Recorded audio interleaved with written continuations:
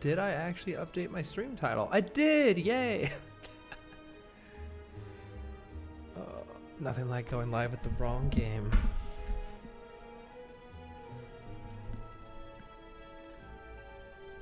I wonder if you can upload. Let's see.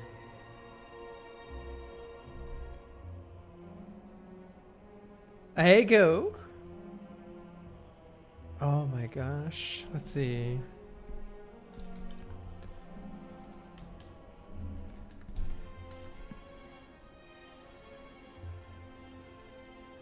Musa, hello. Thank you very much for the 6 months of support. Welcome. Hey, Zathan. Hey, Chaco. Good morning. Good morning. I'm just getting a game vote set up for this weekend, and I just realized I'm so stupid. I'm so stupid. Oh, every time I do a poll to select which new game to play, I always would type in the options one at a time. There's literally a paste option here. I could just paste it every time. I'm dumb. Make one list once and paste it. What am I doing? Think of the 29 months. Let's slaughter some spires. Factorio on the list? Oh my gosh, yeah. I really want to play Factorio actually. Now that you just mentioned, okay. Zathan, you just mentioned Factorio, and my brain just started like, you know, the inserters. My brain just started going like, and I was like, God, I really want to play some Factorio. Yeah, we got burnt out. Both Jaws and I got burnt out on the DLC. Joe Nudon, I think we should have taken a break before playing it. If people really want, then I will go at least bonk the final boss for the credits. But I'll probably do that off stream and then just upload it on YouTube. Hi, Finkel. Welcome, welcome, everybody.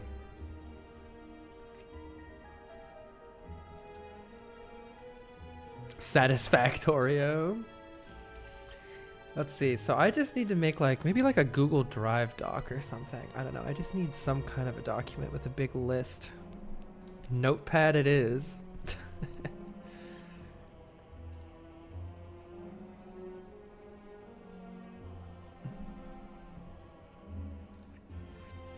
I beat the ice area, basic twig. Oh my god, I just opened Notepad and it is like 700 files that don't exist anymore, just erroring out. You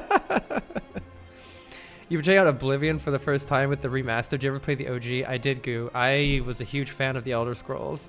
Ever since Daggerfall. I beat Daggerfall, Morrowind, Oblivion, and Skyrim when they first came out. You love the DLC, but also suffered a bit from fatigue. Yeah, I think it was meant to be played separately. Like, because most people who played Dark Souls 2 when it first came out, they played the game, and then the DLC came out later. And so then they played the DLC later as like a revisit.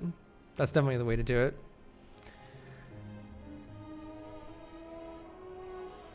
But yeah, if anybody has games that they want to add to the game vote list, we will all do a big on-stream vote this weekend. And then we'll start playing the game right then. You beat Daggerfall? How old are you? Guess. I'm fucking old.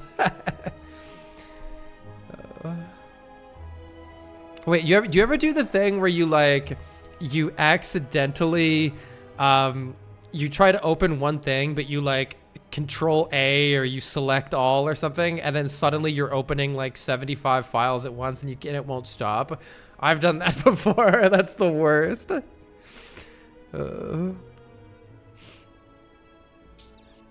Yeah, I've been really enjoying watching DGR play Dark Souls 1 too. Hi, Glad. Will Isaac continue? Yeah, they'll probably continue here and there, whatever.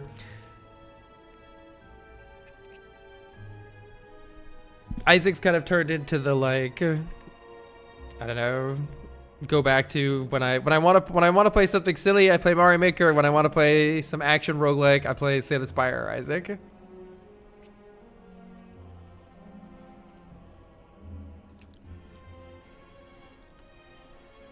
All right.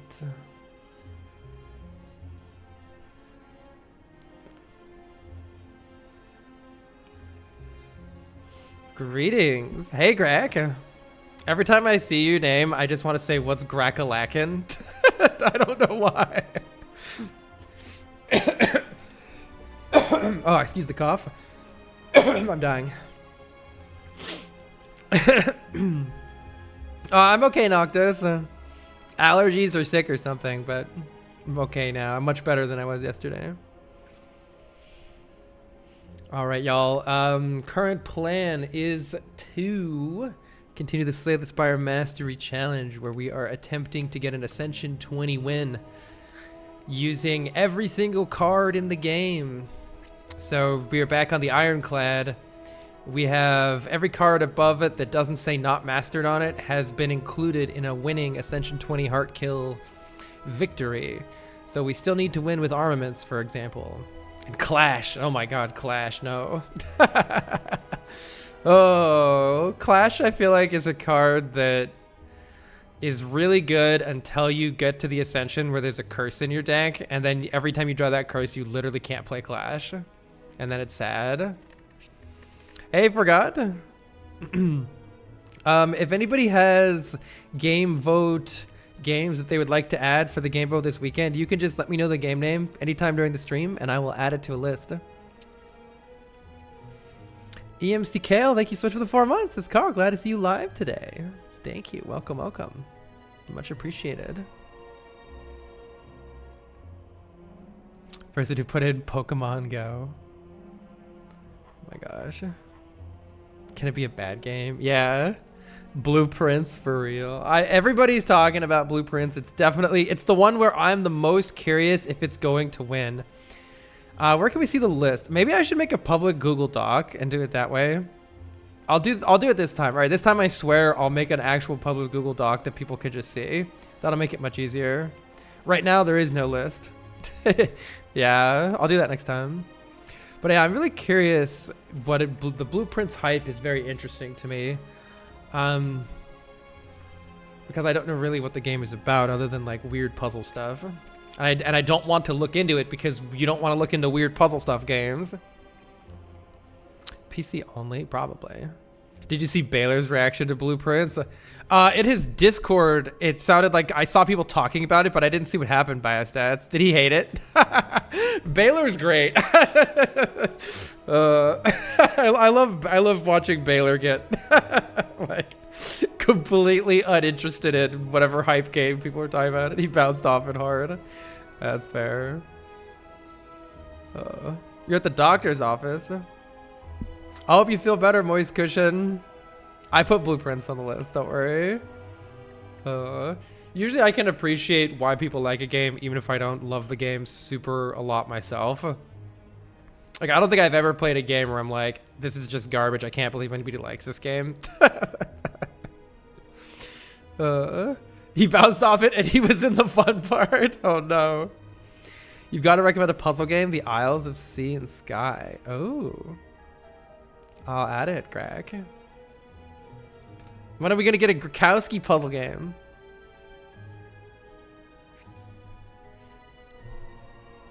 You think of the bits, and they say sorry for the trauma dump, but today's a shitty day for me. Was one of your coworkers last day yesterday?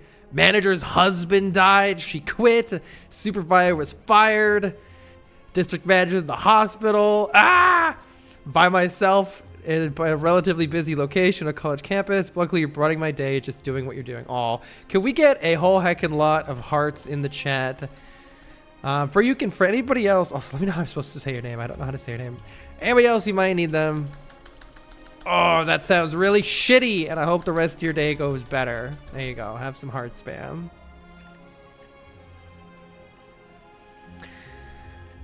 Oh. Slay the Spire for me is a game that I go back to whenever I want something cozy. So today is Cozy Slay the Spire Day. We will be playing the Iron Chad. It's basically Dark Souls. The remaining soldier of the Ironclads sold his soul to harness demonic energies. Wait, I never read that line before. That explains a lot. So Niao is hiring soulless demon chads. Interesting. I don't know what the lore of this game is supposed to be. Lidwood says, Carl, I'd love to see you try Kingdom Come Deliverance. So I did watch a complete playthrough of Kingdom Come Deliverance by Barbarous King, and it was super fucking hilarious. I'll still add it to the list, but I have seen all of that game, even though I've never played it myself.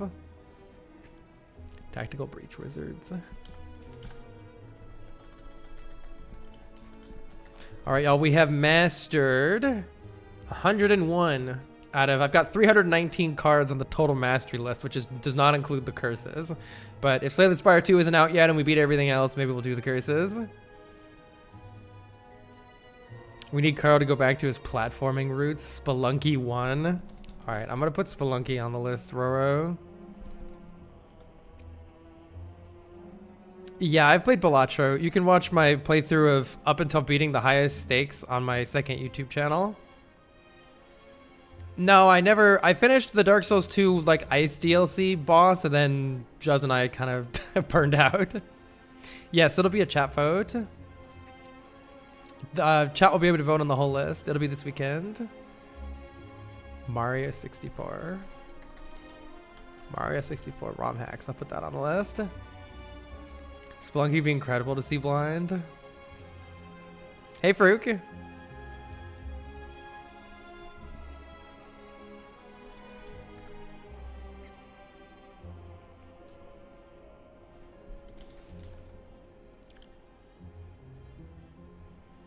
The Dark Souls 2 Panther boss. Pair achievement. I'll definitely finish it. Whether I stream it or not is just based on how much people are invested, I guess.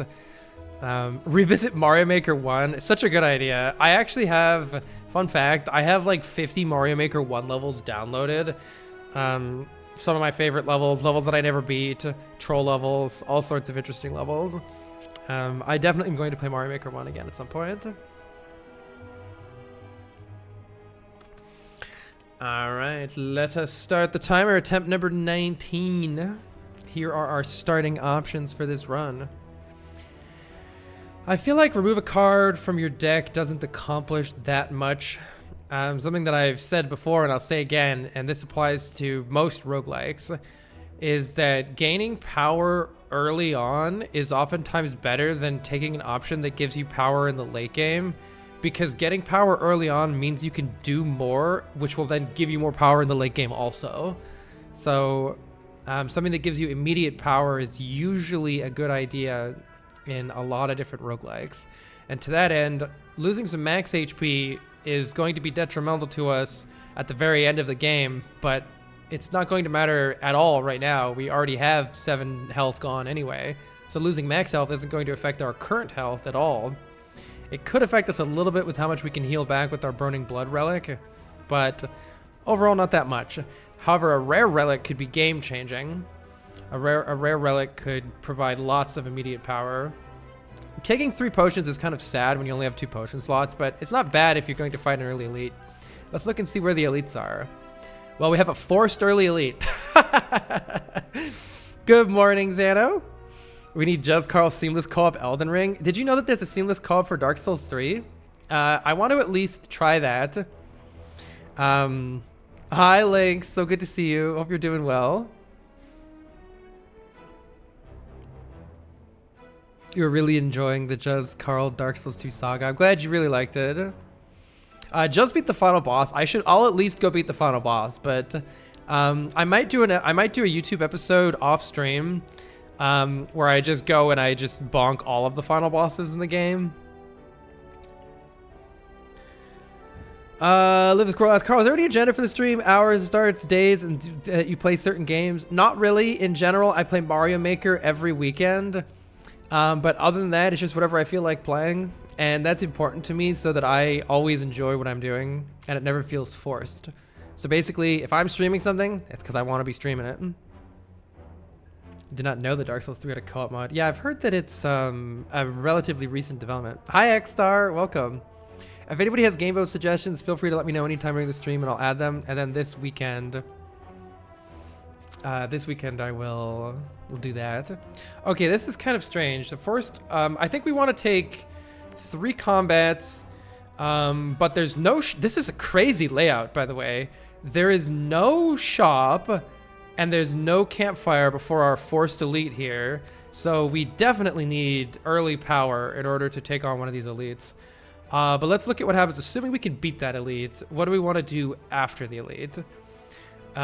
We could try to fight the burning elite. That's actually kind of a crazy act layout. I think I would like to go maybe this way and then fight even more elites and get some more campfires. That sounds like it might be a nice act overall. So we do need a way to defeat this first elite though. And to that end, I think we should either take the potions or the more fun option, which is what I'm gonna click. Obtain a random rare relic. What do you got for me? Ooh, tungsten rod, okay. Whenever you lose HP, lose 1 less. This isn't super helpful against Gremlin Knob or Lagavulin, who both do single big hits of damage. However, it should help us maintain our health up until that point at least, and it would probably be pretty decent against the sentries. You have like 50 hours of Factorio on your second channel, but you did restart a few times. How far did you get? I launched the rocket on Death World, which I was very proud of. Do you like niche puzzle games? I'd like to recommend La Mulana. La Mulana has been on my list for many years. It's going to happen eventually. All right, let's see how we go here. Against the cultist, it's a damage race. The cultist will increase its attack power every single turn. And so to that end, it is important to do lots of damage. Because of our Burning Blood relic, we're going to heal for 6 at the end of combat. So taking 6 damage here and just playing a whole bunch of attacks is good. Let's get vulnerable down. And of course, you only take 5 because of the tungsten rod. Let's see. Do we have a kill here? This is 12 plus 9 is exactly lethal here. So very good. And the combat at full health. Because we have a forced elite incoming, it is imperative that we take high damage cards immediately, which speaks to taking either Twin Strike or Perfected Strike. The Guardian is our act boss at the end. It's always good to kind of keep that in mind to decide which cards to take, because we do also want cards that are going to be good at defeating the act boss. Twin Strike is the better card for the late game, though even Twin Strike is not amazing in the late game. Whereas Perfected Strike is big bonk up front, but is generally terrible towards the later parts of the game. Mainly because it's really good to remove your strike starter cards from the deck, because you don't want to be drawing strikes later on. And yet Perfected Strike gains all of its power from having strikes in your deck, though you can take cards like Twin Strike. That actually counts for Perfected Strike. I'm going to take the Twin Strike here, but Perfect Strike might actually be what the deck needs, so it's a little bit risky to do this. Perhaps violating my rule of take the early game cards now that I said earlier. Oh, I didn't start the timer. Thank you. I thought I did. It's because I didn't have Numlock on. All right, this looks like a really good Jawworm fight, though. Hopefully we can get a kill on this turn. Uh-oh. Oh, yeah, we can. Nice. All right, good, because Jawworm was attacking it for 17, so that would have been bad. And unfortunately, we are once again left with mediocre damage cards, but I think we have to take one of them, or else we run the risk of dying or getting severely crippled by our first elite fight. I have not experimented much with Iron Wave. However, this is more damage, and if damage is the name of the game, then Sever Soul might be important here. 68-inch penis able 20 months says, hello, hello, good to see you back. And on my second monitor, help me pretend to work. Hope you're feeling better. Thanks. I am feeling I had like the worst headache ever yesterday. It was crazy. I don't know if it's like allergies or what's going on. Spud, good morning. Welcome, welcome. You downloaded so many mods for Fallout 3 in New Vegas. I love Fallout 3 in New Vegas. I gotta play those again sometime. No, I've never tried Balatro multiplayer. I don't even understand how that would work. You're watching the Silent VOD from a few weeks ago and you saw this live notification. Welcome, Zilla. Yeah, I don't know if I should take Sever Soul or Iron Wave. I already passed up on the other 2-cost big damage card.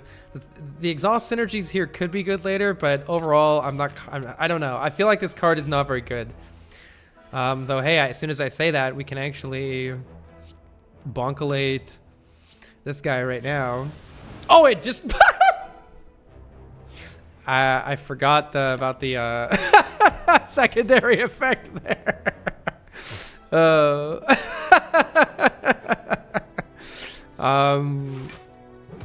Thankfully, we'll still be at full health after this fight, thanks to Burning Blood. So it didn't actually matter, but that was funny. Jolly, thank you so much for the 8 months. Very much appreciated. All right, unfortunately, we have received our first potion. We currently have a 50% potion chance. And the first potion that we received is Elixir, allowing us to exhaust cards in our hand, which currently does absolutely nothing. That is unfortunate for us. However, I will take a Pommel Strike. It's good damage, and it draws cards. 2 very useful things. Though more useful if you have a 0-cost card in your deck to play if you draw it. This is good here, too. We get a free remove, transform, or upgrade. How much damage does the upgrade on Sever Soul deal? It actually is quite a bit of extra damage to upgrade Sever Soul.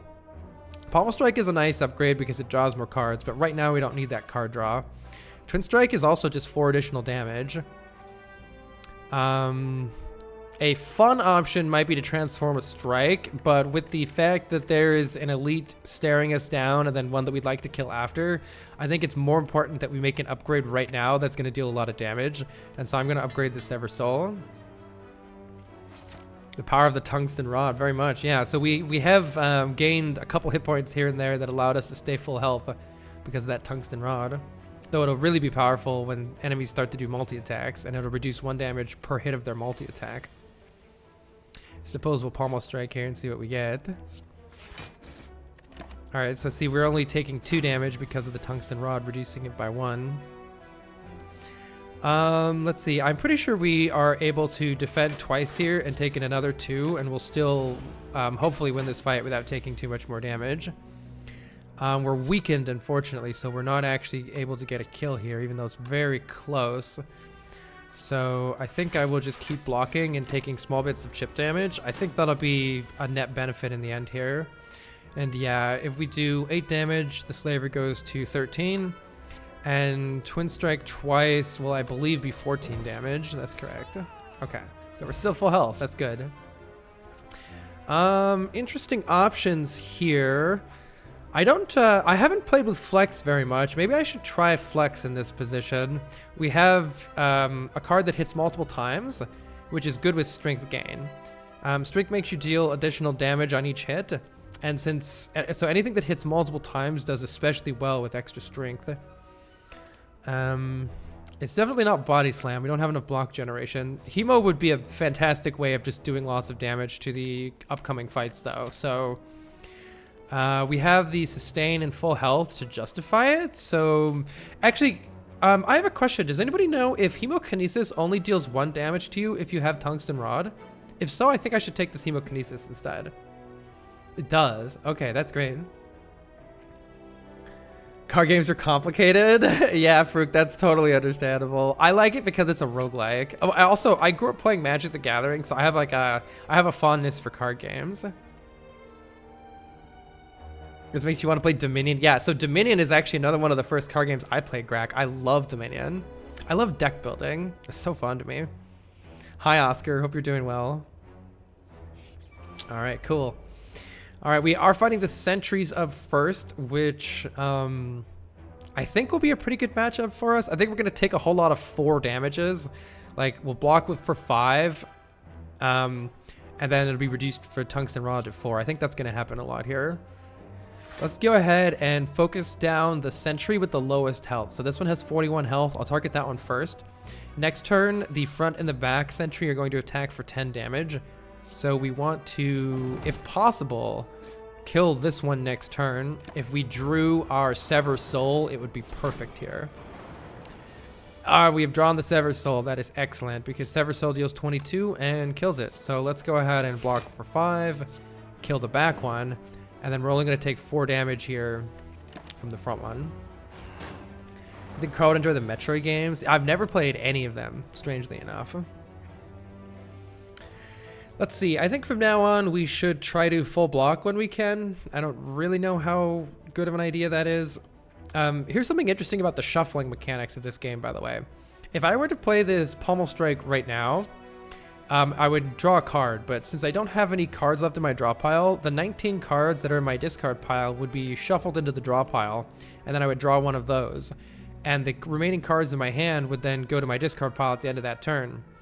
However, if I play a card and discard it first, like for instance, if I play both of these defends, they go into the discard pile.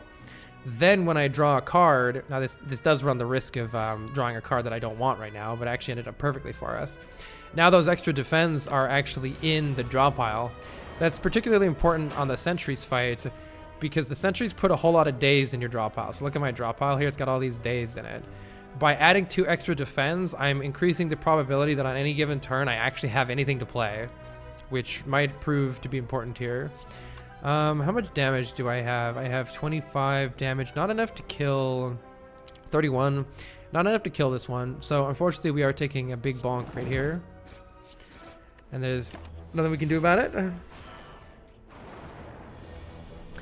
You remembered a game to recommend songs for a hero. I shall add it to the game vote list. Songs for a hero. If anybody has game vote ideas for this weekend, we'll do the vote. Let me know. I'll put them on a list right now, and I'll make the list public this time so that people can just look at it.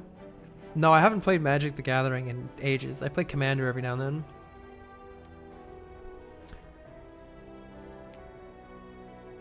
Have you ever played Symphony of the Night? It's a masterpiece. Yes, I have. It's actually one of my favorite games. I love it. I haven't played it since I was a kid, though. All right, that worked out well for us. And let's continue full blocking whenever we can. Unfortunately, we've drawn a bunch of block now, but there's not that many dazes in the draw pile. Maybe, possibly. This is 1 damage short of a kill. Tragedy has struck the lands. All right. Our first relic of the game is the blue candle, allowing us to play curses and exhaust them for the cost of 1 health, but it doesn't actually cost a health because of the tungsten rod. However, in general, it doesn't do anything right now. We don't have any curses that we want to play, so it's not super useful right now. I will take an Impervious, though. That is a big, giant block card. It's a rare card, too. It's rare to get a rare card this early.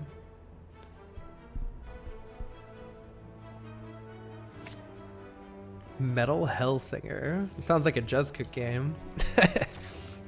All right, let's get an upgrade here at this campfire. Upgrading Hemokinesis is really nice. It adds 5 additional damage to it. Let's keep increasing our damage output so that we can tackle the next 2 upcoming elites.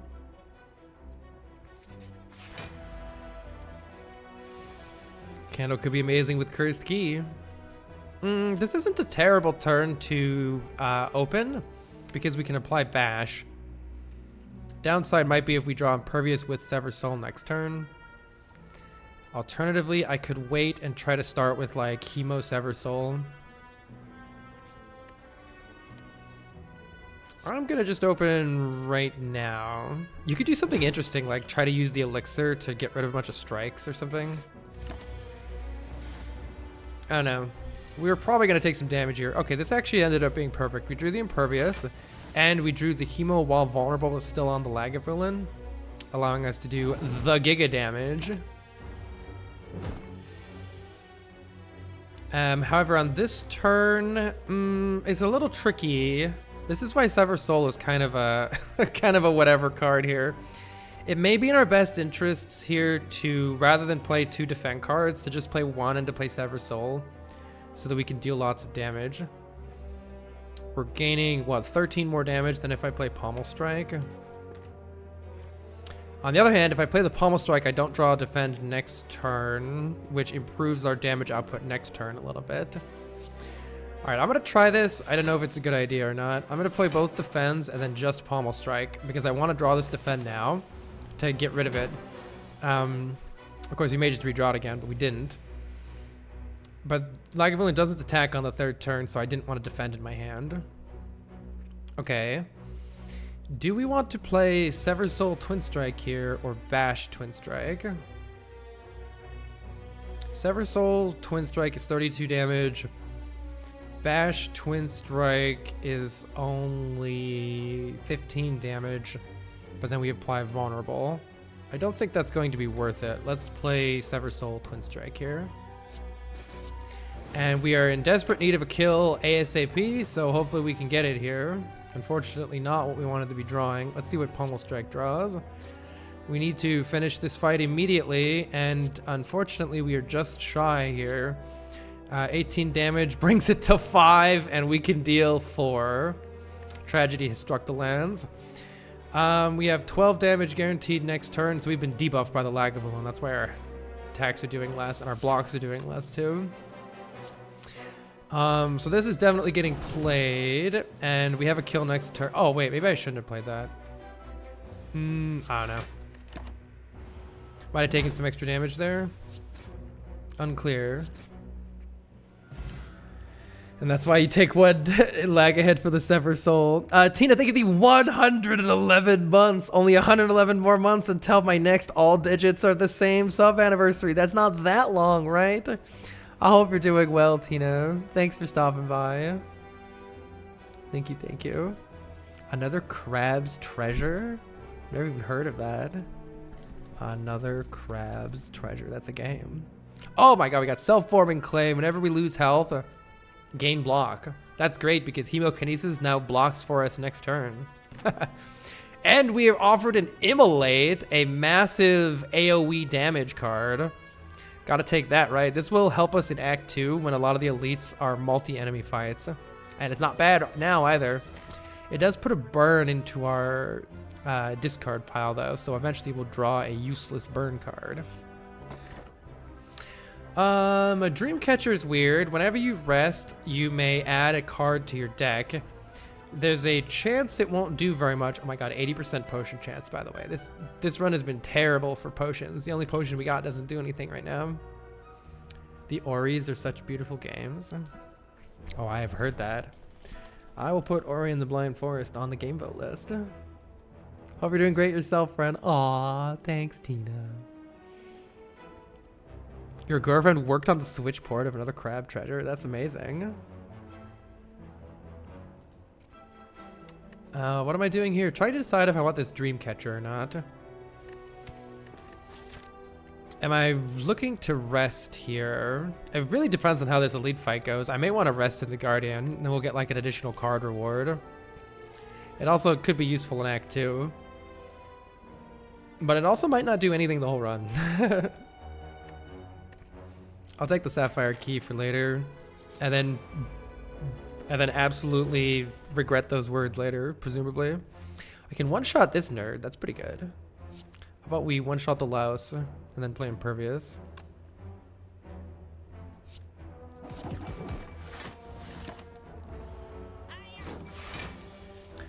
Instead of a game, can we request a replay of another game? Absolutely, yes. I am going to take 2 damage here and play Sever Soul because we need to get some damage on this guy. The thief is stealing 15 gold from us per turn. We need to end this fight, which thankfully we've done. Healed off of that fight, that's good, and we finally got a potion that does something. The Blessing of the Forge will upgrade all of our cards in our hand for the rest of that one combat. I'd love to see Carl play Morrowind. Ah. Oh. Morrowind's such a good game. Let's see. Some interesting cards on offer here. Something that this deck is missing right now, I've maybe over-added damage cards. We at least do have Impervious, but against the Guardian, it's nice to have a weak source or a source of block or a source of block. So it would be pretty nice to start adding some block sources. Unfortunately, a card like Second Wind exhausts those cards. So I don't know if it really helps here, and as much as I like Weekend, we have way too many 2-cost cards in the deck already, so I can't add another one. It would be pretty bad for our energy curve here. 2, 2, 2, 2. We need some 0 cost cards at this point, if anything, and we're certainly going to be looking for an energy relic after the boss. Rupture is very slow strength gain. I don't think we have enough stuff to make it work right now. I'm going to skip these cards and continue to upgrade. Upgrading Immolate is a pretty massive damage increase. However, upgrading Bash is particularly nice for the boss fight because of the extra vulnerable, which will make sure we can transform the Guardian. And you don't want to play Immolate early on in a boss fight that's going to be really long because you'll start to put a lot of burns in your deck. So overall, I don't really know, but Immolate's the best upgrade for the Elite fight and for Act 2, so I'll take that. We could go to a shop instead of fighting an Elite. I don't think so. Let's keep fighting Elites. Ooh, oh my god, match and keep. All right, so there's 12 cards, and they could be curses. Ooh, feed? Oh my god, I would love to get feed. Where's feed? I'd love to get True Grit. Yes, that's a good block card. Come on, feed. All right, so the problem is if I click here, it might be this regret. On the other hand, it might help us find the feed faster. I don't think I should risk taking the regret, even with the blue candle. I'm not going to risk it. Oh, another curse. That sucks. Damn it. All right, so one of these cards is feed, and the rest aren't. Damn it, that's not it. All right, unlucky. I'll take the True Grit, though. True Grit's a good block card. Return to the basics, play Pong. I did play Dark Souls 1 as a mage, by the way. It's on my YouTube channel if you want to see it. That was my first blind playthrough. It says a mage, actually.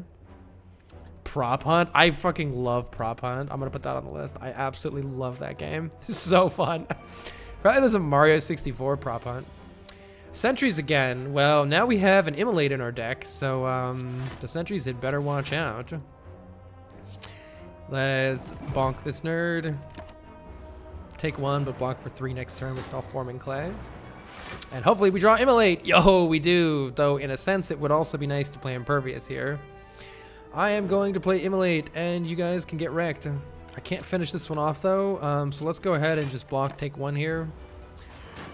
With our Tungsten Rod reducing the damage by 1.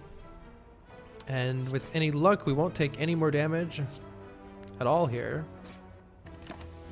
Very good fight. Joe Newton, thank you so very much for the 21 months of support. They say been watching your YouTube since the Mario Maker 1 days. Here for the live fun and the great sense of community. Aw, shucks. Thank you for the support.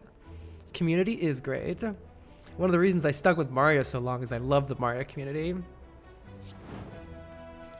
I also really like the Slay the Spire community, by the way. It's probably new for any of my viewers that don't watch this game all the time, but Slay the Spire community is actually wonderful. It's one of the reasons I've quite enjoyed playing this game. We have obtained a lot of max health in the form of a mango. There are 3 max health increasing relics that you can get from elites that I'm aware of that increase by either 7, 10, or 14. So we got the best one. That's good. And now we have some very nice block cards. This is perfect to round out our deck. Power Through is interesting. It's a lot of block, but it adds 2 wounds to our deck. 2 wounds to our hand. We can exhaust those wounds with Sever Soul. We can exhaust those wounds with True Grit. Kind of, if we upgrade True Grit. So in that sense, it's really nice. Shrug It Off, on the other hand, is card draw, which is not useful for us very much right now, necessarily. Like, can help a little still. But Shrug It Off... I'm not sure we can deal with these wounds or not. The wounds can be a problem. So it depends on how the deck shapes up from here. If we get an Evolve on our deck, or more Exhaust, then Power Through is pretty good. Have you played Dead Cells? I've never played Dead Cells. My friend bought it for me, and I left it sitting on my desk in the lab, and I never played it. I feel terrible. It works with fire breathing, yeah. Let's see. Power Through is the rarer card.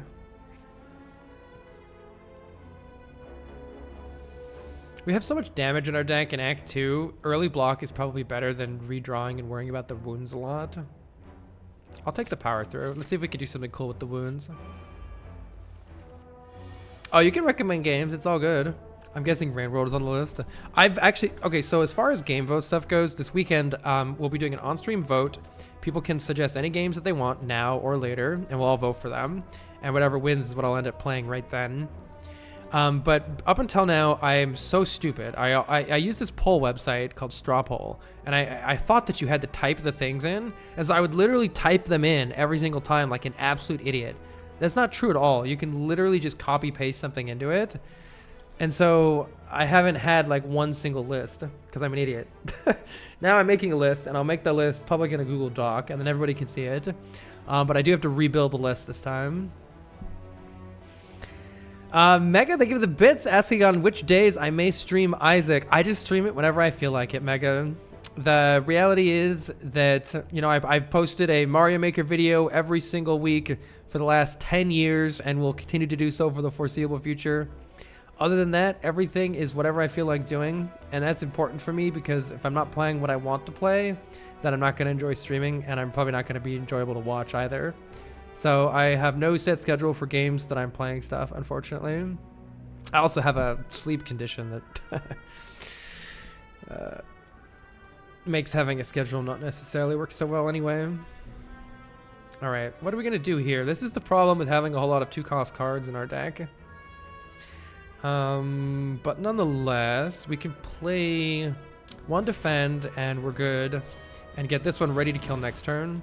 The reason I'm damaging this one is this one's buffing and this one's not. So it's going to be better to, if we're going to kill one of them, see this one's attacking for 11 and this one's buffing now. So this is the one we want to get rid of. Hey, Victor. You really like the variety of games that I play. Thank you. Yeah, switching to variety was very difficult as a streamer who had only ever played like my one niche interest for 5 years. Like I speed ran Yoshi's Island for basically 5 years. And then I played Mario Maker for like 10 years. So I made a lot of mistakes when I first started branching out into other games. I still continue to make a lot of mistakes too. I know it's frustrating when I don't finish a game series, and I've still not worked out. Just asking because of the poll you posted. Or do you mean poll of... I'm not sure which poll you mean. I'm going to have a game vote poll. Is that the one you're talking about? Or are you talking about a different one?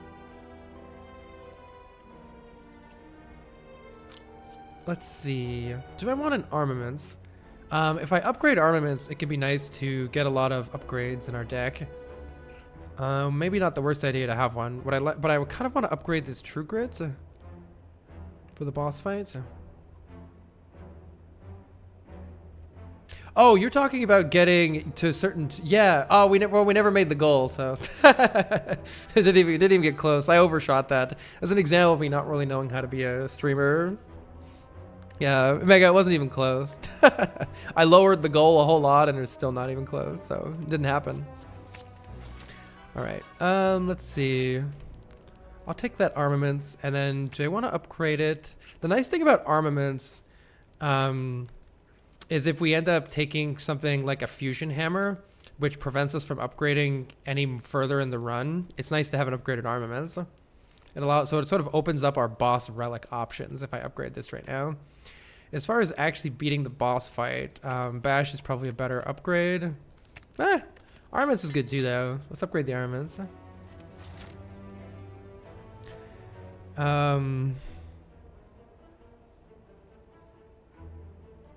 Oh, I appreciate the bits, Mega. Now, subs are like, is a specific subscription thing. Yeah, I changed it to 1,000, and so we're 250 away from it. It was sort of my way of gauging interest in how much people wanted to keep seeing Isaac stuff. Because I enjoy Isaac, but like, you know, I get hyped up by other people's hype, you know, if everybody really wants to see it. I just need 250 friends, yes. All right, the Guardian is up.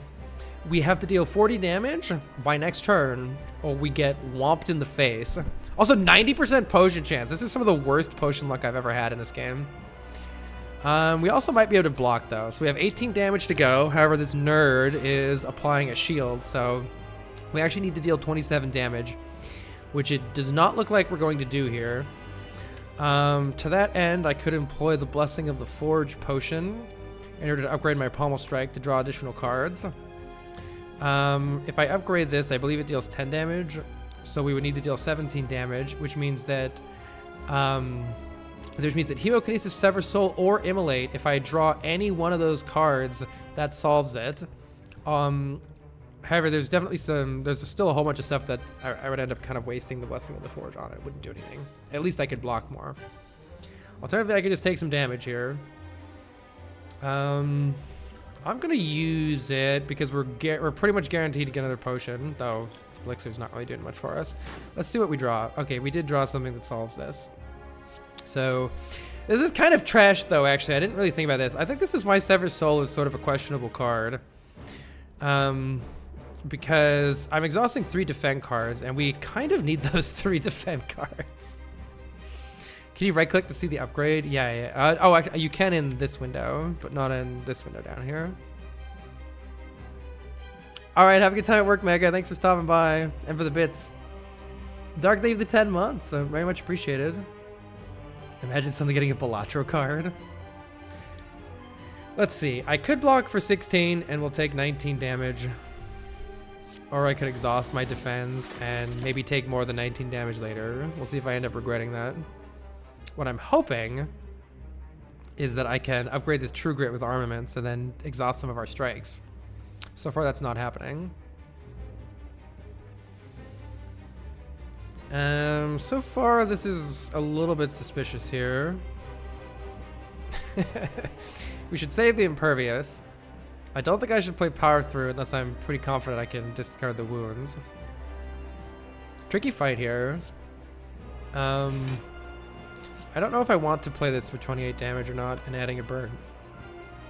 We have ways of getting rid of the burn, but it's going to mess up our deck a little bit. I'm just going to take 4 right now. What are we drawing next turn? There's our armaments. I'm going to take 4. A bit tricky fight for me. I'm not quite sure the best way to play this. Pommel Strike could help us upgrade more things. I think I'm going to do it. I'm going to take some... Oh, no damage actually. All right. And so that I can play armaments to try to upgrade some stuff. At least I can get this defend upgraded. Yeah, Roro, these relics are pretty good, minus the blue candle, and I have a lot of really good cards in the deck.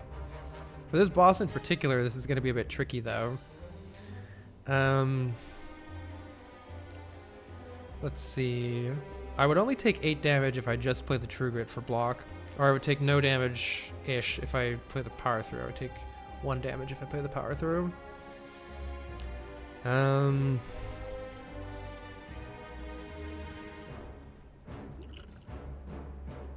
I could use the Elixir. I could play the Power Through. Play the Power Through, see what the True Grit hits, and then just use the Elixir and get rid of a bunch of this crap that I don't want to redraw. I don't know. I wish the bot was collecting games. You could just put it in the chat and I'll add it. But then I've got a eternal list now, so I have to keep updating it. Liv wants to add Gravity Circuit. You got it. I'll add Just Shapes and Beats and Gravity Circuit. Thank you. I don't know how to play this properly. I'm gonna try this and see what the True Grit deletes. It did delete a wound, so I'm not as motivated to use... Okay, I think that's fine. 1 wound in the deck. This is the most damage. You play one of the Necrodancer games? That sounds very fun. Alright, if I play Sever Soul, then we lose our Impervious. Whereas if I play the Immolate, we get a burn. Both of them have drawbacks. Once again, don't know the right decision here. Keeping the Impervious around seems useful.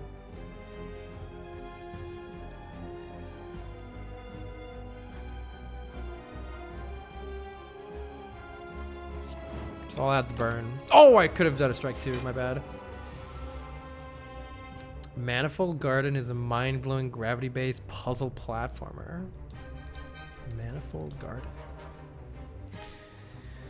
Let's see. We can transform here, no problem, so that's good. Let's see if we can upgrade anything with Pommel Strike. Alas, we cannot. How do I want to do this? The best way to do this is to hit with the strike first, so that we don't transform yet, and then do the big hit afterwards to transform. The Guardian gains 20 block when being transformed, and so if I did that in the opposite order, I would have to be hitting through this block. I'll take the 1 damage on purpose here for self-forming clay to prevent damage here. Though it ends up not being super useful. Playing this power through could be bad unless I want... I mean, I'm not going to use this elixir for literally anything next act. I'm just going to freaking... I don't want to draw these strikes anymore. Get out of my deck, please. I just want to make sure that the end of this fight is clean, and I think that's going to really help. So I stop drawing those strikes next time through the deck. And this looks like a perfect time to finally use this Impervious, so let's go ahead and do that.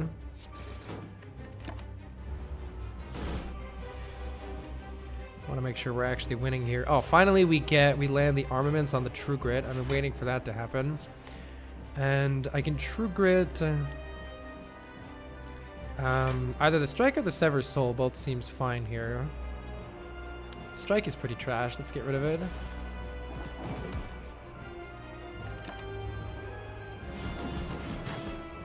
We only take 4 from that due to the Tungsten Rod. And we can apply Bash here. That seems pretty important. This is 14 damage or 13. Let's do that. 16 damage left to transform, plus 9 blocks. We need to do 25 damage here, which thankfully is no problem at all. To that end, I think the best way to do this is to once again Pummel Strike and then play the Immolate, which is going to deal 42 damage here. We're nearly there, but we do have some burns added.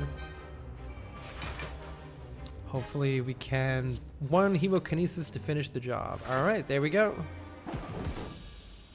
Very nice. We have defeated the Guardian. Oh, let me throw up a prediction. Will we beat the Act 2 boss? Yes or no? Kira says, I've been playing a game called Star Renegades, a roguelike RPG. Multi-universe saving quest? That sounds very fun. I like space and roguelikes. Alright, and now to add to our deck, we have Big Bonk. We have more Exhaust. We already have quite a bit of that, though. Though Fiendfire is a fantastic card. I also really like Offering because depending on which relics we get, if we don't get an energy relic, we are going to be extremely happy that we took this Offering. The Offering has 1 health reduced from Tungsten Rod, so that's good synergy. We also generate block on the following turn with Self-Forming Clay from playing the Offering, which is good too. So overall, lots of reasons to take this Offering, I think. Let's take it. And we do indeed have a potential issue with energy. If we do want if we do want additional energy here, we have the Velvet Choker, which gives us 1 more energy per turn, but we can only play 6 cards per turn. Right now, we're not likely to play 6 cards, and so this would actually be a fine Velvet Choker. However, it limits the late game scaling potential of the deck, though we currently don't have any scaling at all, so we still need to find a scaling option for the deck. We do have more wounds from Mark of Pain. It gives us 1 energy per turn, but we get 2 wounds in our draw pile. This is worse than Power Through because the wounds can be drawn on the 2nd turn immediately, whereas with Power Through, they go into your hand and then your discard pile. This goes straight into your draw pile. That can be bad. Without a evolve in the deck or something to counteract that, I don't think taking Mark of Pain is wise here. We do have a bunch of exhausts currently, yeah. We have some wound generation, and then we have some exhaust. But overall, not a lot. Alternatively, we can take the Astrolabe, transform 3 cards into upgraded cards. So we could get rid of 3 strikes, and they would become 3 random cards that are upgraded. That could be really good. Maybe we don't need the extra energy with the Offering. And with an upgraded Immolate, we're already looking pretty good against the Act. I think it's either Velvet Choker for me or Astrolabe. Or I think taking the Mark of Pain is is risky. It's very risky because we either get some way to use the wounds beneficially, like an evolve, or we don't, and then we're just having trash draws all the time. There's no point in extra energy if you got nothing to spend it on. You know where Chat Heart lies. Just check YouTube. He does like 30 hours of videos. Yeah, I did such a terrible job posting those. And YouTube algorithm is weird. Like YouTube, in some sense it makes sense and in some sense it doesn't, but YouTube benefits you, and by which I mean they will show your videos to more people when you post videos that your subscribers want to see. And that's kind of counterintuitive because, for instance, like if I post, you know, if I post a Dark Souls video on my main channel, most of my Mario Maker subscribers have no interest in it, and so it doesn't get very much interest, and so YouTube algorithm doesn't show the video. Or you could even say, like, for Deltarune, for instance. But if I post a Deltarune video on my other YouTube channel, and people like watching Deltarune, they look at it because they're the people who are interested in variety games anyway, then YouTube promotes it more. So YouTube may promote my video more on my channel with fewer subscribers than my channel with more subscribers. It's just dumb how it works. For the same reason, if you have a long ongoing series that like some people are super invested in, but a lot of people aren't super invested in, it becomes progressively more detrimental to your channel to keep posting them. Like YouTube will just stop recommending your channel overall, but then it also makes people upset because you don't finish series. So I don't know what to do. YouTube's annoying. Hey, the car. Taking the choker almost always chokes the run. I think on Ironclad, the choker is I think Ironclad is one of the best characters to use the choker on. However, if we get a corruption and a dark embrace, we're going to be super sad that we took the choker. So let's take the Astrolabe. Astrolabe is fun. We're going to transform 3 strikes into... Oh my god, we got a flame barrier. That's great. Wait, another Sever Soul is not good. We do have a bunch of exhausting Sever Souls, though. Let's see if we can find something to do with them. Iron Wave is a much better strike, so overall, that's okay. We are going to be hurting for energy, though, so we're going to be on the lookout for another offering or a bloodletting or something else to add energy to the deck. We also should hit up a shop. We have lots of money to spend. However, if we do hit up this early shop, this is the only early shop. We're locking ourselves into an early elite with no way to rest afterwards, and that's kind of sketchy. Alternatively, if we want to hit up a late shop, we're going to have lots of gold, and that's going to be good. But is there a good path leading up to it? Not necessarily, honestly. How good are we at elites? Oh my gosh, there's no way to fight more than 2 elites anyway, right? I don't think there's any possible path to fight more than 2 elites. So, in that case, there's no point in taking an early elite, I don't think. Let's take 2 elites and go to this shop. I think that's how to play it. Though this is a little bit of a suspicious act layout. Maybe the early shop is important for this deck getting off the ground, though. I don't know. On the one hand, we have a ton of really good cards. Like Impervious can block the elites really well. Offering could accelerate the deck. Power Through can block the elites well. Immolate can kill the elites. Maybe Book of Stabbing is our hardest elite fight with only 3 energy. Good morning, Silly. I know I am cursed by getting a lot of views of a random speedrun you did from Brazil. You don't even speak Portuguese. Trying to figure out what the heck this character is and what they're wearing. The Ironclad, of course. Tricky act. I don't know the best thing to do here. Do I really want very many upgrades right now? I would take an upgrade on True Grit, actually. That's a pretty important upgrade. We do have an armaments, though, and a lot of the deck is upgraded. So maybe I should just go to this shop and not worry about getting as many campfires in. I'm going to go to this shop. It might be important for us. Is the Slay the Spire mobile version good? I have no idea. Anybody played it? Helm says, I just finished the Dark Souls 2 VODs. You loved every second. Thank you for the entertainment. Aw, I'm glad you really liked them. I had a great time at Dark Souls 2. I understand the hatred for it, but I don't share it. I think it's a great game. If I play Pommel Strike and I draw Flame Barrier or Impervious, I'm going to be kind of salty here. That's fine. Let's just deal damage. This thing needs to die ASAP or we are going to die ASAP. So we definitely want to play Offering here. 5 energy to use is very helpful. However, this thing has 3 stacks of Artifact, which negates debuffs. So a card like Bash isn't really helping us here. What's our most damage that we can deal? Twin Strike, Iron Wave, Sever Soul.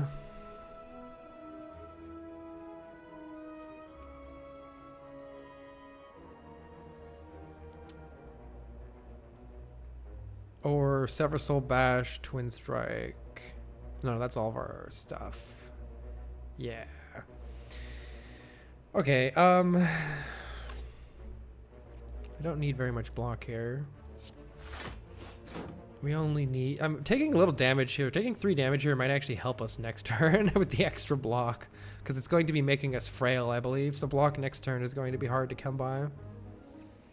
Definitely going to play Twin Strike and Sever Soul. I'm just trying to decide what else to do. I guess let's just play a defend. Hopefully we can get a kill next turn. 19 damage is very doable. Hemokinesis gets us there. Very good.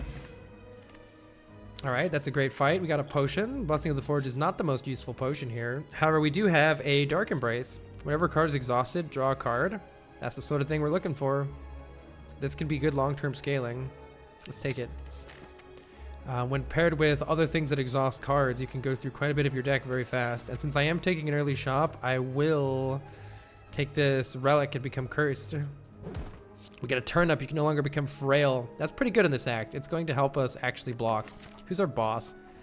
It's also good against the boss here. The collector is going to make us frail, which normally reduces your block by what, 25%? What's Ironclad's alternate universe name? Female. Fe being the chemical symbol for iron. And male, having a nice pun with male armor. I really like that. Hey, Ryan. It's going quite well. Got a very interesting looking Ironclad deck right now. This is awkward. Gain 5 max health, lose 29, but I'll only lose 28 with the tungsten rod, which is okay. Losing a lot of health going into this elite fight, though. This could be a quick demise here. We have a lot of max health. Please give me a waffle. Dang it. Ooh, brimstone. Wait. Barricade. Oh my god, this is a very interesting shop. Let's go ahead and get the curse removed from the deck and then see what we still have enough money to afford here. Do I have enough money for brims? My barricade and brimstone are not a combo at all. Brimstone is so fun. At the start of your turn, gain 2 strength. All enemies gain 1 strength. If we had taken Velvet Choker, Brimstone would have been an excellent pickup because you don't want to play too many cards with Brimstone. It already solves your long-term scaling. You just need to kill stuff fast with big cards. I'm not too sure if we should take the Brimstone now, though. It definitely could be fun. On the other hand, we could go for Barricade. Try to gather a lot of block. It's pretty hard to play Barricade right now, though. So that's a bit of a problem. I like Brimstone also if we have a disarm in the deck, since it reduces enemy strength. We don't have one. So it feels like we could take the deck in 2 different directions. We can throw our face at stuff with Brimstone, or we can try to create a block heavy deck with Barricade. We do have a lot of big block cards already, though we lack the energy for playing Barricade well. That's the only thing. Both of these are late game scaling solutions, one way or another. So I think we should take one of them. Maybe taking a Brimstone is a bad idea without Reaper to heal. We have a lot of max health. Not mastered means we have not defeated the Heart on Ascension 20 with the card in our deck. So to master the card, you have to win on the hardest difficulty with it. Let's see. I don't know what to do here. This is really tough.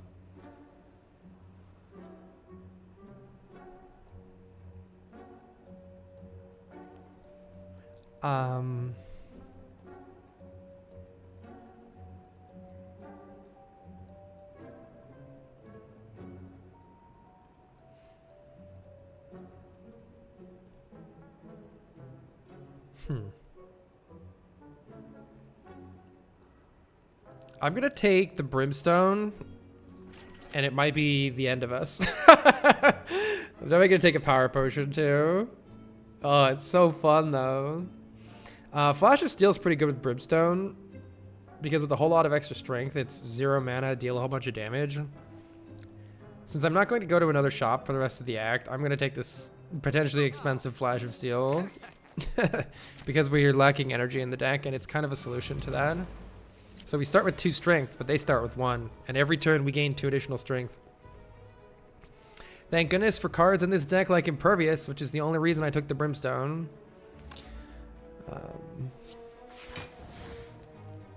Let's focus down the back one.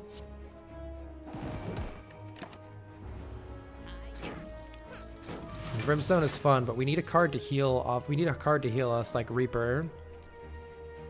We are very interested in something like a Reaper right now. Immolate is making short work of these nerds. That's good. Overall, pretty good fight.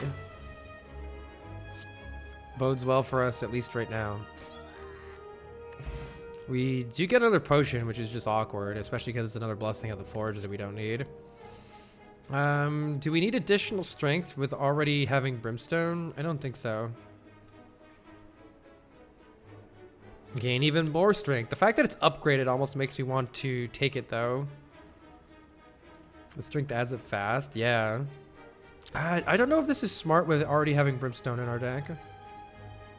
It's basically 2 additional turns of Brimstone. I think what I really need is like a Reaper. Strength isn't diminishing returns. Depends. Like, strength isn't doing very much to a card like Immolate. The thing is, it's a card draw. It's a card in our hand. Good turn for offering. Do I play the Dark Embrace first or use the Blessing of the Forge here? Blessing of the Forge would really help us make sure that this turn goes really well. I'm going to do it because I can play the Dark Embrace for only 1 and draw a gigabillion cards here to ensure that we get something good. Okay. Immolate is dealing 30 to everybody. However, I'm pretty sure I need to play this Impervious too. So I think it's just Impervious Immolate here. Alternatively, I could play... Immolate's doing 30. This is only doing 9.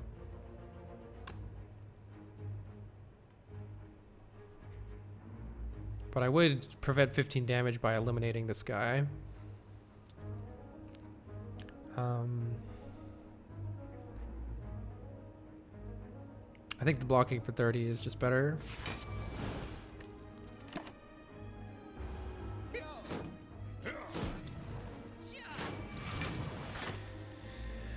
All right. Unfortunately, there is a large amount of damage headed our way right now. And our 3 energy is certainly problematic. I can kill this one, which is very important so we don't get made vulnerable. This one's about to apply vulnerable to us, which would deal lots of damage. However, you're also applying weaken, which is still annoying. I think our best plan is to just do this. I should have done that first to draw more cards and then play the True Grit instead. Wrong order there. We could have saved a little bit of health. I forgot I had Dark Embrace in play. Johnny Dipstick says, Carl, probably 1,000 people have already suggested Blueprints, but I think you would really love it. Yeah, it's the top of the list. I am very curious what the hype is about in Blueprints. Alright, this looks pretty good. We can finish this nerd off and then maybe Flame Barrier here. See what we draw. Yeah. I think that's probably better. Let's finish this nerd off and play Flame Barrier. Flame Barrier returns 4 damage, or 6 damage because it's upgraded. So this is a little bit suspicious. True Grit is going to draw us a card. Just a question of do I want to play the defend first in case it deletes the defend. I will. But I'll be a little salty if we draw... Oh, okay. That's fine. Is Blueprints a play on blueprints? Like a blueprint for something. Interesting. Whenever we play 3 attacks, gain 1 strength. That's not super helpful here. We don't often play 3 attacks in 1 turn, unfortunately. Havoc is energy if you squint hard enough. And the deck kind of needs energy. Is there any target for this Havoc that we would be super upset if happened? Not necessarily. Like, it'd be a little weird if it hits Offering at a weird time, but... Or if it hit... Oh, no, if it hits Sever's Soul at a bad time, we'd have to be careful. With 2 combats and a desire to do more elites... God, I don't even know. This is a weird act layout. This was kind of a trash act layout. I don't know if I could have made it better. I could have gotten some more fires here, I guess. I'm going to take this. It's green. And as far as which way to go, everything looks sad. Let's see how the 2 combats go and then decide. This is almost an elite fight. This could be very bad for us. Especially because I'm not able to play the Immolate here. I pretty much need to play this Impervious.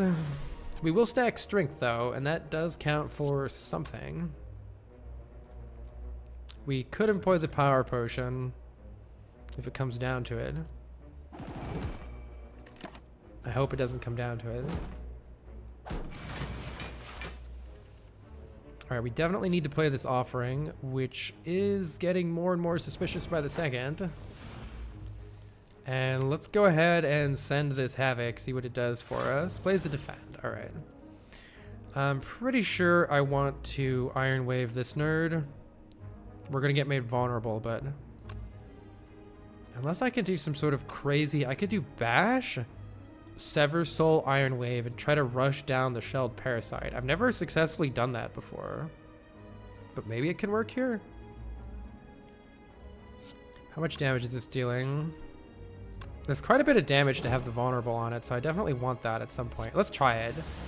I don't know if this is going to be smart or not, but it looks like it's so close to dying, right? Let's try this. On the other hand, so am I. Yeah, Avocado Rat sucks. Alright, this is good though.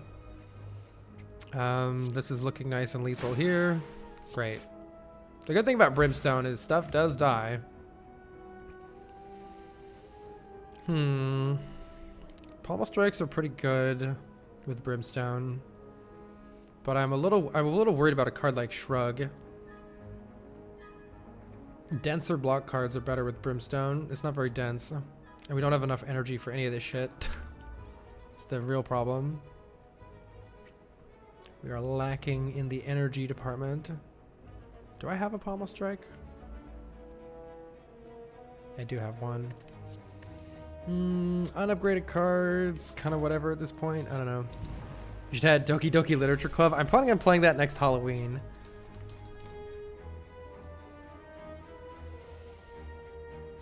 Alright, we just want to deal as much damage as possible, as fast as possible here.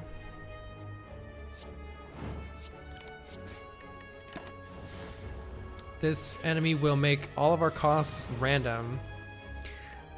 Which is so far not working out very well for us.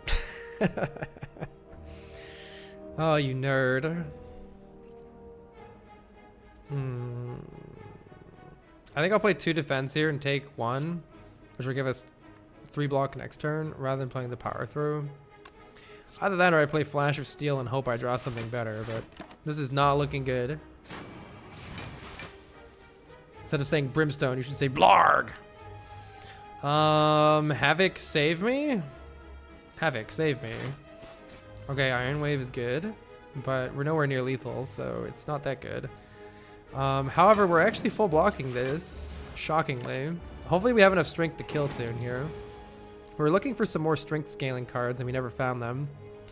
And we might be dead here. This is looking pretty dead. We don't have enough damage to kill, unfortunately. So overall, we kind of fell flat with a lack of the extra energy, I think. I think I should have taken an energy card for our relic. Is there any way out of this conundrum? We could see what happens from our power potion. Or we could hope that we get something good off of offering. We do have an impervious in the draw pile. If the impervious is anything other than 3, then the offering will... The offering isn't out here by drawing the impervious. And then we can maybe save our potions. I need the impervious to not cost 3 though. Nice.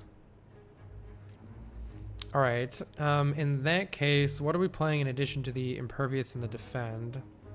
Are we shuffling the draw pile with pommel strikes to deal some damage? Or are we just getting a dark embrace down to maybe save us with some card draw later? Like if we draw Sever Soul, it could actually work out really well for us. 12 additional damage or getting the dark embrace down.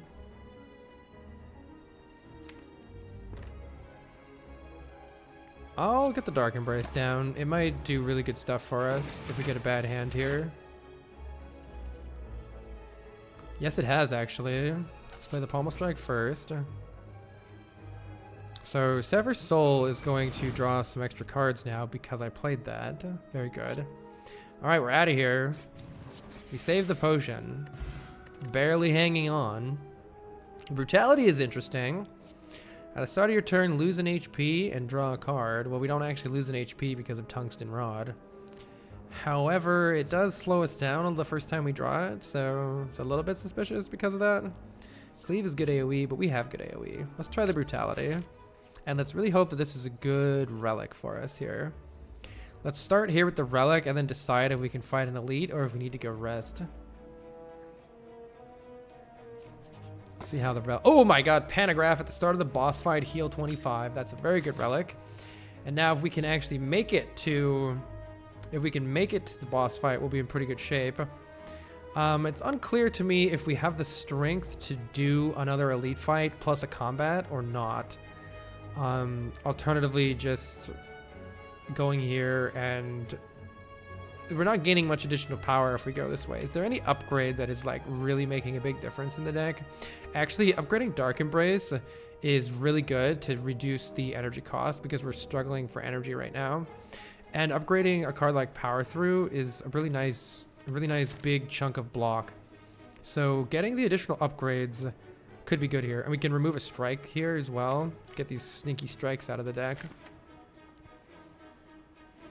I don't know if our potions are good enough to survive the elite fight or not. If the potions can survive the elite fight... I don't know. I think we might fall over and die. Let's keep taking cards. Oh, we got a combat from our question mark room anyway, and we've drawn all of our block on turn 1. This is a absolutely abysmal start, unfortunately. Big yikes. We might have to use the power potion here. As Zenith says, Carl, you still planning to finish Dark Souls 2? I wanted to take a break. I will finish it off stream regardless. Whether I might just post it on YouTube if that's what people are interested in it. It does seem like a lot of people are still interested in seeing it. J-Max says, Carl, you're gonna go back to Factorio and do the DLC. Yeah, it's on my list. There's a million games to play, but Factorio Space Age, I'll add it on the list right now, is a game that I'm very interested in. Inserters go G. I love Factorio. All right, we have a pretty good hand here. We don't need to panic yet. We can do the most damage and still full block by not playing the Impervious, but rather by playing Power Through, Hemo, Iron Wave. I think that's fine here, though we are adding some wounds to our deck. And we're going to focus you down kind of, but only kind of. I'm hoping to draw the Immolate and finish you off that way. So to that end, let's see if we draw the Immolate, and I'll put the extra damage here. Take nothing. Space Age on Death World difficulty would be an experience. Oh good, we have drawn the Immolate. This is an example of where the Brutality is not useful to us though. Also, am I dead? Stay tuned. Let's see. We're definitely playing the Immolate, so things die. Let's see what Flash of Steel draws us before we can see how much we need to panic. Okay, we're panicking a little bit here. Unless this is lethal. It doesn't look like it is, unfortunately. It's just try. Power Potion may not do anything for us. I should have used it at the start of the turn if I was concerned about that. If I play 2 defense, we're taking 12 here, which is a bit suspicious. 30% potion chance, and a Power Potion may not even do anything. Like if I get Feel No Pain, it blocks 3. It's nothing. Yeah. Oh, I just added a whole ton of dazes to my draw pile. Maybe that's a problem. My discard pile. Well, hopefully this isn't all dazes. All right, good. We're out of here.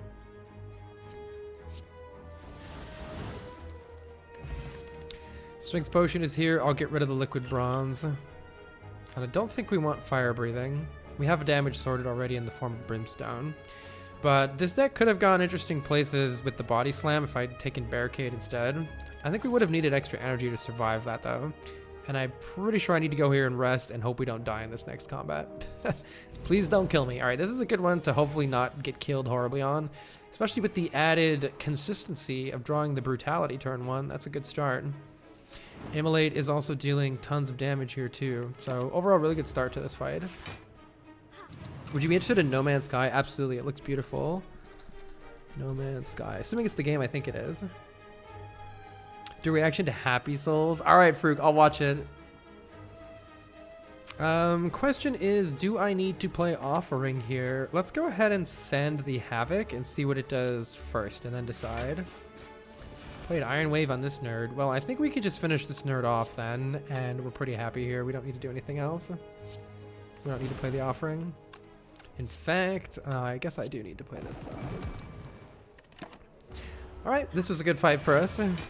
16 damage though, what a nerd.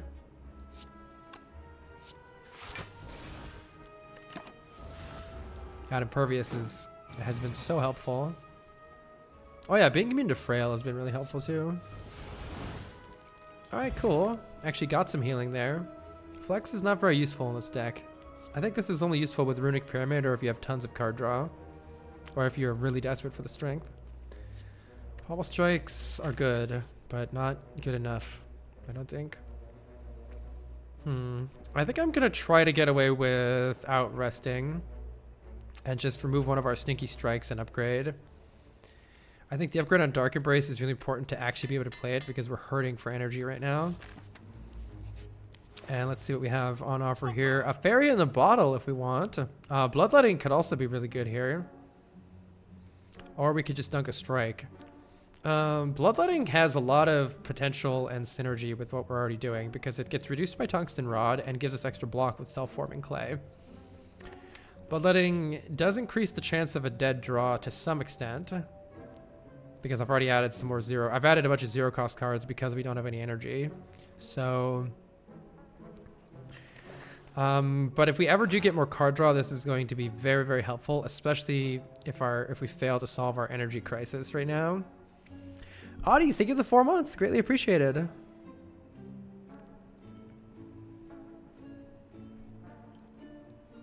We can also take the Fairy for insurance. I think I like the Fairy, especially with Brimstone.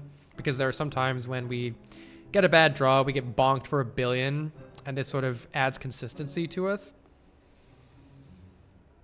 So it's between removing a Strike, which increases our consistency too, adding a Bloodletting, which lets us have big, powerful turns, and will really help us if we get more card draw, or the Fairy for consistency right now.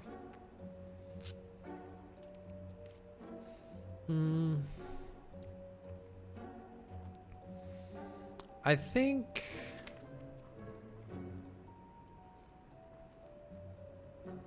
are we desperate enough for energy that I want that Bloodletting right now? We do have some card draw with the Brutality. I'm desperate enough that I want the energy right now. This would make Runic Pyramid a really good pickup, for instance. And are we actually surviving a combat here? I don't know. Let's go here. Maybe we'll get Thwack or something. Yeah! Oh, this is great. Assuming we don't die here. This is amazing rewards. Tons of money. Tons of stuff. We do have this hell to deal with, though. So let's consider carefully whether we want to use some of our potions right now. Currently, I'm blocking for only 16 on this turn, though we are going to draw an additional card. So I could employ one or both of these potions in order to see. Let's just draw the card first and see what it is. Okay. We're just fine as is here. We don't take any damage. However, we do need to actually win the fight. Okay. If I could get a kill on this guy, it would be mighty convenient.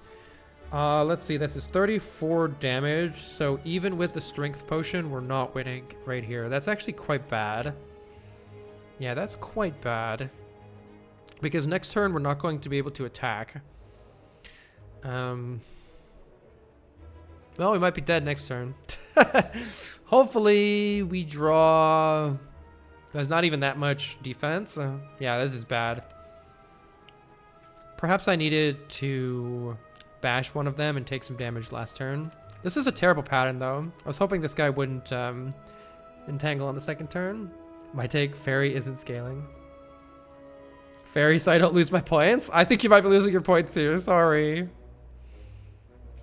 I can generate a little bit of block by playing the Hemo this turn. I mean, I need to play the Hemo. This guy needs to die soon. Tragic that the strength potion wasn't enough. I can't think of a power potion that would help. Actually, barricade would kind of help here. I am pretty desperate. Maybe I should drink this because next turn we can't attack. If they're both attacking me for 30 damage, how am I realistically blocking it? Let's see if we can get something that's going to really help us. Corruption could be really helpful here. Do I have, okay, if I draw Dark Embrace next turn, we can at least, there's still not that much block in the deck though. That's tragic. There's just not that much block in the deck. I think we're pretty dead next turn. Is there any way Juggernaut saves me right now? Juggernaut could save me no, it's one short of if I drink the strength potion and I play Strike True Grit, Juggernaut has a 50% chance of killing this guy. Oh, the self-forming clay will also deal 5 damage. Okay, I think it's got to be Juggernaut. The question that I have is, do I drink the strength potion for the 50% chance of killing this guy? Strength potion takes him to 4. Juggernaut deals 5. And so by... How desperate am I? I actually don't know their patterns for next turn, but I mean, I'm pretty sure they both just always attack. So I think I'm going to be having like 30 damage coming into my face next turn. The strength potion isn't that good anyway. I'm going to do it, and 50% chance of getting bailed out right now. We did get bailed out. Let's go. All right. But even if we hadn't gotten bailed out there was another 50% chance when I gained the self-forming clay block at the start of my turn here. That worked out. It did cost us our potions, though. And we still do have a powerful fight with many rewards. I'm going to take it. We have Gremlin Knob, who is this deck is really good against. So we just have to deal with this Taskmaster. This is a bit of a problem still, I suppose. Ferret, thank you so much for the raid. Welcome, welcome. We're either about to get some sick rewards from the Thwack Coliseum event, or we're about to go down in flames here. I think I should play Bash Defend. But this is tricky, a tricky turn. The usual logic is you want to bash the Gremlin Knob. And so I think I should do that and play Defend here.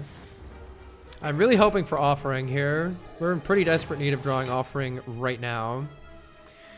Look who put a Bloodletting in our deck instead of a card that does something. Well, we can still draw some cards off of this, so let's see what we draw. We're not dead yet, though it's getting closer by the second here. We don't have any exhausting cards, so the Dark Embrace could be really helpful next turn. How much damage am I taking? This is blocking for 7, and this is blocking for 13. Plus 3 here is 16. We're only taking 3 damage right now, so that's pretty good. The question is, do I play Bloodletting? Yes, I do, because then I can play everything. Okay. Oh, and that makes... I forgot that Gremlin Knob deals more damage as I play more cards. Whoopsies. Make sure I'm not dying here. It's only when you play skills.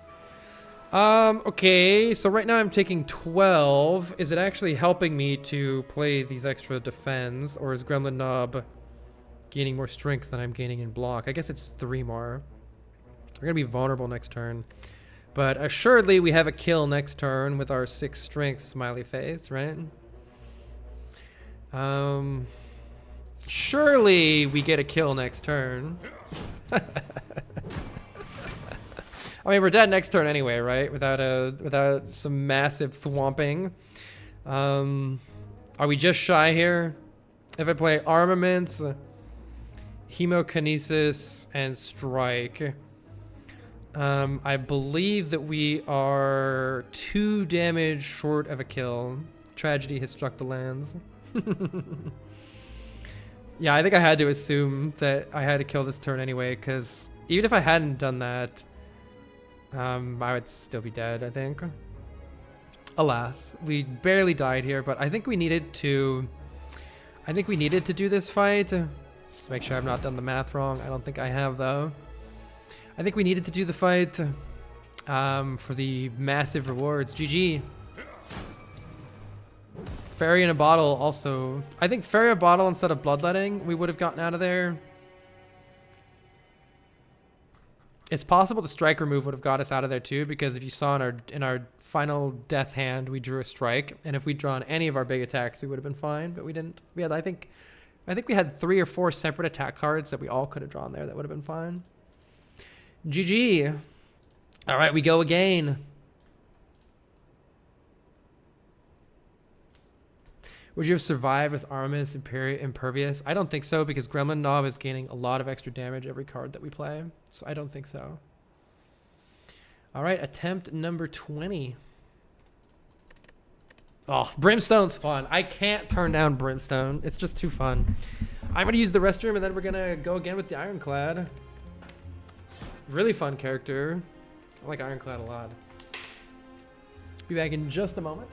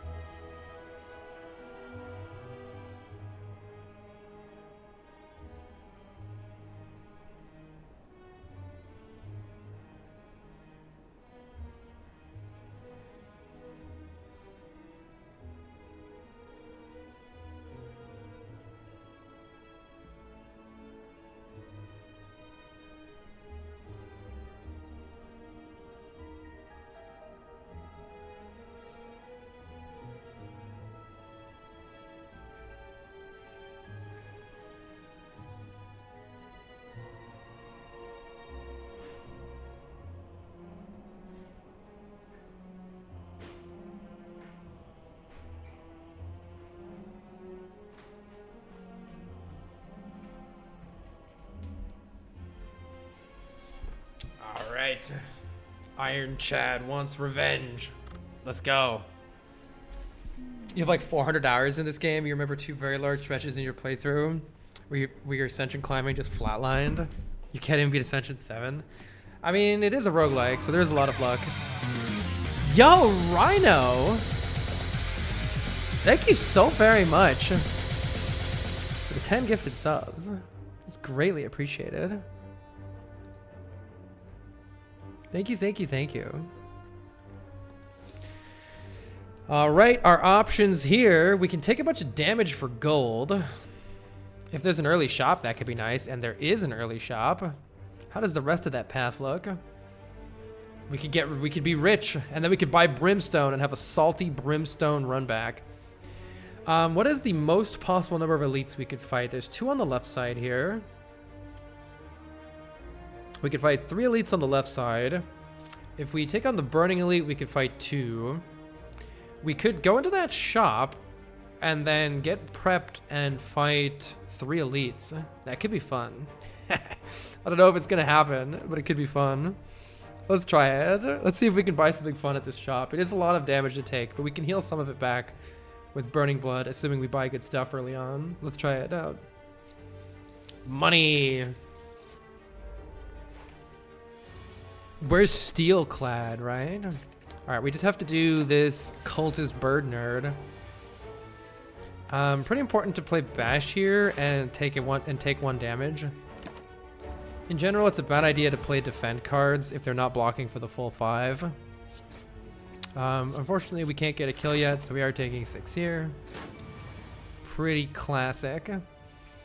And bash strike is, if I'm not mistaken, 1 off of a kill here. Kind of a big yikes. Oh god, are we dying here? Can I even play defend, defend, defend? 18 is 3 strikes. There's a chance we don't draw 3 strikes though. Safest play here is to play this strike and take 6 more. Greedy play is to play this and not take anything else. I think we need a high roll here. We're already so low health. Oh god. And we have been punished. We have been punished dearly. Instead of taking 6, we take 11. I probably should have just taken that. Well, I mean, definitely should have just, but I don't know how it I don't know how it balances out, like statistically speaking. Let's see. Well, maybe the shop will have a waffle or something.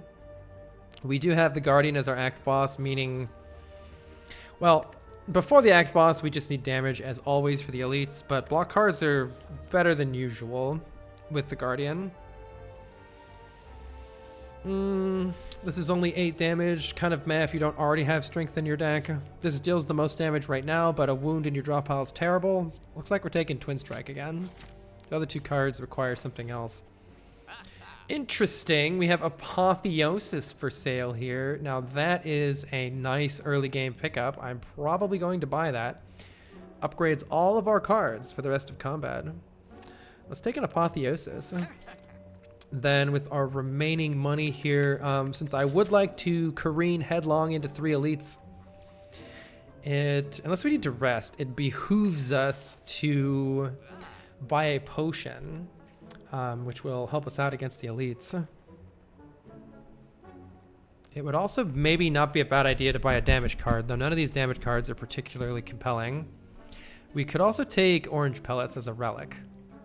Doesn't do anything right now though, and we really need to do stuff right now. So let's go ahead and buy this explosive potion. And then Flame Barrier is fantastic for the act boss, and it's good against all of the elites except Gremlin Knob.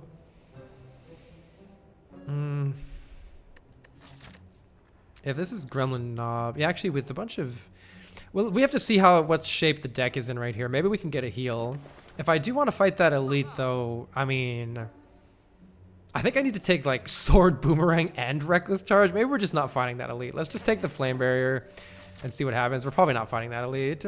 Remove a card from your deck. All right, we're taking far too much damage here.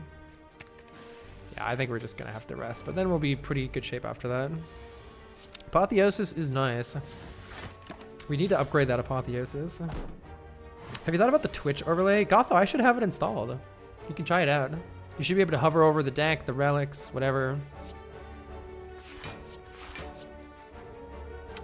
Is this one always going to attack for more damage?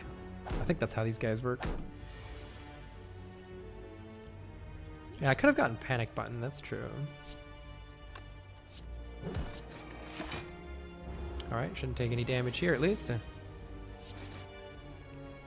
And a Flex Potion is great. Maybe we can fight the elite again.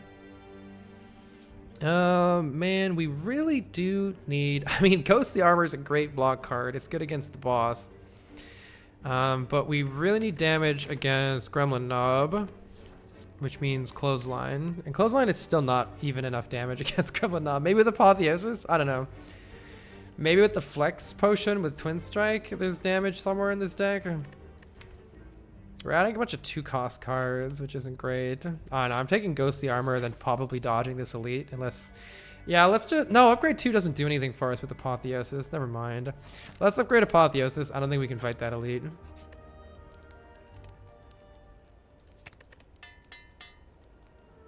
There's a chance that... I mean, it's not, if it wasn't Gremlin Knob, it would have been fine, but if it was Gremlin Knob, I think we just lose the run right there. And I don't really want to do that right now.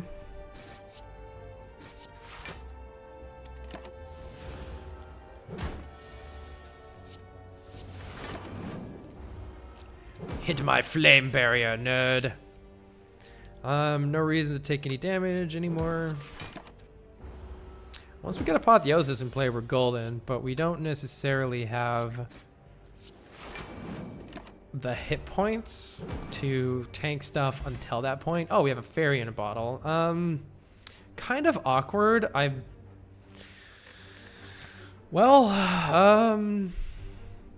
It is insurance to not die, but the explosive potion is also insurance to not die, so it's kind of confusing which one's actually better here.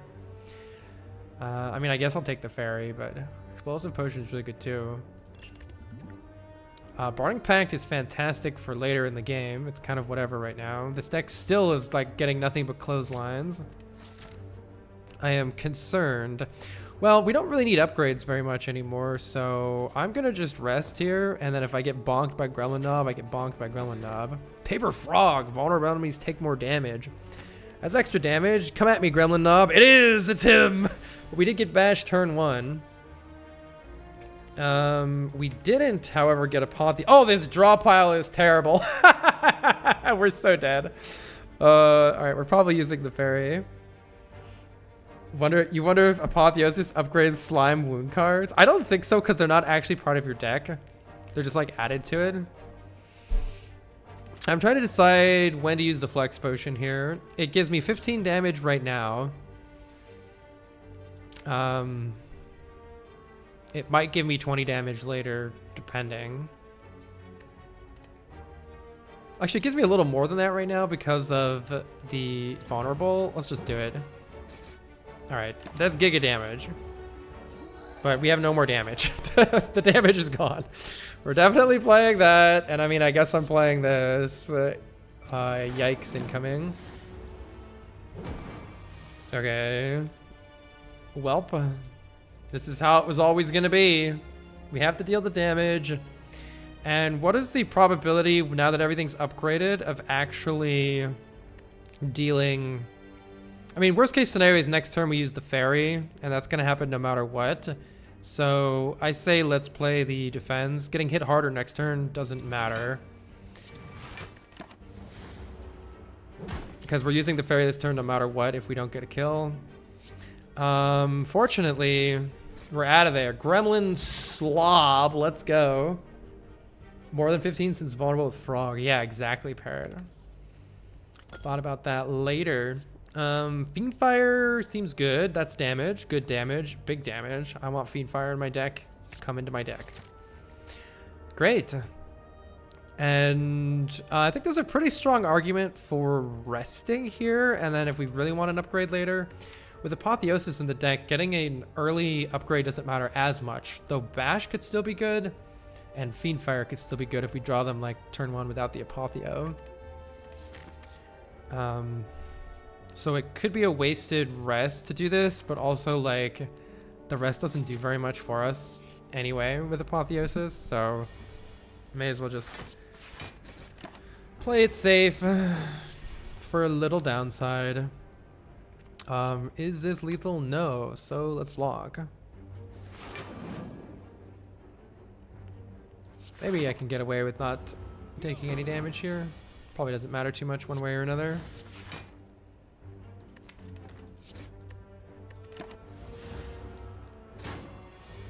Looking good so far. We can just keep happily blocking here. Get him. Let's see. We don't need armaments. Heavy Blade. Heavy Blade could be what we need if we ever find strength. We don't currently have strength. We're kind of relying on Apotheosis to carry the deck right now. Heavy Blade with no strength in the deck feels weird.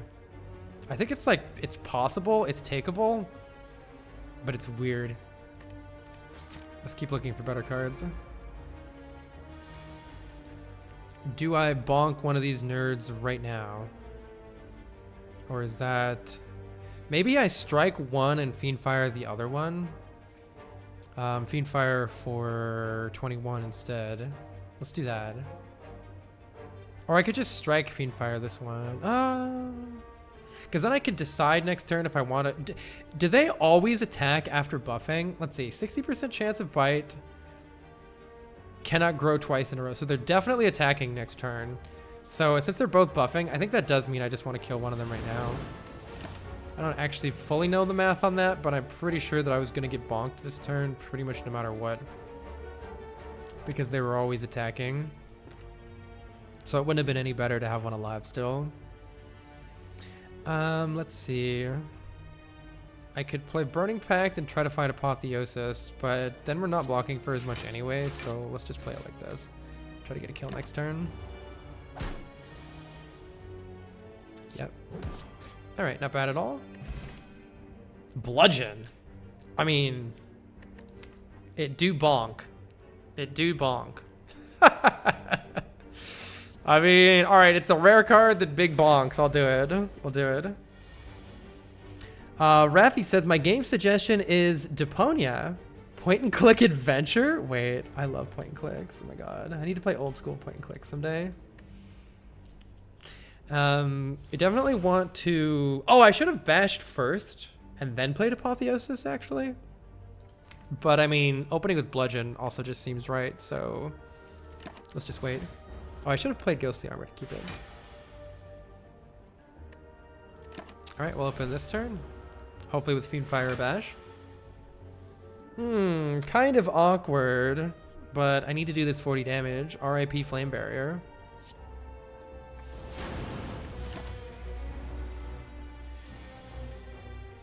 Gotta remember about the Happy Flower. I'm pretty sure we need this damage, so let's bonk. And let's try to defend as much as possible here. Oh, I can't get a kill with Burning Pact. Probably can't, yeah, I can't with Bash either. Let's play Burning Pact and then 2 defends. And then we should kill before we take any more damage. That should be the last damage we take. Bonk. Devonia is so good. Same spirit as Monkey Island. I've never played Monkey Island either. Dreamcatcher. Well, we are more likely to rest with Apotheosis in the deck. Okay, let's see. Let's see. We still lack an AoE solve, but none of these cards really help with that. Infernal Blade is good if we don't acquire more energy, since it upgrades to be a 0 cost and it puts a random card in our hand. Sentinel is nice with Burning Pact, but we don't, and it's okay with Burning Pact and it's okay with Fiendfire if we get Dark Embrace. But it's not super helpful right now. I don't know if we need any of these cards. I'll take the Infernal Blade. And what do we want if we draw something before we draw the Apotheosis? What would we really like to be upgraded? Huge Bonk is really nice. So is big Fiendfire damage. And so is Bash with the Paper Frog to have extra vulnerable. I think those are all good upgrades if we get them on turn 1. And so is Infernal Blade.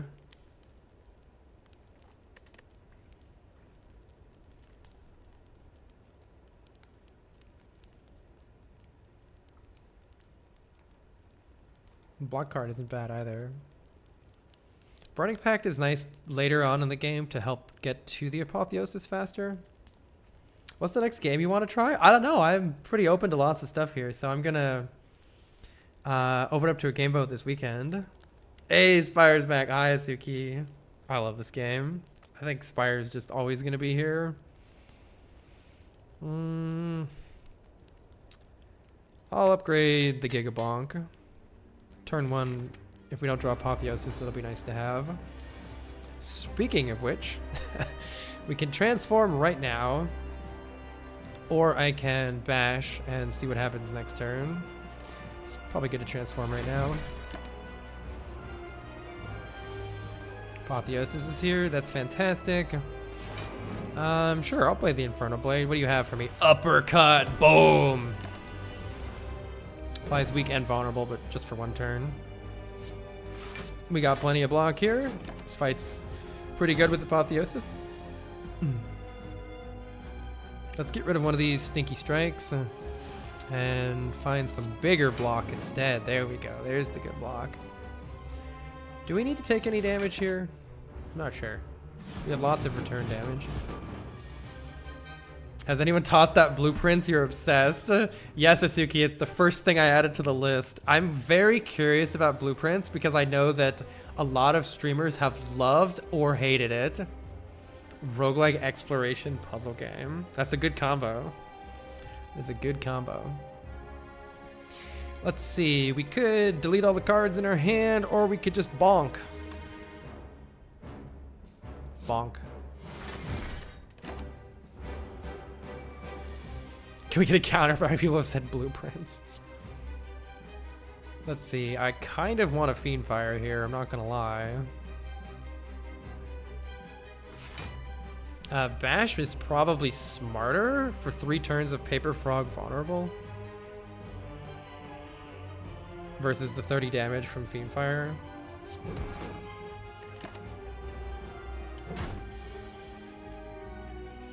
Well, I somewhat regret things, but only somewhat. This is worth it. There's a lot of extra damage. This is a lot of extra damage. Bludgeon is going to hit for an absolute billion next turn. However, we also have Flame Barrier Defend to take nothing, and then it probably dies shortly after that. Right? I could do some math and figure out if Bludgeon's a kill, but I'm pretty sure Bludgeon's a kill. 73 damage. The big bonk. All right. More big. No, I think offering as is tradition when you have expensive cards in your deck. Either that or we could take slow scaling in the form of demon form. With the bludgeon and the desire to find Apotheosis as fast as possible, I'm taking that offering. Will we beat the Act 1 boss? Absolutely. But will we beat the Act 2 boss? Someone on Blue Sky described it as Outer Wilds for people who grew up playing Nancy Drew games, and yep, that's me. Outer Wilds is one of my favorite games ever made. I might really like it. Sounds intriguing. Speaking of intriguing, we have certainly have some options here. We have Philostone to give us 1 energy per turn. However, all enemies start with 1 extra strength. Not terrible on Ironclad if we can get our hand on some disarms to lower the enemy's strength. But it certainly makes a lot of late game fights scarier if you don't get a disarm. On the other hand, we have the Runic Dome, which nobody likes and should be removed from Spire 2. Because you can't see what enemies are doing when you have it. And that's annoying. You don't know when to block and when to attack. Or we have the Black Blood to heal a bit more. I think this deck would really like energy, especially with the Burning Pact and the offering to draw cards, the big bonk, the expensive cards. We want energy. I'm taking Philostone. Mainly because Runic Dome is less fun. All right, well, we have some crazy elite options early on, or we can take 2 elites later on. Do we want to go to a shop? Something like this path could be interesting. Do a little bit early stuff, but not too many combats, not many hard pull, unless these are a hard pull combat. First 2 fights in Act 2 are easier than all subsequent ones. And then we can decide if we're super strong, we can go careening into a Burning Elite. That seems like a terrible idea. Or more realistically, we can work on 2 later elites. Is there a 3 elite path on the right side, perhaps? 3 normal elites? No. There is a 3 normal elite path on the left side, but then we're not going to a shop. And we're fighting a lot of combats, which could be very scary. This deck likes shops, it likes removing strikes.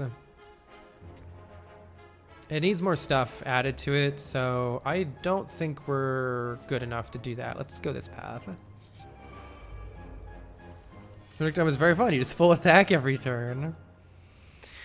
Oh my goodness. We have, with our additional energy, we are perfectly suited to bonk one of these nerds immediately here.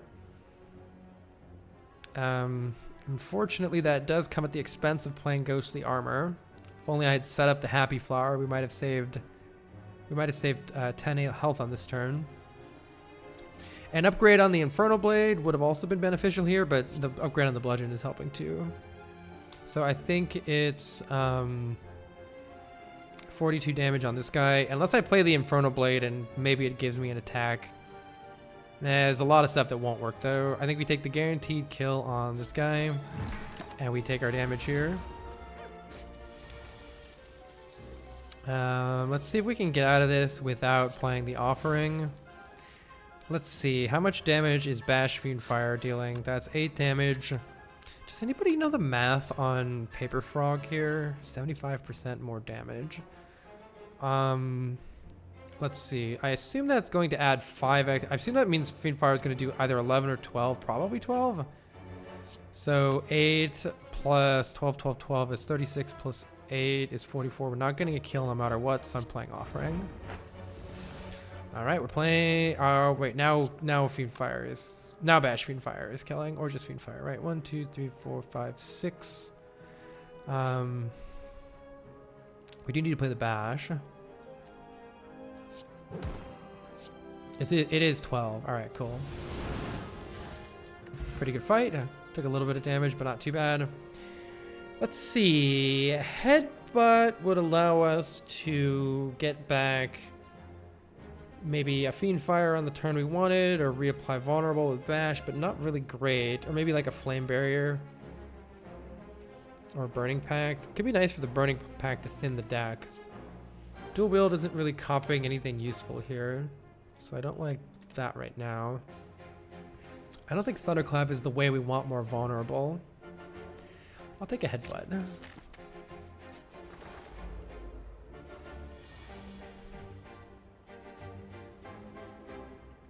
Alright, let's go ahead and bash the lower health buffing bird, since that one has a higher chance of smashing us. The Follow Stone makes this fight particularly bad. However, Flame Barrier is here to help. However, that is still an ass load of damage. I don't have 4 attacks to knock this guy out of the sky, and I don't have enough damage to kill it, so I think our best line is to take some damage. They will also take quite a bit of damage, though.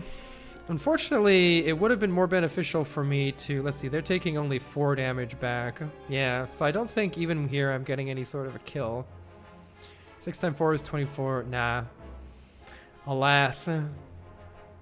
We're still taking a bunch of damage here. Hey, Donegan. I am feeling a lot better today. I had a terrible headache. 4 per hit, though. Yeah, it's not enough to kill them, though.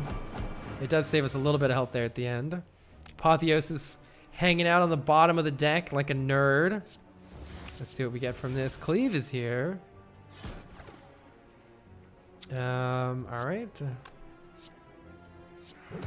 Get me out of here. We at least heal some back, and let's get rid of the elixir. Oh wait, the Blessing of the Forge is kind of whatever. I don't know. It can help. True Grit is good. Let's get a True Grit in this deck. Helps us exhaust cards down to the cards that we actually want to be drawing. And let's take some events. Ooh, Purple Fire Spirits are very interesting. If we get rid of, for instance, Infernal Blade or this Bludgeon. Realistically, Bludgeon falls off hard, right? If we get rid of... Wait, how does it work off a rare card? Does it give you... I think it full heals you if you get rid of a blue card, an uncommon card. We could also just use it as a strike remove, which is good here. But if I get rid of Bludgeon, it gives me max health, right? I forget exactly how much. It gives you 10 total max HP if we dunk our Bludgeon. Strike removes are good here, though. But I would really like the heal. Actually, what else am I doing at these? I don't really need upgrades. So maybe we just rest and fight some elites. Dunk a strike. Unless you're telling me I want to try the Burning Elite. Get a full heal, try the Burning Elite with a Philo Stone. With a good draw order, we'd be fine. With a bad draw order, it would be atrocious, though. Yeah, I think Dunking Infernal Blade is good here. It's kind of trash. I shouldn't have added it to the deck. I'll take my full heal, and we'll decide. Oh, okay, this is good. We want to fight these nerds. And the bludgeon is here with the exact health total of Bear on turn 1. You'll love to see it. Pretty sure I still play Apotheosis here and bonk Bear. Good thing I kept the bludgeon, huh? Taking some damage here is fine. Let's see, we block you with just Ghostly Armor. Should probably play Offering. I think I'm pretty sure it'll end up better off. We can kill any one of them now with Fiendfire, and probably quite a bit more too. So Fiendfire for at least 4 kills Romeo. Can I also just kill Pointy here? Bash is 10. Strike plus with Paper Frog vulnerable.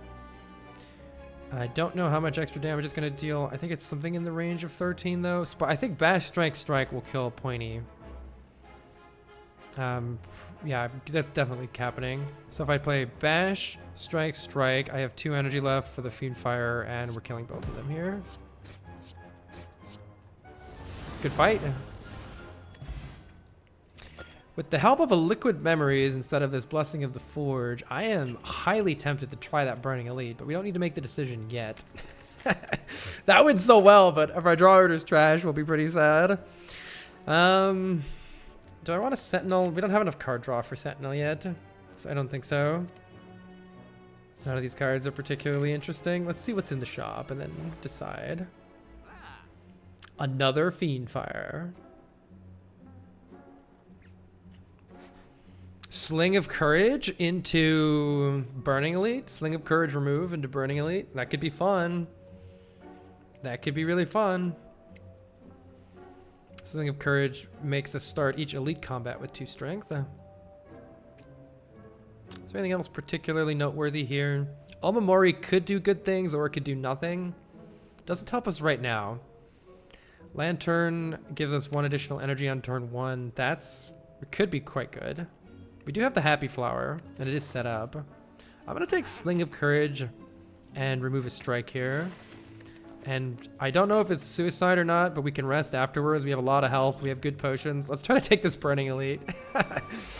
All right, regenerating nerds. We got Apotheosis turn 1. I think this is a good start.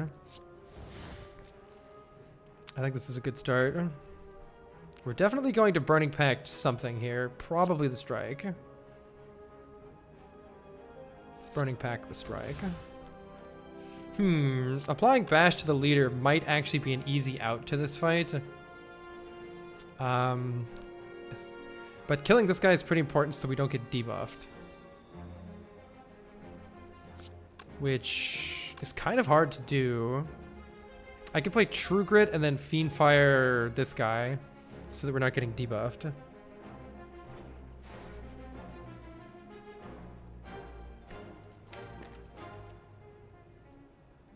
A couple different ways to play this. I don't know which way is best here. I don't know how realistic it is to actually kill this guy. But I think Liquid Memories Bludgeon is a kill on the leader next turn. If I just bash the leader right now, which is very tempting. That's very tempting. Yeah, it's a kill. Bash. If I draw Bludgeon sometime in like the next 2 turns. But it's not if I'm weak though, right? You're gonna make me weak and frail for 1 turn. Don't know how the math checks out on that. Bubsy says, have you heard of the Henry Stickmin collection? It's the closest thing I can think of to a true troll game. No, I haven't heard about that at all. That's very interesting sounding. Would you say it's a funny game? Are they comedic trolls? No, Bear. Hi, Rex. Jaguar Goosey says, hello from Germany, Carl. Have you ever catch one of your streams? Say the Spire is awesome. I love this game.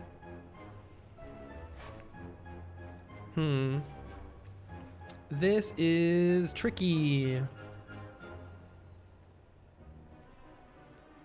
I wish I knew how much damage Bludgeon would deal through Weaken. Does it just deal normal damage if you're weak with Paper Frog? I'm not quite sure about that. Let's just say it deals normal.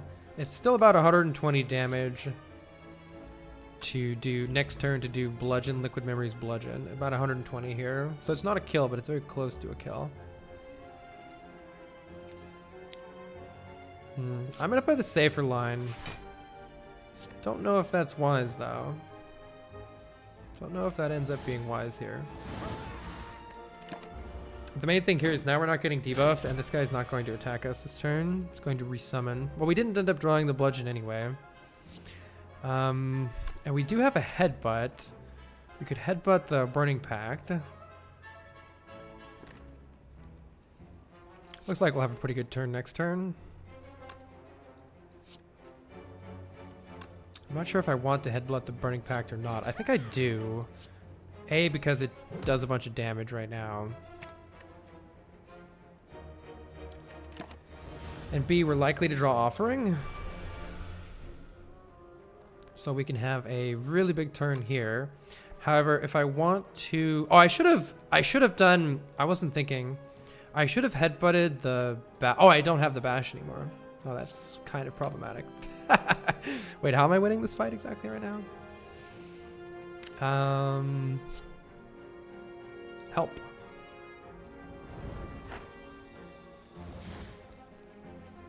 All right, I can play Bludgeon 3 times here, and that gets us out of the fight, which might be what we want to do here. So if I play Bludgeon, I can Liquid Memories the Bludgeon and then headbutt the Bludgeon. And next turn we win with Bludgeon. Is there maybe a different way of getting through this? 18 damage here. This is 14 damage still. So let's say let's see, 18 plus 14 is 32. Plus strike is 44. Plus, wait, plus strike is 43. Plus this is an additional 42. It's not quite killing next turn. Yeah, it's not quite killing next turn without using the Liquid Memories. But maybe there's a chance I don't have to use the Liquid Memories then. So let's just try that line and see how it goes. Take 6 here.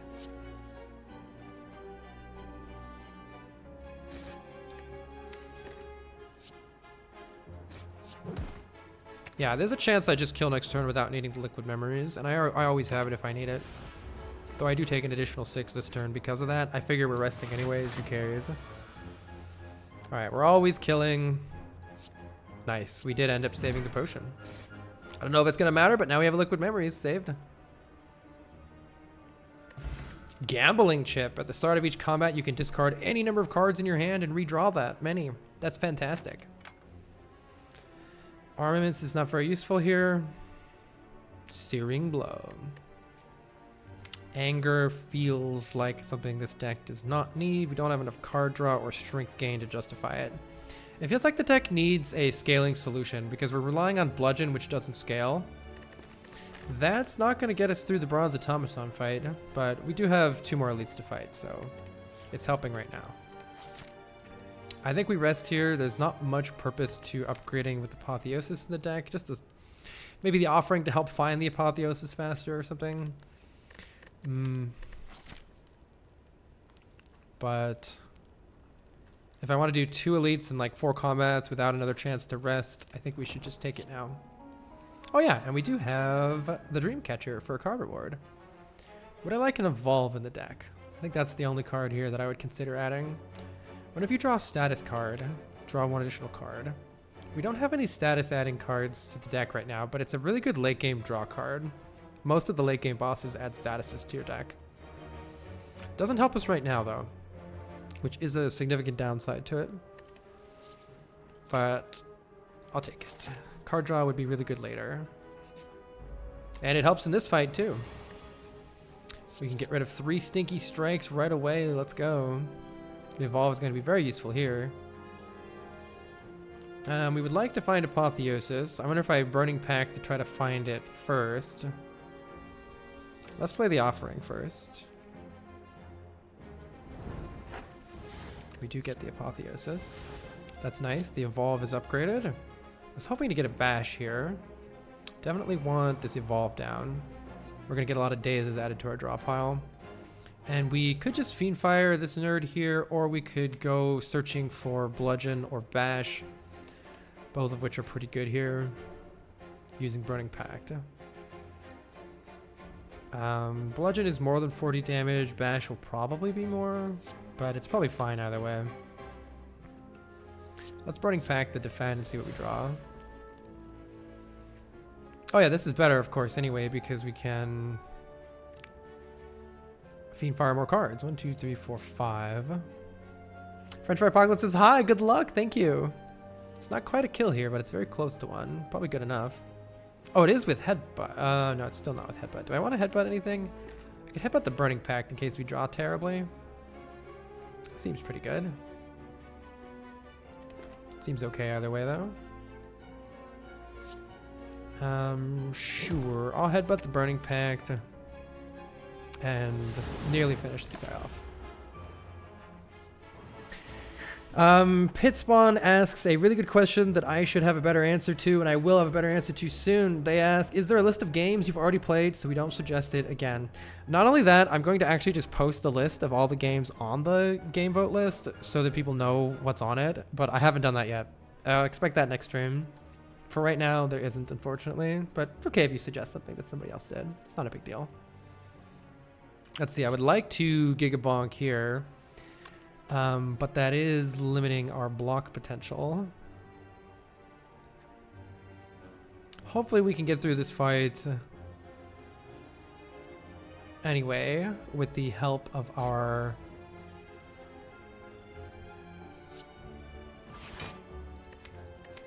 let's see, our draw pile has a defend, a bash, and a daze in it. With the help of evolve, it shouldn't be too big of an issue. It's almost better to play more skills here to draw more cards.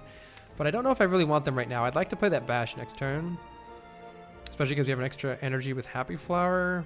I think it's actually good for me to play this defend because we'll draw even more cards next turn because of the 2 from evolve. So we're going to draw a buttload of cards here. Let's see. I would really like to play this bash, so let's do that. It's going to deal lots of damage now, though not quite lethal yet, so let's keep blocking. And maybe I should Headbutt the Ghostly Armor just in case we get attacked again next turn. I don't know what the chance of getting attacked next turn is. Are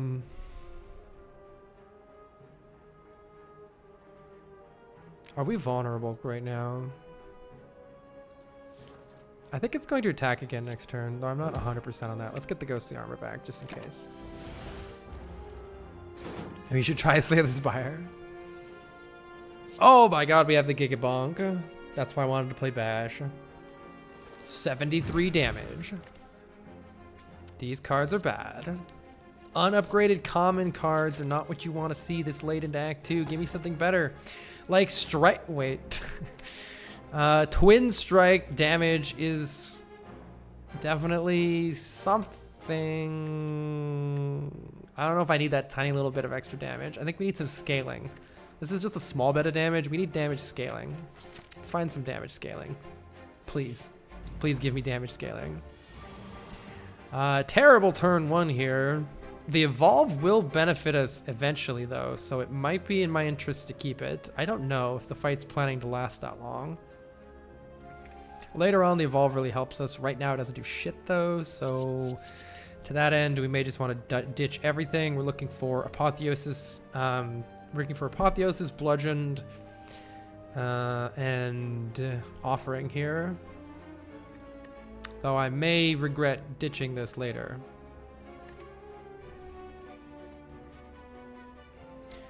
Welp, I can play bludgeon and then headbutt the bludgeon. In fact, maybe I do that and kill this guy first, which is a rare occurrence, but we're gonna get weakened by this nerd. So if I kill this one first, alternatively I could block, but I think we need to bonk.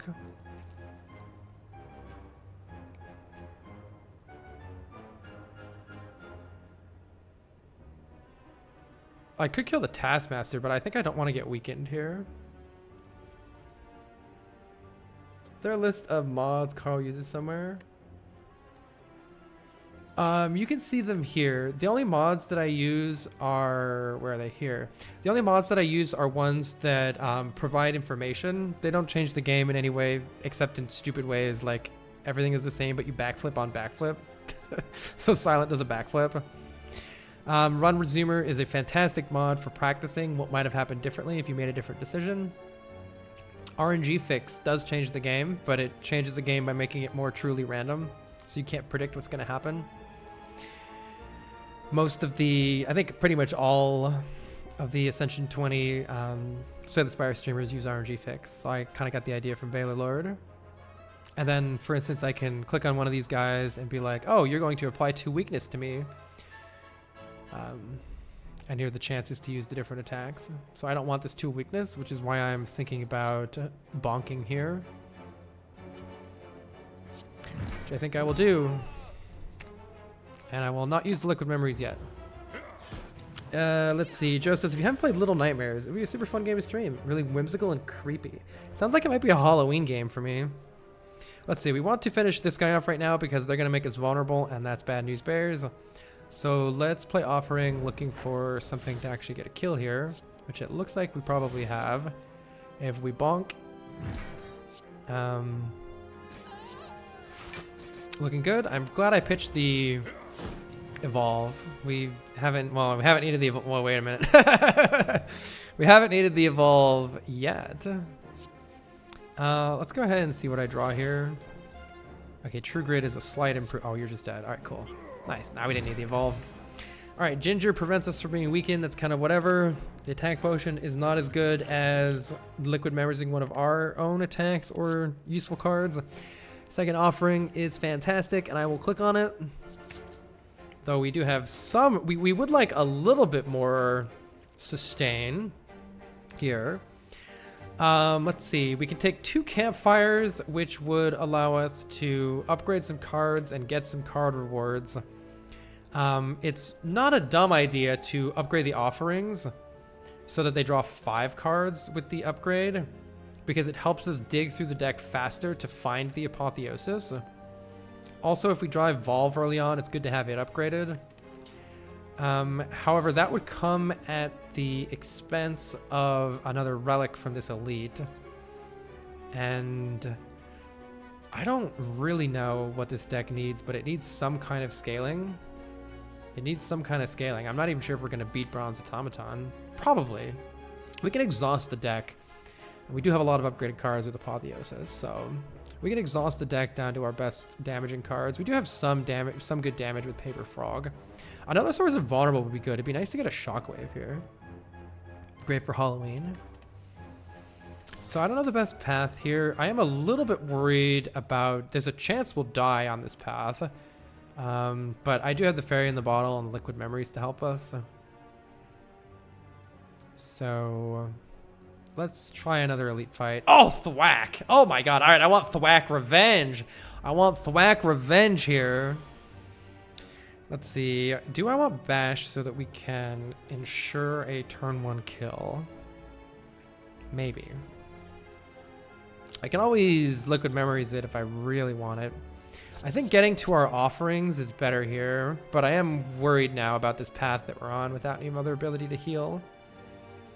Keeping Bash could be smart.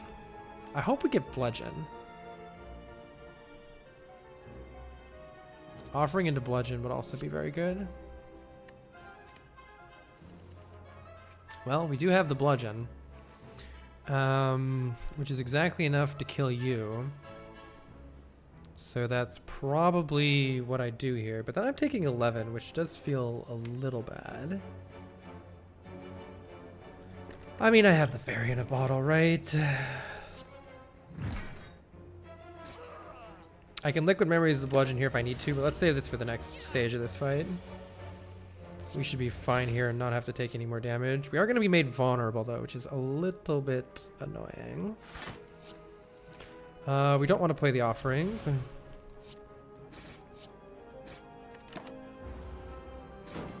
Hopefully we can get a kill here without needing anything else. We can get the kill, no problem. All right, that ended up okay. Fight a powerful fight with many rewards. All right, and we do have bludgeon turn 1, which is very good here. We can kill Gremlin Knob turn 1. It'd be nice to find the Apotheosis still, I suppose. So why don't we search for it? I don't think I'm playing Bash. Well, I could Liquid Memories it. Yeah, I think Liquid Memories Bash Bludgeon kills Gremlin Knob turn 1 here. Let's see what else we draw. We did draw the Apotheosis. Interesting. Probably should play that.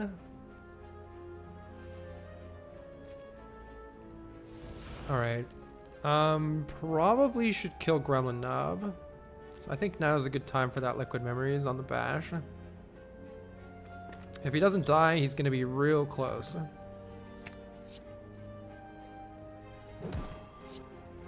One HP. Alright, whatever. Is this my seed? You just started this event. I've got this event 2 seeds in a row, which is pretty fun.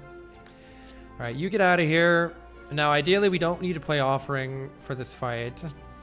We are going to get some wounds added, though, but we'll have the Evolve in play next turn, which is fine, so it shouldn't matter. Yeah, this is going fine. And we may as well headbutt the Blanc. Cool, that went great. You're 99% done with this game. You're either missing a mask or you're not a coward. 44 health, 44 damage. Get wrecked, good sir. All right, that's a cool fight because we get 2 relic rewards and 100 gold, which is a massive amount of gold. The relics are interesting. Stone Calendar deals a whole bunch of damage at the end of turn 7. It's okay. Long fights, it'll help a little bit. Sundial is interesting because it's the basis of infinite combos. And this deck is small enough and has enough exhaust to make use of said infinite combos. But we would need to add... some Pommel Strikes or some sort of card draw cards, like a Shrug It Off or Finesse or a Flash of Steel or something. Hi, Grapefruit. Oh, you missed me. Thank you. I felt terrible yesterday. I had like a terrible headache. It was horrible, but I don't know if I was getting sick or if it was like allergies. I've got like a little little throat stuff going on, but otherwise pretty good. So hopefully I don't get sick tomorrow. Steve says, I'm halfway through watching one of your Defect Mastery runs on YouTube. Figured I'd open Twitch. Guess I'll finish that VOD later. Morning all. Morning, thanks for joining us. You could probably get a weird infinite with Evolved Burning Pact plus something that generates a wound. Interesting. In general, I'm not a huge fan of infinites, but I feel like I should try to get every main infinite at least once. So if we see an opportunity, I might take it. I don't want any of these cards, though. Oh, I really want a Searing Blow deck at some point. And we do have enough gold to make a shop beneficial. Let's see how this fight goes. I'm a little worried about dying still, but only a little. The gambling chip is really making stuff safer here. Let's look for Apotheosis. And otherwise, I'm pretty happy to quadruple Fiendfire this nerd. I can also keep the Bash and like Bash Fiendfire the Chosen turn 1. It all just depends on what I draw. Apotheosis Evolve is certainly going to help here, though that does mean I'm taking 6. Do I ever skip the Apotheosis in order to play Fiendfire? Nah. I also want to play the Evolve.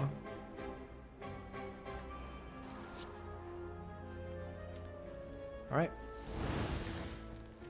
Luckily, because of the weekend we apply, it's only 6.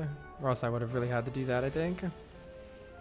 Okay, it'd be nice to not play any offerings in this fight. If we can help it, we will attempt to not do that. You pulled up one of the old YouTube VODs of a troll ROM hack. Oh, that was a great one, Shattered Sphere. I love that. Alright, things are getting a little bit trickier here. Am I blocking this somehow? Or am I playing offering? I might be playing offering here. Let's see. True Grit is blocking for 9. I need to kill this guy.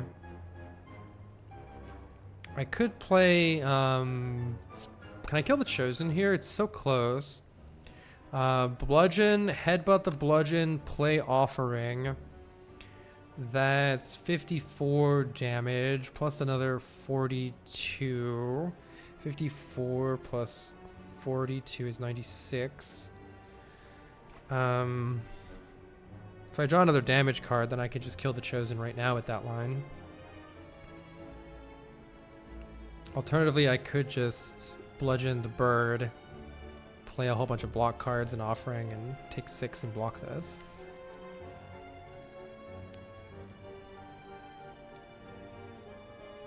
How much is this dealing to the bird? Not very much damage.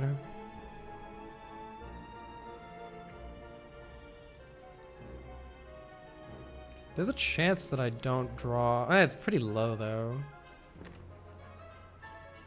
Let's see. If I play bludgeon and then headbutt the bludgeon, and play offering, I'm drawing 4 cards. It's very likely to get something to kill the Chosen.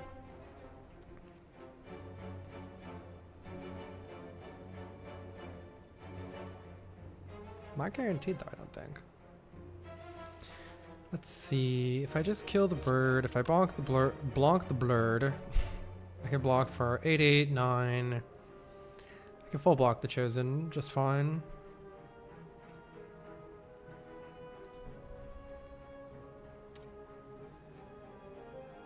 Let's try the crazy line. It sounds fun. Let's play bludgeon, and then let's headbutt the bludgeon. And then let's play offering. I don't have enough.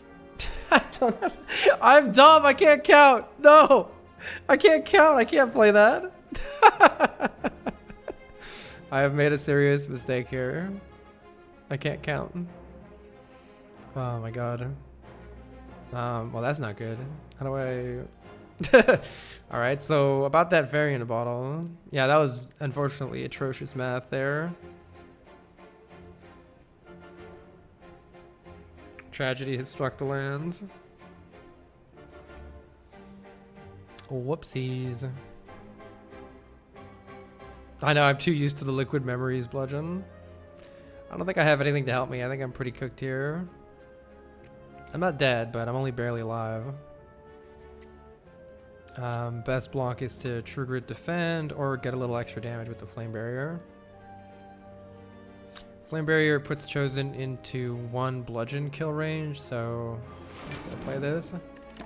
Whoopsies! Nibblefish, thank you for the 30 months! Borduk says, Carl, I've been watching your YouTube vids since Mario Maker 1. First time watching live. Thanks for all the laughs over the years. Aw. Glad you had a good time. Shadow Sphere says, the Yoshi Highland vids killed me from laughter back in the day when you got soft locked by the tap tap hitting you with the goal. Yes, that's one of my favorite videos. I love Yoshi's Highland so much. Such a good time. We have not drawn the bludgeon yet. Let's see, how much damage is this dealing? Let's see, I can full block the Chosen pretty easily here. So let's finish this nerd off. What do I want to headbutt? Let's play Ghostly Armor, and then I'll headbutt the Ghostly Armor.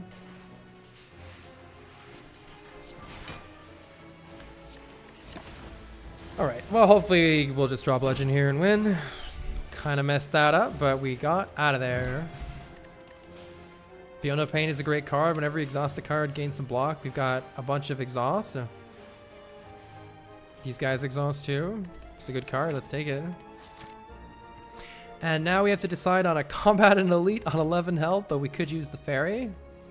Or going into a shop and at least getting a remove. Before I make that decision, chat, I'm going to take a quick break. I'm going to use the restroom. I'll be back in just a minute. BRB.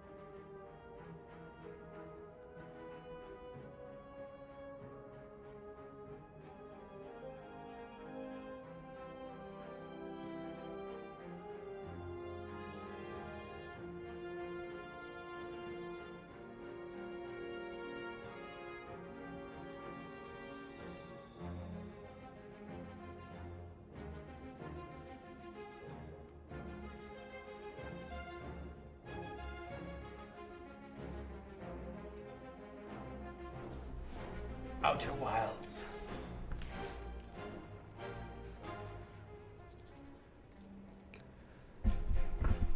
Terrican says, have to comment and run, but my replacement sleeves for the Slay of the Spire board game arrived last night, and I'm stoked to bring it to SGDQ.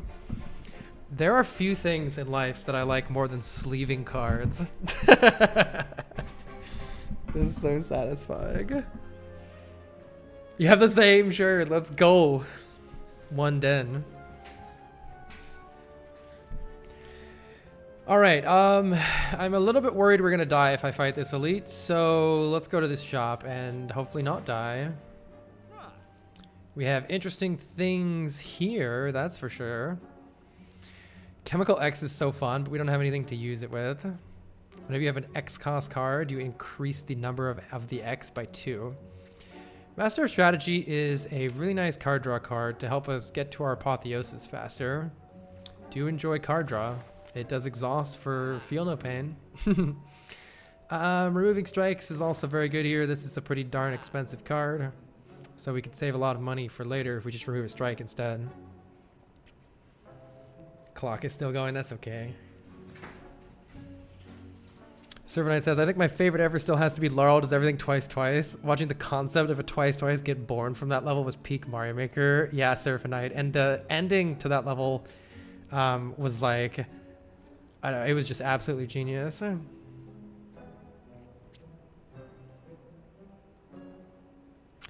The car says, thank you for the joy that you bring. The world seems so dark. Aw, can we get some hearts in the chat for the car and anyone else who might need some hearts on this fine day? Get heart spammed. Urgh. All in this together, y'all. There you go. Have millions of hearts. More hearts. All right. I don't know what to do here. I really like Master of Strategy, but I'm sick of drawing strikes, so let's save money and remove a strike. Maybe I should take a block potion or even a fear potion. A fear potion is a lot of damage with the paper frog. I wish I had, it's probably on me, but an additional way of applying vulnerable probably would have really helped this deck out. I'll take it. How are we ever getting through this artifact? I don't know. Maybe with headbutt we can. We also need to not die here, which is a little bit questionable.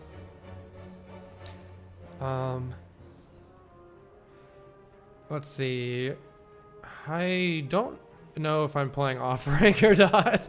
Health total dwindling rapidly. Lala says, Carl, I just want to wish you a good day. Thank you. Right back at you.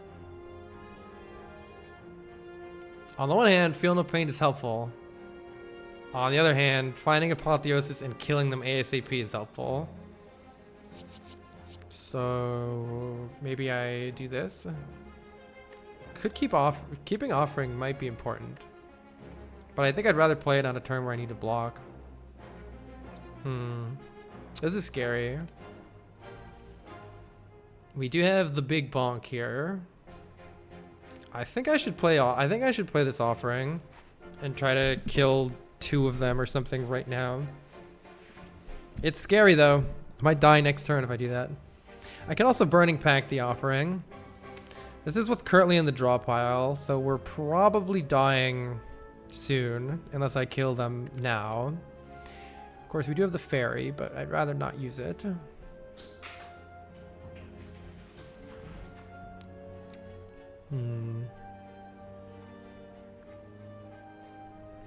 Send it. I'm playing the offering. That didn't help. But I can Burning Pact. The Evolve doesn't do anything in this fight, so let's Burning Pact the Evolve. And I can still play Bludgeon and Feed Fire now. Oh, the Headbutt is also really good here too.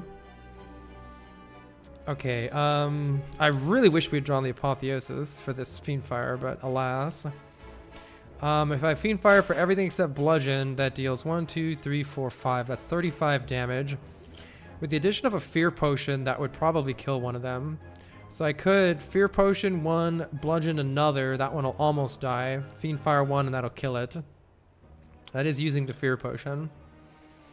But I mean, this is our draw pile, and they're attacking us for 18 next turn, so... It might be okay, but it also might not be. It just depends on the draw. Is there a headbutt target that ensures we don't die next turn? I could just play Bludgeon once and headbutt the Flame Barrier. And then next turn we're hopefully playing... We're playing at least Flame Barrier and something. Probably Flame Barrier and Apotheosis. Probably just 12. If I can kill one, yeah. I mean, I could guarantee kill one with just Bludgeoned Headbutt. I could kill this one. We do need to deal a lot of damage shortly after that, though, so that's the problem. That's the problem. I'm worried about a dead draw on the turn after next. That's the thing that concerns me about not just killing 2 of them right now. While we have the opportunity.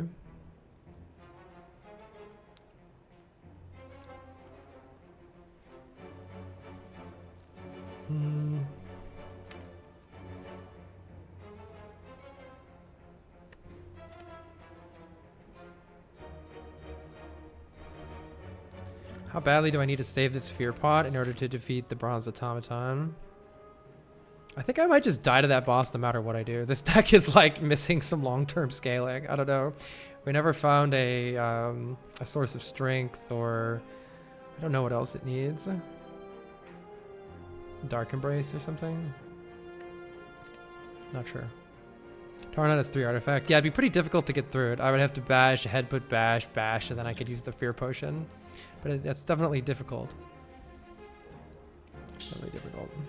But it's not that difficult with Exhaust. Like if I play Feel No Pain, and then we start exhausting stuff with Burning Pact and True Grit plus, we can get back to the bash pretty easily. So I do think we'll be okay with that. And maybe to that end, I should just use the Fear Potion now to secure a kill.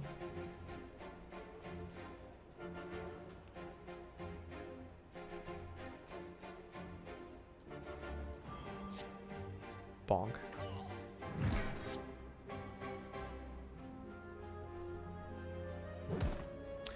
And realistically, am I actually headbutting this bludgeon? I don't think so. I think I have to headbutt the flame barrier. It's a little bit tricky though. Maybe it needs to be the bludgeon anyway. But the thing is I do have the happy flower energy next turn. Oh, it's only 42. I should have done it on this one. That's a mistake. I should have done it on this one. Or I should have just Fiend Fired instead of headbutting. Yeah, that's definitely a mistake. Alas.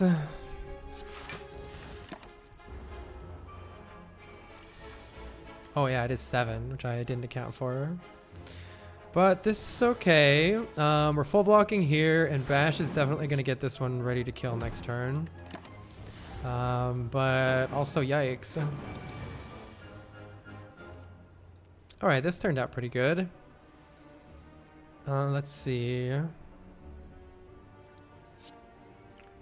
This is dealing 15 damage. How am I killing this other one, though? I guess I need to draw Bludgeon. We're really hoping we draw Bludgeon and an attack card next turn.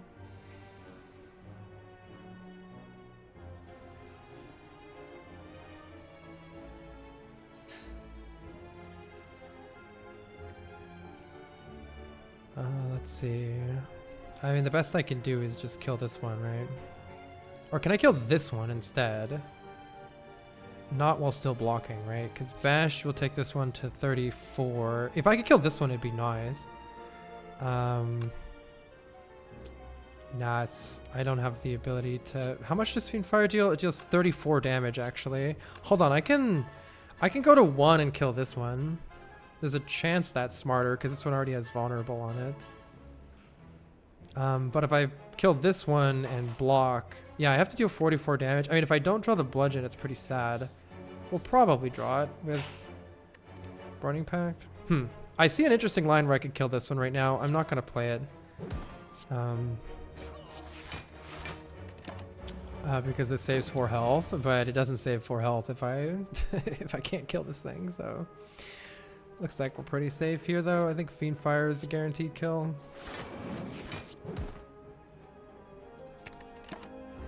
So that worked out. We saved 4 health. Bonk.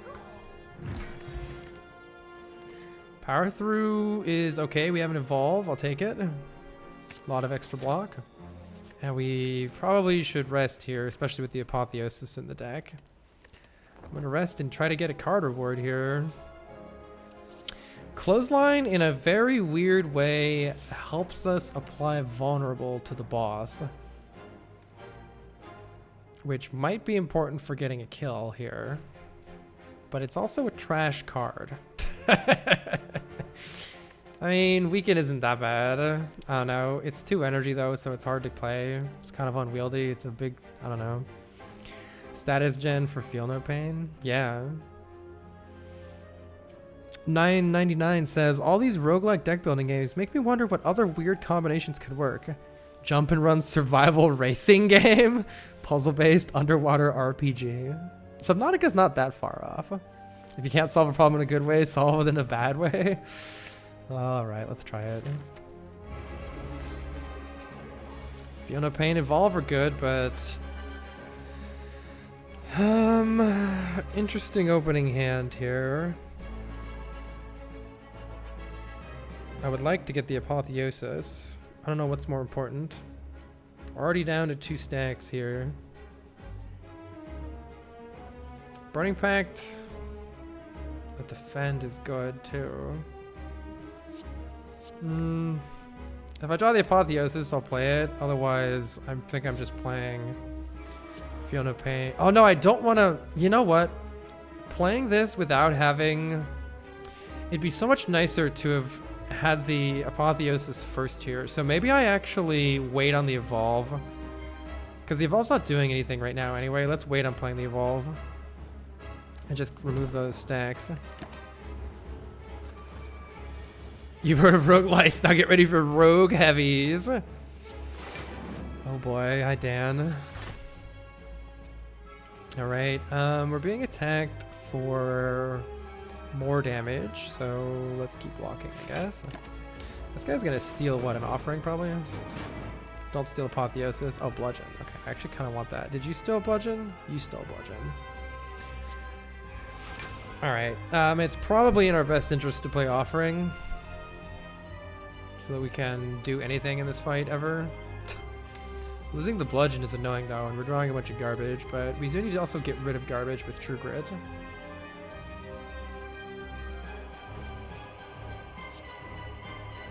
Do I want to headbutt Burning Pact or the Evolve or something here? Because I could draw whatever I want with this headbutt. I could also Fiend Fire. Hold on, if this is all garbage-ish, what if I play Offering and my intent here is to actually just Fiend Fire one of these guys and then Bludgeon the other one?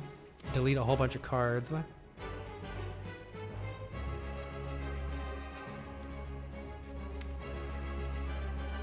Is that good? I don't know. We also have the... I mean, what do I really want to get rid of? I don't know. I guess the Strikes and Defends are bad. Maybe I don't need the Clothesline. Clothesline is close here. Feels like I want the Evolve in play and I want to start playing the Power Through. But I also want to kill them. Let's see. This is 6 energy. 5 energy if I play the Headbutt. And then Fiend Fire, one of them takes me down to 3 energy, which gives me exactly enough to bonk this guy. Fuck it.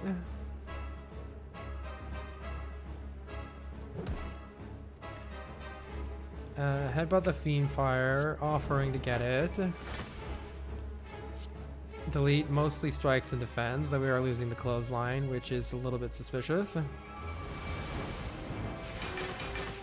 I probably should have waited to do that on the Hyper Beam turn, but hey, I killed a bunch of shit. Alright.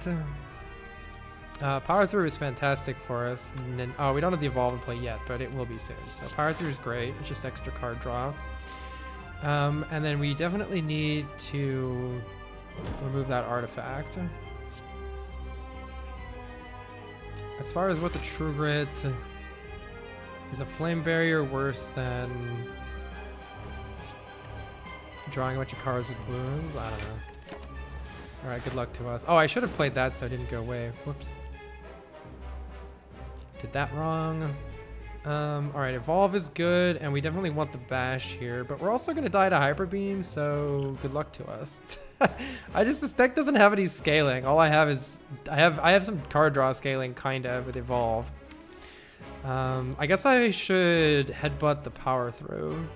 That'll be helpful next turn. So as much as I want to play this, I think I need to headbutt the power through so we don't die. Oh, maybe I can't block it anyway, even with the power through. 47. Maybe I can. How much is hyper beam? 50 plus. This is a buff of some sort, so 4 strength. So hyper beam is going to be 59. I would need to get some additional block even with headbutting, but I could probably find it with Burning Pact. So let's try. Let's play the evolve and let's headbutt the power through. Maybe I can block this. Signs point to no. All right, power through. Get rid of this strike. Hey, nice. Okay, we're not dead right now, right? If I can do, oh, we're not dead. Wait, how does math work? Okay, we're not dead. But we need to apply vulnerable and actually kill this thing like yesterday.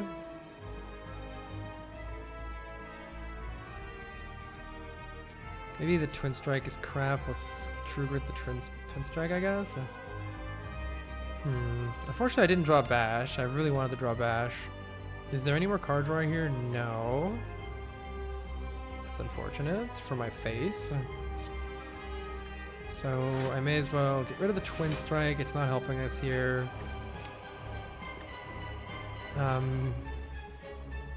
Do I want to power through? I'm already drawing a lot next turn. I don't know the right number of wounds. I don't want too many wounds. Yeah, I probably don't need any more wounds. I could headbutt the power through if I want to guaranteed draw it next turn. Looks pretty bad. How much is it going to attack for? It's going to attack for a lot next turn too. I don't know how we're surviving this. Power through and praying, I guess.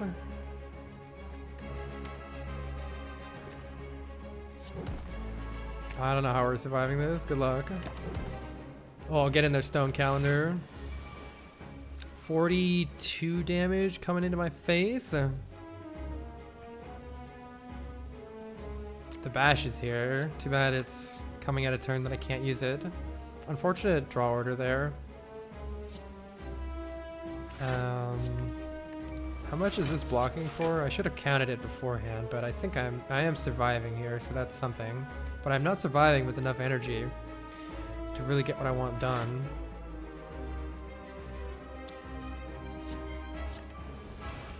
Because I really wanted to be able to play the bash. This turn we have to play the bash and we have to like bludgeon, headbutt. Okay, wait, hold on, this is what we need. Bash, bludgeon for 73, headbutt the bludgeon, hold. Hold.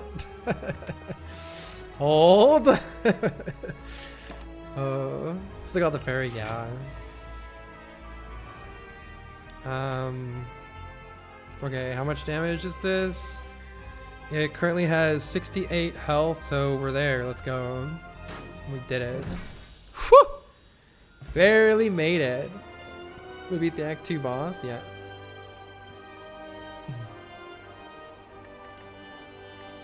Alright, unfortunately not really the cards that I'm looking for here. Well played, thank you. Another Fiendfire is something that exists with Feel No Pain and I don't know, Dreams of an Infinite. Juggernaut is damage with Feel No Pain, but is it that much damage? 13 HP justifies that last rest. Hey, we got a card reward too. We need that more than an upgrade. The upgrades don't mean that much with Apotheosis. Berserk is some extra energy that we can definitely use, but having too vulnerable just feels bad, and this is gonna make us slower at the start. I don't know if I want any of these cards. I'm tempted to take the Fiendfire just to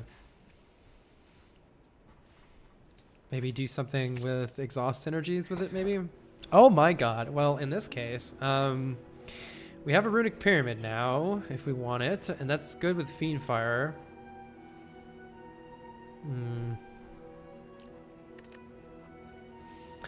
I don't think I should take Coffee Dripper. We don't really have a lot of sustain going on.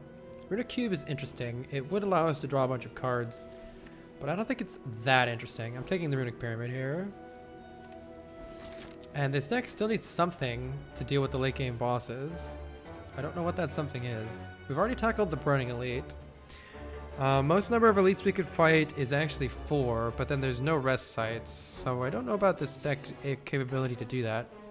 Getting rid of the strikes is pretty good here, but maybe it's less important than it used to be. This deck needs some sort of scaling option. An infinite combo with Pommel Strike. But then how does it block? I don't know. A strength source, a scaling strength source, maybe, but then how do we survive? It needs like a barricade or something. A barricade would be nice. More block.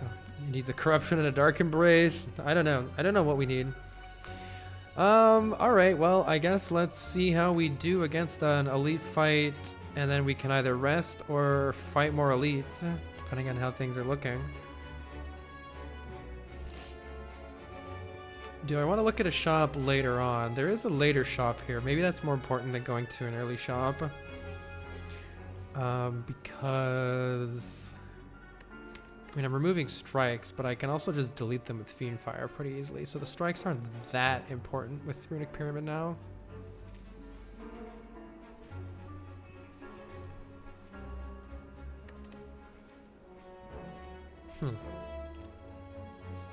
Let's go to this first elite and the shop and a million combats and see what the deck is actually doing, because I'm not sure what the deck is actually doing right now. I don't have very much experience with this type of Ironclad play. Gambling Chip is nice. I'll keep the Ghostly Armor so that I make sure I have some block for this. Apotheosis is here. Right, looks like we'll be doing fine in this fight.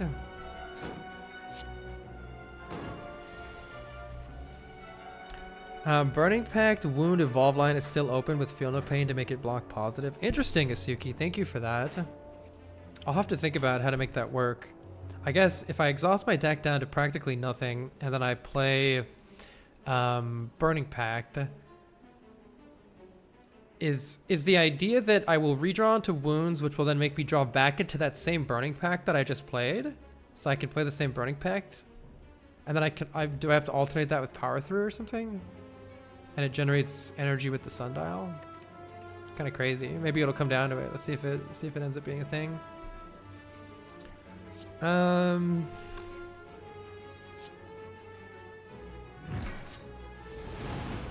Hopefully this fight won't be too bad. How do you draw when you don't discard the wounds? Yeah, I don't know what it's missing. Alright, we should just be able to bonk this nerd. Oh, Fiendfire doesn't work against these guys, right? Or it doesn't work in the way that you want it to.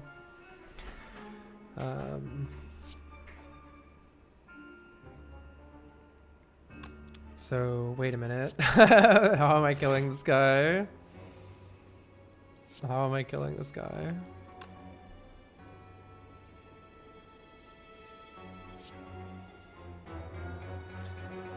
Pretty sure I'm taking 1 to apply this, and then good luck to us. Probably play Power Through and bonk. Yeah, Power Through and bonk. Duplication Potion's great. We could duplicate Feel No Pain. Body Slam Plus would be great if we got our hands on a barricade. But until we get our hands on a barricade, do we want that? Evolve would be if you found Wild Strike. The one pack is enough, you need one more thing to draw. Okay. Yeah, I'm keeping my eyes out for a Shrug It Off. Let's see. I don't know if we want this body slam without a barricade. I don't think so. It's green. It's 0 cost with Runic Pyramid, which is good, so it can kind of sit in your hand until you generate lots of block.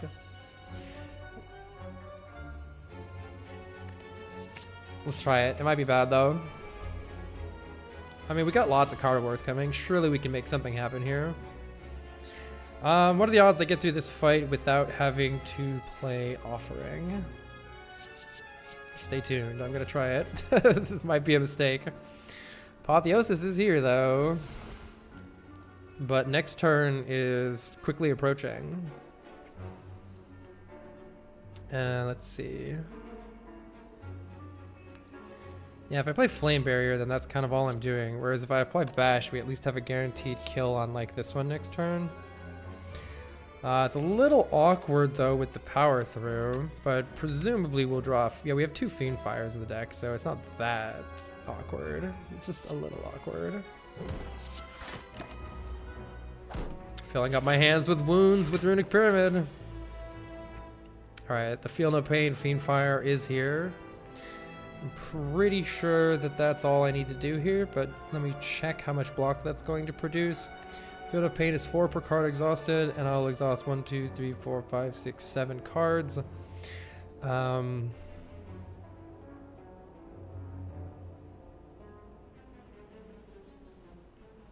It's actually one off perfect block.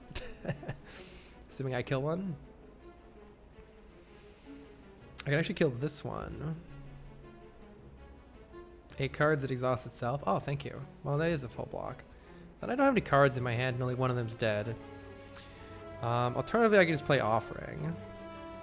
And then I could Bludgeon to kill you, Fiend Fire to kill you. Kill 2 of them. But then I played Offering. Let's see how my hand looks next turn. If I just... do I really want to Fiend Fire the Bludgeon? Am I actually killing if I Fiend Fire the Bludgeon? Body Slam. Still got another Fiend Fire.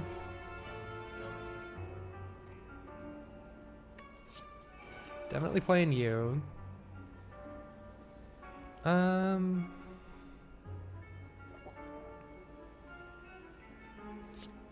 gonna go ahead and bonk you and play Offering. That might not have been smart.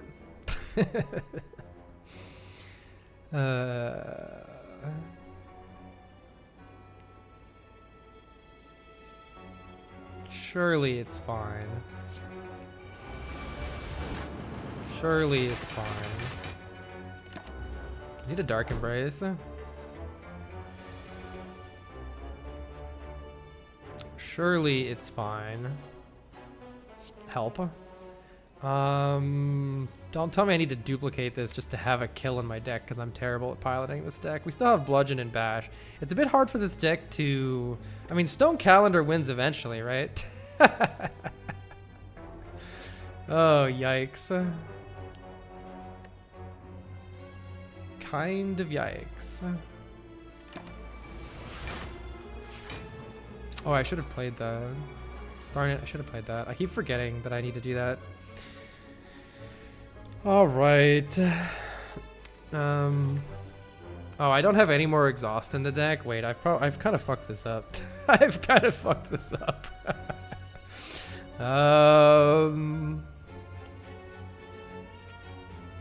Welp. Playing power through is very odd here.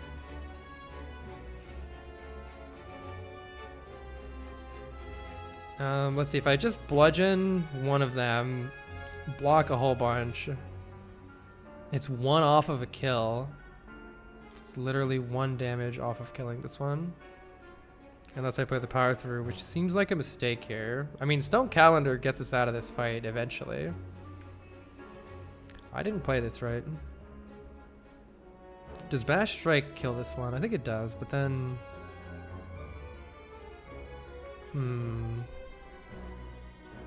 Don't have any plus strength.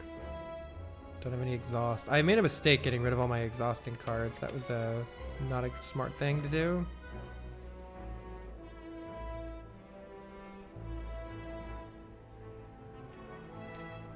That was not a smart thing to do. Alright, well, I'm going to try to get out of this fight this way, and it might be a mistake. I figure the stone calendar is going to save me if I fuck everything up horribly, at least. So I was hoping that there might be a kill on this guy this turn. I'm pretty sure there's with offering. But only with offering.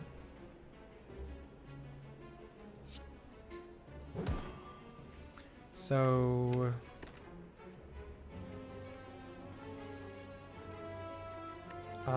strikes are dealing 15 damage to you. That's pretty good.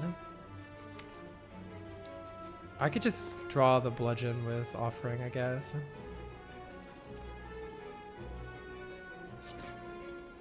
Or it doesn't matter if I just play offering. It's a win. Alright, sure. Get me out of here, please! Blood potion, huh? I think I'll keep the potions that I have. I wish I could drink this, though. It's only 20% potion chance. We're unlikely to get another one. So I think I actually leave this. Keep the duplication potion for later. Bloodletting's pretty good. I already have 2 offerings. I don't think I need it. Flame Barrier Plus. Do we need more Flame Barriers? I don't know how many Flame Barriers is too many Flame Barriers. Maybe Bloodletting is good because it doesn't exhaust, unlike the offering. I think I'm going to take this. And let's see what we have here. Unfortunately, Evolve is not the power that I was hoping for. We do have a Clockwork Souvenir to start with Artifact. That's interesting. That'll help us survive some late game stuff a little bit better. And it gives us the potential of finding like a flex potion for strength. Second wind could be very good here. Maybe I need this second wind. Second wind is another way to get rid of the wounds in our hand, and it has really nice synergy with Feel No Pain.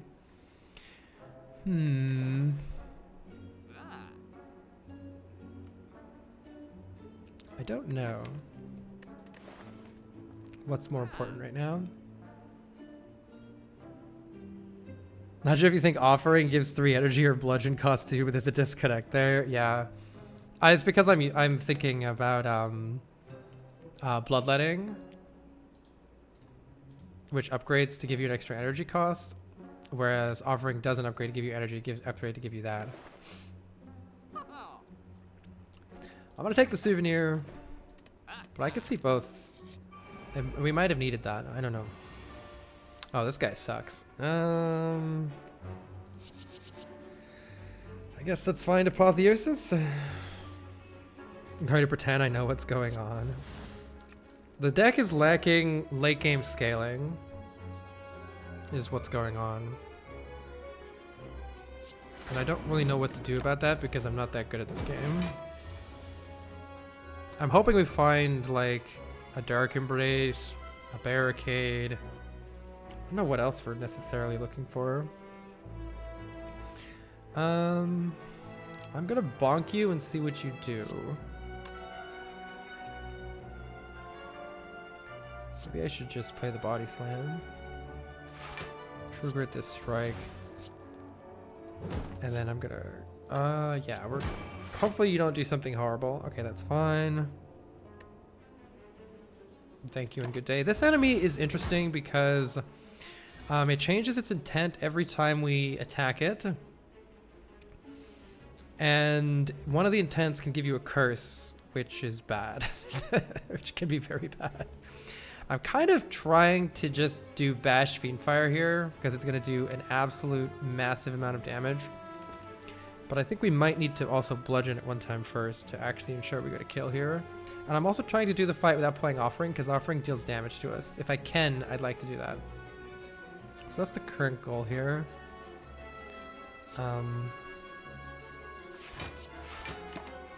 Let's keep drawing cards. We want to get We want to play our Feel No Pain and get Bludgeon and Bash in our hand. Feel No Pain is good. I can block this with Power Through, but at some point I need to actually apply Vulnerable here. So how about let's do that, and then I can play Power Through to block. And then I can finish off block by Burning Pacting one of the wounds with a strike or something. It doesn't matter too much here, I don't think. Okay. I need to see exactly how much damage this is going to deal. It's going to deal 17 times 9. How much damage is 17 times 9? It's 90 plus 9 times 7 is 63, 153. So it's not enough damage. It's not enough damage to kill. If I played Bloodletting, Bludgeon, Fiendfire is probably a kill. 170 minus 17. Oh yeah, multiply by 10. Yeah, multiply by 10 and then subtract. Well, it's not that much easier for me, but I guess a bit easier. Jinji, if you type something in chat, I'll get you your gift sub.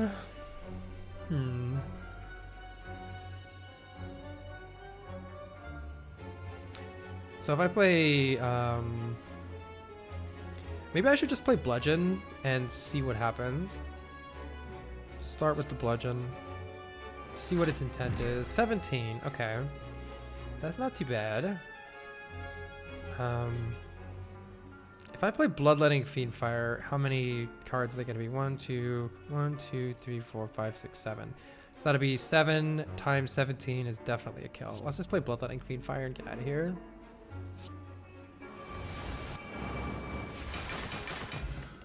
Gain 3 health, and there's our Shrug It Off. Okay, so theoretically there should be some sort of an infinite with Sundial here. I don't know how to do it, but if we exhaust all of our cards down to what, we keep Power Through, Burning Pact, and Shrug It Off, and there's some sort of a infinite-ish thing with Evolve down, maybe, possibly. Especially with the Bloodletting, right? But even without the Bloodletting, I don't know. Sundial's weird because it says every 3 times you shuffle your draw pile, gain 2 energy. But there's something weird that happens when... does anyone know exactly how this works? When there's like not very many cards left in your draw pile, or maybe it's when there's no cards, or when you try to draw more than there are in your draw pile. I don't know. It like triggers the Sundial multiple times weirdly. And I don't quite understand how or why. It feels like a bug or something. But there's some way to get a lot of energy off of this really quickly if you have basically no cards left. Maybe it's when your deck's it's when you draw through your entire deck. Like let's say your entire deck only has 1 card in it, so you play a card that says draw 3 cards. It like shuffles your deck multiple times or something like that. If you try to draw 2 cards when your draw pile is empty, it procs twice. Okay. Yeah, I don't have Pommel though, but it can theoretically work with Burning Pact and Shrug It Off instead. All right, we might try it out on a... We might need to try it out. I don't think we want these cards. Let's look for something better. Though there's an argument to be made for keeping both of those defends. It was not necessary here. This is gonna be weird with 2 spikers, by the way. I don't like the looks of this. I don't like the looks of this at all. Do I need the evolve in this fight? These guys don't add any statuses, so only if I'm redrawing my own statuses. Because I was thinking about Burning Pacting it right now. I don't know if I need the evolve here, hopefully not. Currently taking 2. Might be a good idea to take that too in case I need a big Fiendfire this turn. I'm gonna take the 2. You can wait them out with Stone Calendar, that's a good point. It won't kill them yet, but if I play another Flame Barrier, it will. Definitely need this Feel No Pain in play. Though, quick math time, it's definitely not enough damage without upgrades or something. So let's go ahead and try to get... let's try to get Apotheosis before playing Feel No Pain if we can. It's looking a little bit iffy. think I have to just play the Feel No Pain for 3. That should hopefully be fine. And a big bonk here might actually give us a kill next turn.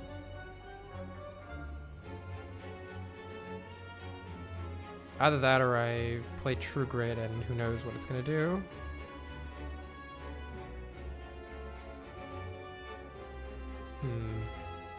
Some weird things could happen depending on what I draw. I'm just questioning whether or not I play the Offering or the Bloodletting. Well, the Bloodletting is saving more than 5, so I may as well play it. Alright, that ended up nicely for us.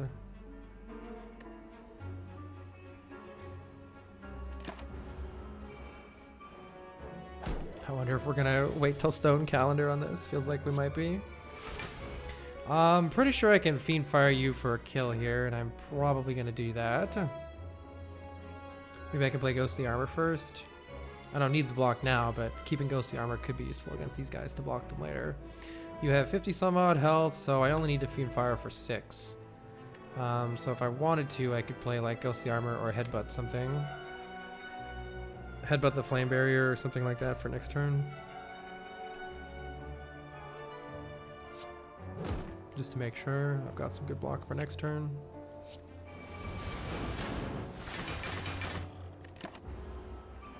Alright, we'll win when Stone Calendar goes off here.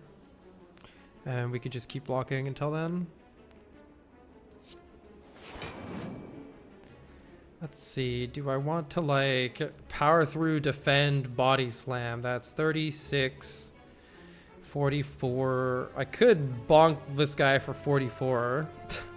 Or this one for 44 and they'll die. But this one is the one that actually needs to get hit. Let's see. Let's just do that and that. Now it'll die to Stone Calendar. Alright, 2 more turns in Stone Calendar.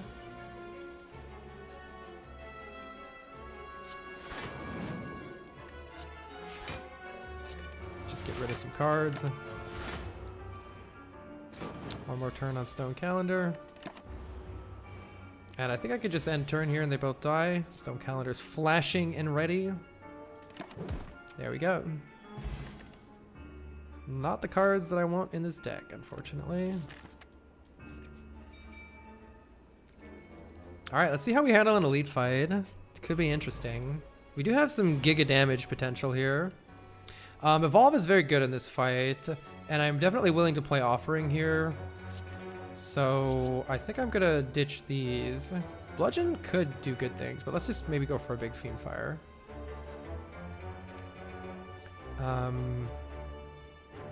Question is, do I play the Offering right now, or do I wait and try to draw? I might need it more next turn for the extra energy to actually block with. So let's wait till next turn. Kind of an awkward turn 1, but we're looking for Apotheosis here. There it is. And then we're also looking for... We definitely want to play Evolve Plus. The burns. Foot Strike is pretty garbage in this deck. Let's get rid of it. And I could just play Power Through here and pass the turn. Which would hamper our draw a little bit next turn. Next turn is when we want to do a big Fiend Fire, hopefully with Bash. Bash Fiend Fire to try to do giga damage next turn is the idea. And that'll get rid of these wounds anyway. But it would hamper our draw a little bit right now. Alternatively, if I just defend, we're taking a little bit of damage.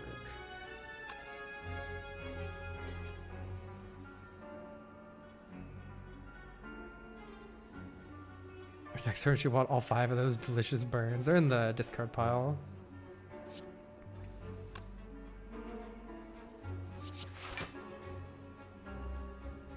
I can't count. So I'm probably playing Bloodletting here to get a card out of my hand. Do I want to play No, I don't want to play Offering now. Slightly awkward. Yeah, I was hoping they would do this 46 damage this turn, so that I can just have a big turn now. But I was also hoping to get Feel No Pain, which is apparently the... Oh, we still have 9 cards left. Okay. I still need the Feel No Pain, though, which is a little bit annoying. Yeah, I really wanted to block with that Feel No Pain. I think I can play Flame Barrier or just defend and Burning Pact one of these wounds. Okay, that was the Feel No Pain. That's good. Kind of awkward here. I can block pretty easily with playing Offering Fiendfire. But it would have been nicer if I could play the Bash first. I feel like I probably should, which means offering Bash Fiendfire, because that's a large amount of damage. Tiny decks are a prerequisite for making instant work in general. If you can pull it off at all, you're probably fine though. Well, I'm not really blocking other than by playing Offering, so let's start there. I guess I could play the defend and draw an additional card, but do I really care? Maybe a weakness. Is there any chance I'm blocking this just fine with? This is 16. This takes me to 20 block. I can reduce this to 30 something. I'm still gonna need more, I think. Let's see what happens here. Okay, so shrugging off defend is 19 additional block. That's most of the way there. Or I just play Bash Fiendfire with the other Offering. How am I winning after the Bash Fiendfire? I guess draw Bludgeon on a good turn. It might end up being awkward if I do this though. I don't know enough about this deck. I'm gonna do it. The damage though. Alright, surely we can finish this thing off. We would like to be able to block here. Good, we've got some block. And we're set now. Alright, cool. That worked out great. Yay. Alright, we have lots of money at our disposal now. And I don't know if do I want a Pommel Strike to go, or does that make it easier to do this potential infinite Pommel Strike Shrug? Does that work? Pommel Strike, Pommel Shrug, Pommel Shrug? If so, I'm gonna take this. Let's try it. I shouldn't have taken the Body Slam, but that's okay. Right now. Take it and make it green. It's green with Apotheosis. Oh, these guys again. What a bunch of nerds. They're not attacking turn 1. I do think I keep the Feel No Pain, but everything else get out of here. Kind of a weird hand. I'm not too sure the Evolve is doing anything for us in this fight, but I'll play it anyway just to get it out of my hand. And I'll keep these to potentially discard for more value next turn with a Fiendfire, now that we have Feel No Pain. Lots of damage coming in. Alright, we're definitely playing Apotheosis, so let's start there. Fiendfire is healing us for 1, 2, 3, 4, 5, 6. Is healing us for 24. So I should play the Power Through and then Fiendfire for sure. That's a full block. Power Through Fiendfire is a nice full block here. And it'll kill one of them. Alternatively, I could play Flame Barrier, Fiendfire. 1, 2, 3, 4, 5 is not killing them. So let's play Power Through Fiendfire. And let's kill the one that has the most health, I guess, assuming that we're dealing 70 here. Fiendfire is dealing exactly 70, so. Am I still full blocking? 24? Yeah, I'm still full blocking. Okay. Seems good. The Pommel Infinite is Pommel plus something to return the Pommel plus to the hand if you have something left in the draw. Okay, so Burning Pact or Shrug It Off would work if I understand you properly. I don't have a kill here, so it looks like I'm taking some damage.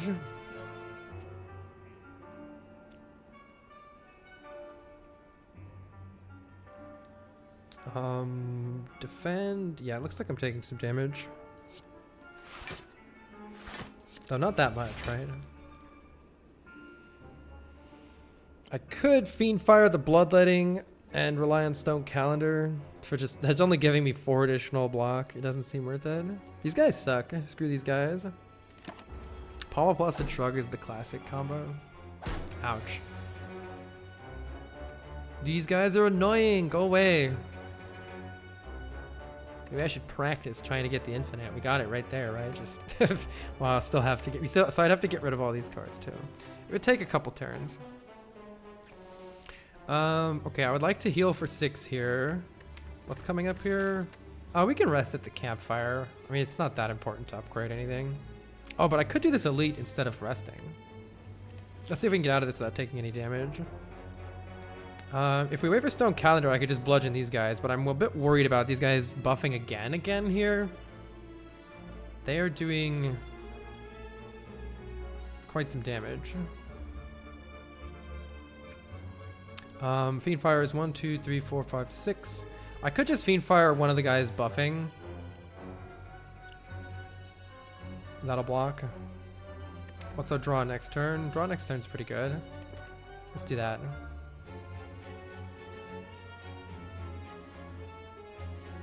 We really need a Dark Embrace, huh? In fact, I can Clothesline also, right? I only need 1, 2, 3, 4, 5. No, I need 6 cards to kill this guy.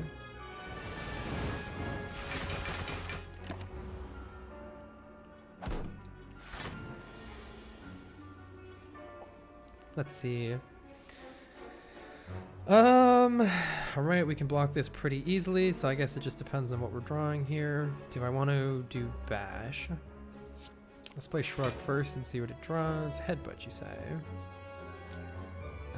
31 damage is enough blocks, so we can do this and this, and just play Power Through here.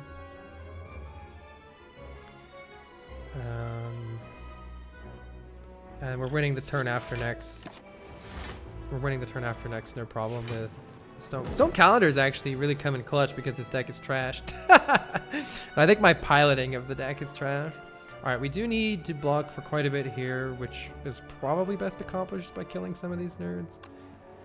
Or, oh, we're almost, hey look, there's only 2 cards in the draw pile. This is almost at the infinite, isn't it? Maybe I can practice and try it here. Or would I have to use, if I True Grit a wound. I guess that gets, oh, maybe I shouldn't have done that. Yeah, I think I didn't do something right. Wait, if I Pommel Strike right now, it just draws both. Yeah, I didn't do something right. That's okay. All right, that's okay. We'll just block here. Should be able to block this, no problem. See if I draw the Power Through. I can just play block cards.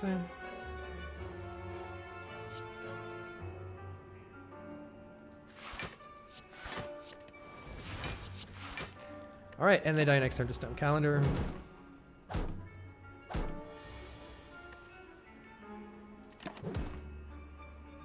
Nice. Don't need a Flex Potion. Battle Trance is helpful, I think. You can't draw additional cards this turn is a little bit of a downside, but it helps us at the start to fill up our hand. Is that really necessary? On early turns until we filled up our hand, it might be useful. After that, it's kind of whatever. Taking extra cards might be worse for this deck, though. I'm going to try an Elite, I think. We do need to recall, though, actually. Actually, I probably should recall here. And just go for 2 elites. Oh, no, I should go for this shop, right? Yeah, we're definitely going to this shop. Yeah, I want to go to this shop. Oh, I could go to this shop, and then they're not finding another elite. It's kind of awkward.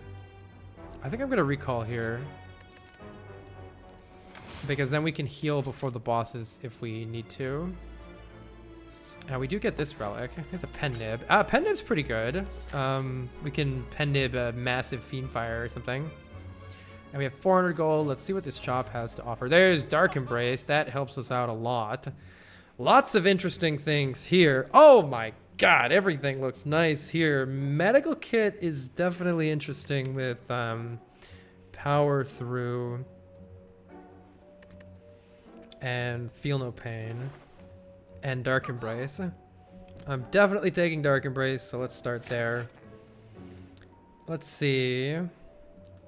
Bronze Scales is probably helping us against the heart, but if we go infinite, maybe it doesn't matter, and it looks like that might be what we're trying to do here. Can Clockwork Souvenir negate the can't draw a battle trance? Yeah, it works the first time, and then it removes your artifact. Let's see, I can afford Medical Kit and Remove. I wonder if that's better than Bronze Scales. Donu and Deca. We can play the Dazed with the Medical Kit. That sounds like it could come in handy. Draw cards instantly and gain block. I like that. And I don't know if does a second shrug help this deck? I'm not sure if a second shrug helps the deck or not. I mean, it's not a bad block card as it is. I think removing a strike is very useful here. Let's get rid of one. And we could still afford the on sale shrug. Maybe less is more here. We do have 29 cards. Am I realistically going infinite with 29 cards? I don't know. I don't know. This is out of my wheelhouse at this point.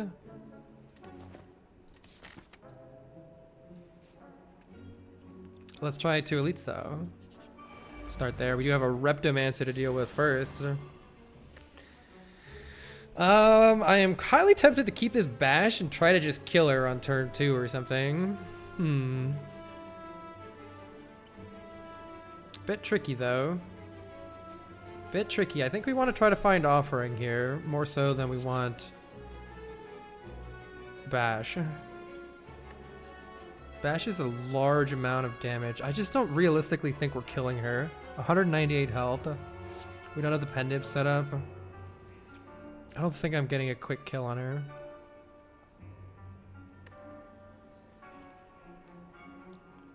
Probably better to find the card draw, which we have not found.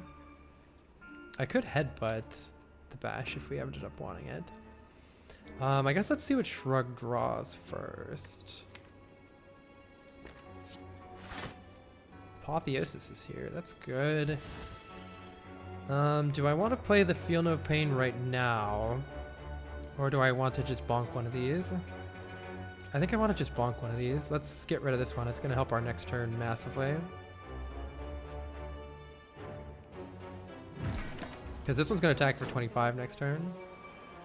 The Giga damage. Alright, but we also have Dark Embrace and Feel No Pain here. We would like to get our hands on a Fiendfire, I think, for this turn. So what's the best way to get our hands on a Fiendfire? Definitely need to play Dark Embrace and Feel No Pain. And Offering draws us... I could play something first before the Offering. Or I could headbutt something if we want any of these cards. True Grit is a bit better than normal, but I think it's better to just try to draw the Fiendfire. To that end, playing one Defend could be valuable here. It's kind of whatever. It gives us an extra card draw to play this. Because when I play the Offering, it's going to exhaust. So let's play Defend Offering and draw 6 cards. We did draw Fiendfire, good. So there's a couple ways that we could do this. I could play Body Slam, Power Through. Oh no, I could just play, yeah, I could play Body Slam, Power Through, Fiendfire for 1 billion. Or I could reverse the order and play Power Through, one of the wounds goes to the discard, Body Slam this one, and then just Fiendfire her. How much am I blocking for with this? It's not that much. I'm blocking for 36 additional, I believe. Also drawing 1 billion cards. So that's where I'm going to draw into Bloodletting and another Fiendfire. This is where getting the bash applied on her would be huge, because we can almost just kill her right now with a double Fiendfire using the extra energy from Bloodletting. But I can't make that happen anymore, I don't think.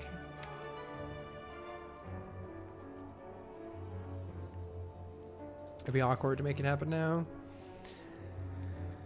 Let's see. It looks like getting rid of this one would still be valuable.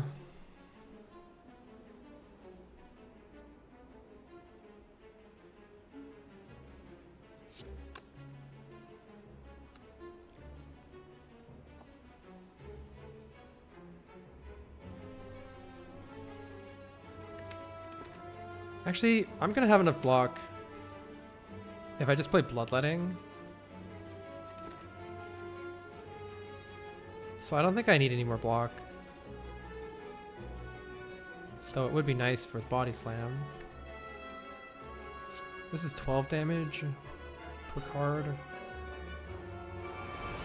I'm just gonna blow her up. Because we always have Bloodletting and another Fiendfire here, which feels... Oh, Sundial gave us extra energy. So it looks like we're out of here. Nice. Alright, that worked great. Didn't even have to play it. Now we have a Mummified Hand to give us a random card in our hand costs 0 every time we play a power. Dual Wield could be fantastic with Dual Wield Feel No Pain. We also have a Strength Scaling here. Do we need extra copies of Feel No Pain? Or Dark Embrace? Could be really good, but it's a dead draw until that combo lines up. However, it's a massive amount of block for the late game. And those powers do make other things free now that we have Mummified Hand. Let's take the Dual Wield. I think it could be cool. Remove a card from our deck is fantastic. Get these strikes out of here. Increases the probability of drawing card draw and Apotheosis and actually good stuff. One more elite. Ooh, this guy is going to be weird. This guy is going to be weird. I'd like to try to not play Offering. Might be a mistake. But with the power through my hand, I'm feeling at least reasonably safe right now. Let's draw more cards, look for Apotheosis. We didn't get it, however, I can play True Grit. Or I can play, whatever that card is, and Burning Pact one of these. Alright. Yeah, that's right, I can play these at any point. Let's see, we take 3 if I play Flame Barrier. That's probably still better.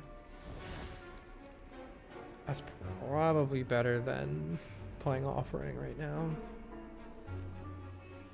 Unless I need the Offering next turn. The nice thing about playing the Offering right now is it solves the damage for this turn and it lets me get the Dark Embrace and play immediately. I can also play the Dark Embrace and see what it makes free. Let's play the Dark Embrace and we'll go ahead and use the Offering here. Okay, now we're set for this turn. Clothesline is 3 turns of weak. That's very nice.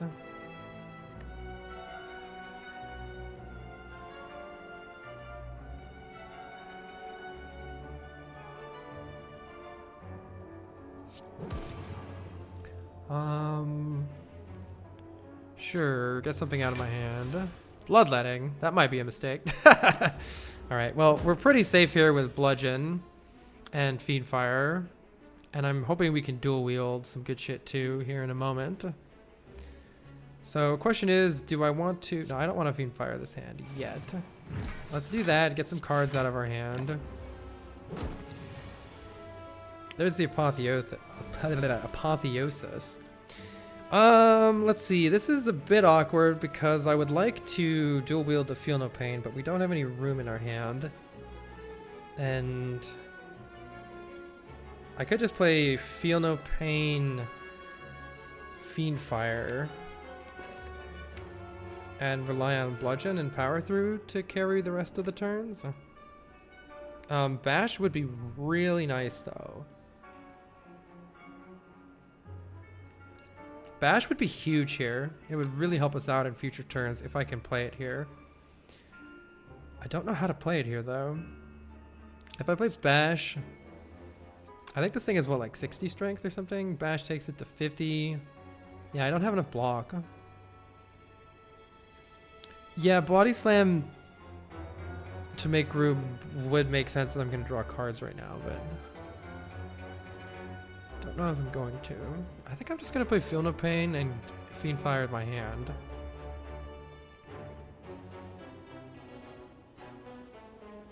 Because I don't know what else to do this turn that's actually good. If I play Flame Barrier, Defend, Body Slam, Is that enough this turn? I don't think it is. Flame barrier, defend is 24 block, deal 24 there. I don't know how the math works exactly with weakened, but it's not gonna take 24 off of this to do that.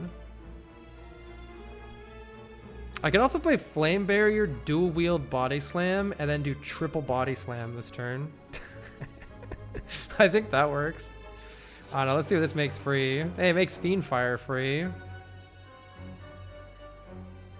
That means I can still play the bash. That's huge, actually. Nice. Get cooked, nerd.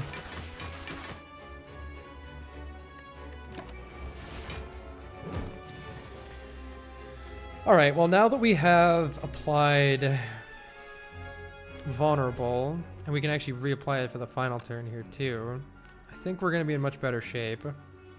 I could just play Bludgeon and headbutt the Bludgeon.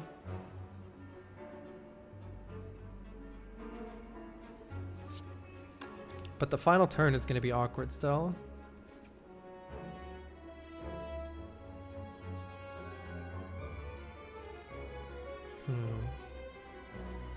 Well, I'll use Offering on the final turn if I can't figure out anything else to do. We do have Pen Nib.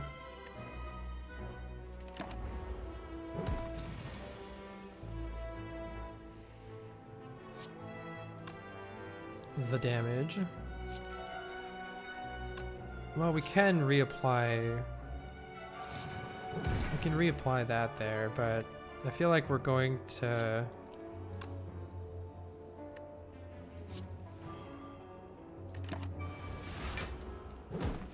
All right, I don't know what we're doing on this turn. Slightly problematic, but you know, don't worry about it. I'm sure it'll be fine. I'm sure it'll be fine.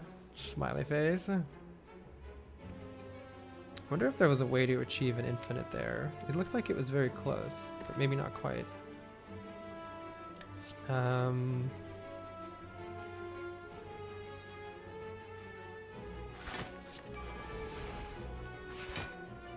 Let's see. I'm trying to see if I can get the 2 energy off of Sundial.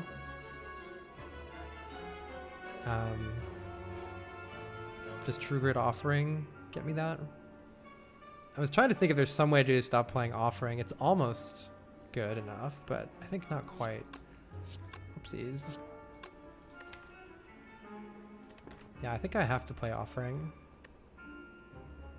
Let's see. If I play Power Through, I'm taking too much damage. Stone Calendar is not quite ready yet.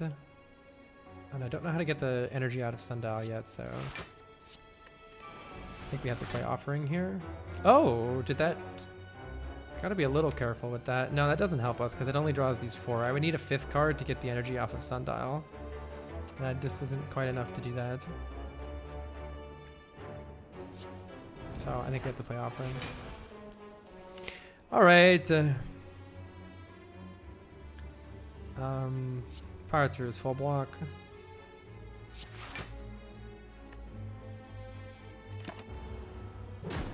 Oh, I should have played another attack to increment the Pen Nib. I don't want Essence of Steel, and I don't want unupgraded common cards of Doom. Go away. Let's play another Elite. Let's see. Choose. What do we want to do here? Do I want to keep Fiendfire for insurance, or do I want to just get to our good cards as fast as possible? I think we search for the Feel No Pain. Yeah, there we go. And maybe we wait, or do I just play Offering? The thing about playing Offering is I might, if I draw Apotheosis, it's good, and if I draw Dual Wield, it's good. Could headbutt the Burning Pact.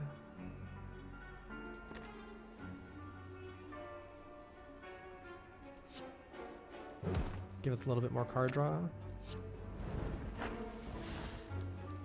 Evolve is good here.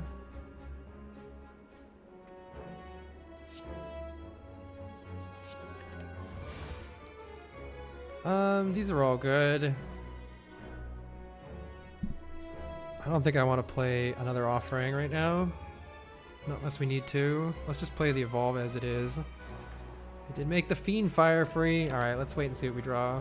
It all just depends on what we draw here. We have the Bloodletting if we need to use it. Oh, there we go.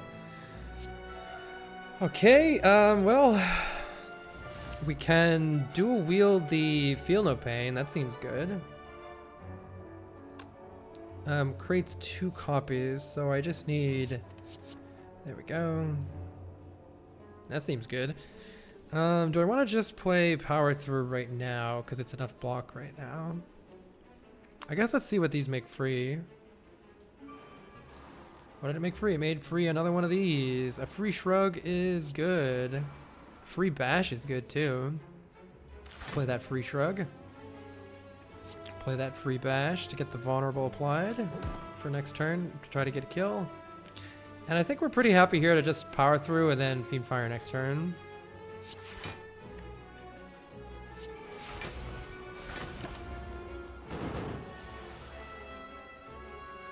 So I could play Fiend Fire is 21 damage times 9. Was very close to a kill, if not a kill. Yeah. Well, we have some extra max health, but otherwise I'm gonna keep the potion. Dark Embrace, nah, not needed. Do we need another Pommel Strike? I don't think so. I think we're good. I think the deck is good. Another True Grit could be interesting to exhaust faster, but it also has an extra card, so is it really exhausting faster? I think we're okay here. I think we're okay. I think the late game fights here are going to be a little bit strange, especially for me, because I've never tried an infinite deck before. But we have good stuff going on up until the deck whittles its way down too, by playing Dark Embrace and then maybe dual wielding the Feel No Pain. That gives us a lot of block potential to survive until that point. We can rest for a card reward, or we can upgrade something. The upgrade I think would be best spent on card draw, because the upgrade would help us draw towards the Apotheosis and the Feel No Pain and the dual wield faster. So I could upgrade Pommel Strike for 1 additional card, or Battle Trance for 1 additional card. But the extra health could really come in handy, and maybe we'll get a really nice card reward too. So I know the Smith is not that important here with the Apotheosis. An extra Bloodletting could be really good in some late game fights, but I'm worried about dead draws, so I don't know if we need a second one.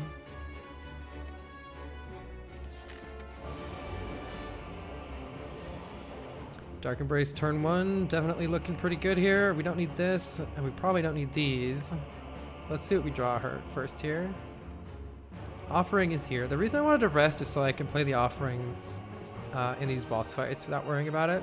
We already have a lot of card draw in the form of these offerings. So I think I should play Dark Embrace and then Offering. But I don't know about the Feel No Pain yet. It'd be nice to dual wield it or upgrade it first. Let's play Dark Embrace and then Offering to draw a whole bunch of cards. Unfortunately, we're still looking. But I could just play Flame Barrier, Ghost Armor, Defend, and we're pretty much done for now. So maybe I'll do that. That's a full block. Let's wait. Looking for dual wield and Apotheosis here. We do find the dual wield. Maybe we should just play the dual wield now. It's probably enough. Can I Burning Pact first though? I just want to make sure I actually have enough block here if I do that. I think I'd better dual wield the Feel No Pain first and see what it makes free first. Made another one free, that's good. Made the Burning Pact free, that's pretty nice. Okay, let's get rid of this Twin Strike. Evolve is pretty good here. We need some more block this turn. We got plenty of it in the form of Power Through, because I can play these wounds for Apotheosis. Yay! I can play these wounds for draw and block. So I may as well just save this one and play it next turn, right? I play the Evolve Plus. Alright, I think we're in really good shape here. We have tons of block. I do need to get 9 block every time I exhaust a card. Let's play the Evolve and see what it makes free.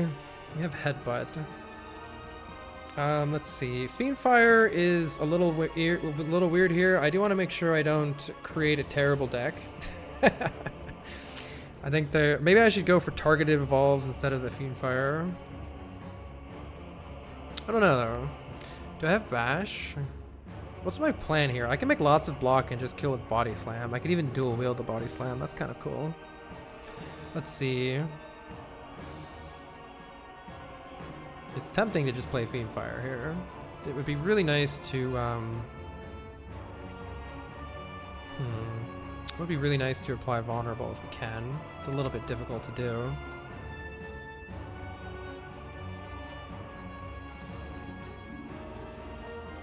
All that matters is you have Pummel and Shrug, less than 10 cards. Alright, let's try it. I still need a way to exhaust cards though, so because of that, I should not get rid of this True Grit. Let's try the Infinite, sure, let's try the Infinite. Let's get rid of a Defend. Mainly I'm just dunking. Oh, I don't want to get rid of the Shrug though, right? Dang it. Alright, fine, let's just play the Shrug. I could play Bloodletting Fiendfire. Or just wait. Because I want to get rid of this Battle Trance too anyway, right? Let's just wait. If I draw an exhaust card, I'll use it. It's a Dazed. Okay, cool. So if I just Fiendfire you, I'm pretty sure we're looking good here. All my exhaust cards are still left. Alright, let's try this. I gotta learn how to do this someday, right? We gotta just go. We gotta send it. So I could just play these days, just get rid of those. Oh, I mean, I don't need the I don't need the Infinite. I gained so much block. I could just dual wield Body Slam and win right now. Let's just do that. Look, it was a nice idea, all right? It was a nice idea, but let's just do this. Oh, I need to actually get rid of cards. Wait, I didn't actually get rid of cards. How do I actually get rid of cards? Let's see. I played Defend, and then I played Dual Wield the Body Slam. Yeah, I mean, 176 each. Yep. Bonk, bonk, bonk. Who needs an Infinite? Who needs an Infinite? So much for practice, right? I don't think I need Evolve in this fight, do I? There's not too many status. There's no statuses being generated here, so let's get rid of the Evolve. And this thing gets stronger if we play it, so. I guess the Shrug. I have 5 energy. Let's keep the Shrug. Ensure we get our first turn block. Okay, let's not play the Field of Pain yet. Let's see what we draw. Okay, I think we're pretty content here to play Dark Embrace and Flame Barrier.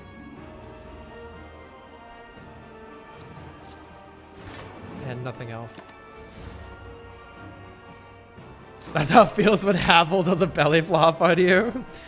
The bonk build suits Carl so well. Alright, Apotheosis has arrived.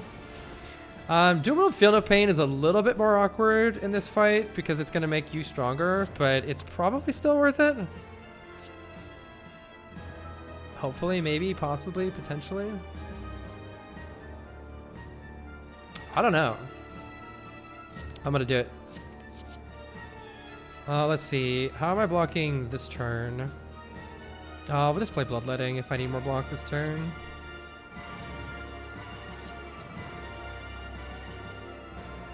Let's play Bloodletting.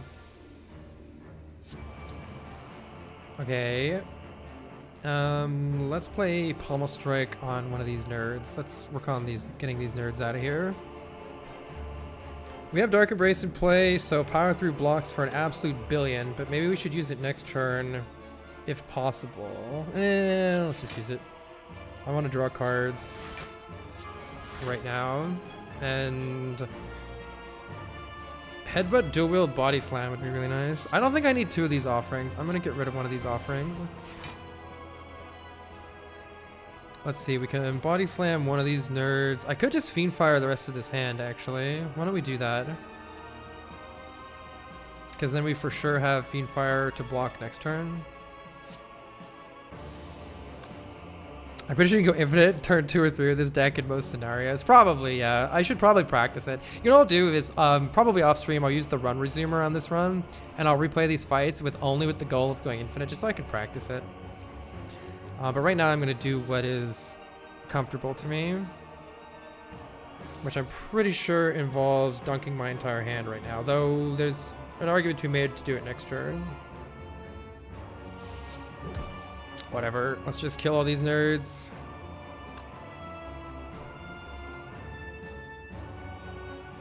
I want to get rid of these cards. The more cards they get rid of, the better, right? Let's get rid of them. So that gives me just one sundial proc. Yeah, you could really keep going super well on this deck, huh? I don't need clothesline. I mean, I could battle trance, bloodletting, whatever, keep going, but main thing is I want to fiend fire this turn when I have all of the cards removed that I want removed. I was also thinking about maybe there's a way to, I mean, this is working extremely well. I'm really glad we got the medical kit. It really helps out, and I'm really glad we got the dual wield. We gained so much block just by playing power through and then playing the wounds. It's almost like you don't need to do anything else. How do you show your love to a nerd? You give them a dork embrace. Oh my god. Hi, Supol. Morgul, thank you so much for the 5 months of support. I really appreciate it. He exhausted an offering. I don't need it. I'm saving health, alright? See if I take damage for the rest of this fight. Watch. But what do I want to do?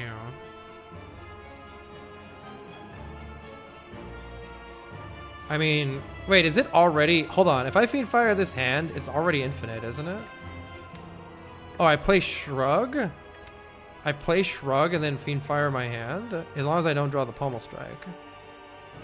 Wait, is that how this works? I should try it. Alright, I'm scared, but I want to try it. If I just play Shrug and fiend fire this hand. I don't care about dual wield. Right, because I have pommel strike here and I have Shrug there. I mean, I could probably just win with a billion damage body slam, but let's do this for learning. All right, let's do this for learning. Okay, and now I have no cards in my draw pile. So when I play pommel strike, it should give me energy back.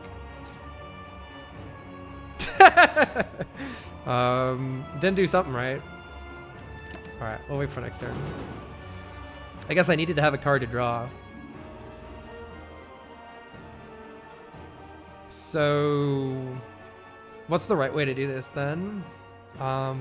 Play anything and then draw it, I guess? Like, I could just play Shrug. So playing Shrug won't actually draw a card, nor will it increment the sundial. But playing Pommel Strike now will increment the sundial and redraw the Shrug. Okay, and then the Shrug redraws the Pommel Strike. Oh! Okay. And so this doesn't ever lose energy. I have 7 energy. This is so much slower than what I would have done. This is so much slower than what I would have done. Alright. And yeah, it never loses energy.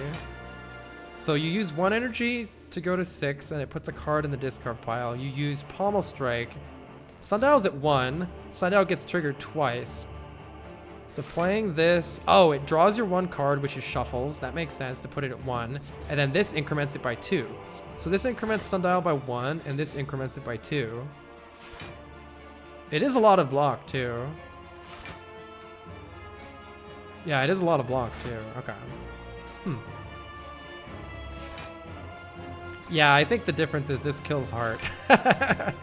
I do think simply recycling... I'm actually shocked at... I guess the real thing is if I get 12 Feel No Pain, like, not that much matters after that. But having 12 Feel No Pain and a Dark Embrace in play, if I play power through and then exhaust the 2 wounds, that's like 40 block and card draw. And I could just like headbutt it and do it again. So power through is actually like kind of nuts too.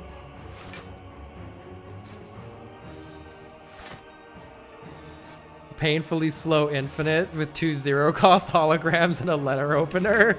Oh no, you have to play 3 holograms to deal 5 damage. Oh no. Alright chat, should I burning pact the shrug it off just for the thrills? Just for the thrills.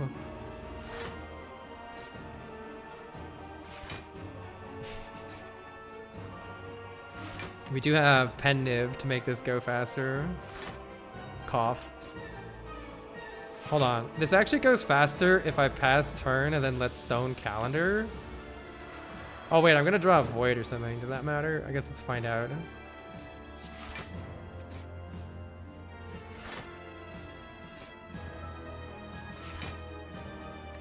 Look, I'm letting stone calendar get in there, alright?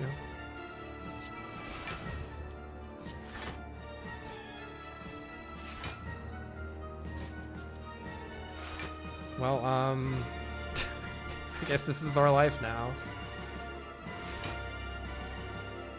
I wonder how fast I can do it. When's the first time you can select it? Not yet. It's right when the animation of it starting to move towards your hand goes, you can grab it. It's kind of funny it's kind of fun trying to grab it sooner. This is what you do when you play infinites, I guess. Mash 4, yeah. How far to the left in my hand can I grab it?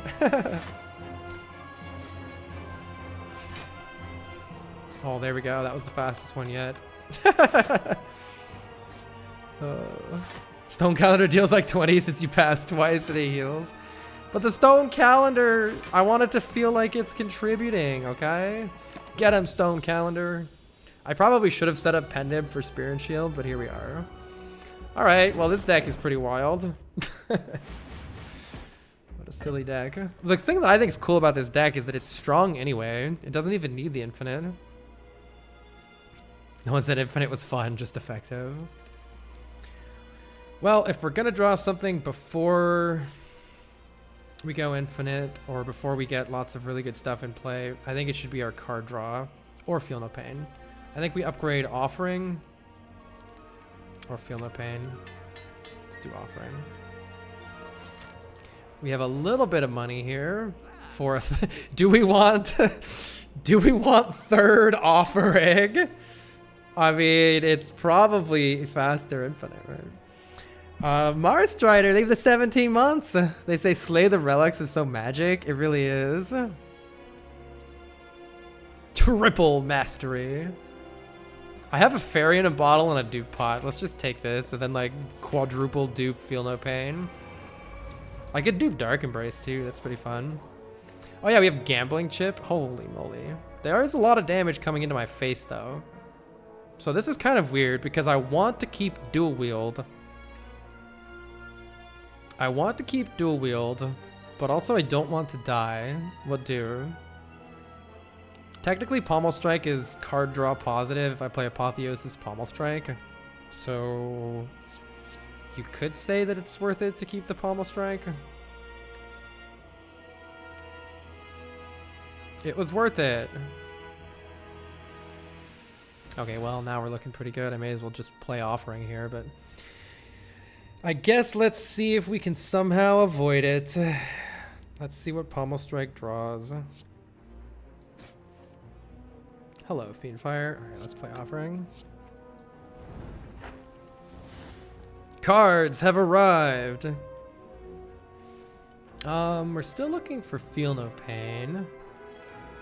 Power through Fiendfire is a heckin' lot of damage. Power through Body Slam Fiendfire. Let's see. Or I could play Flame Barrier.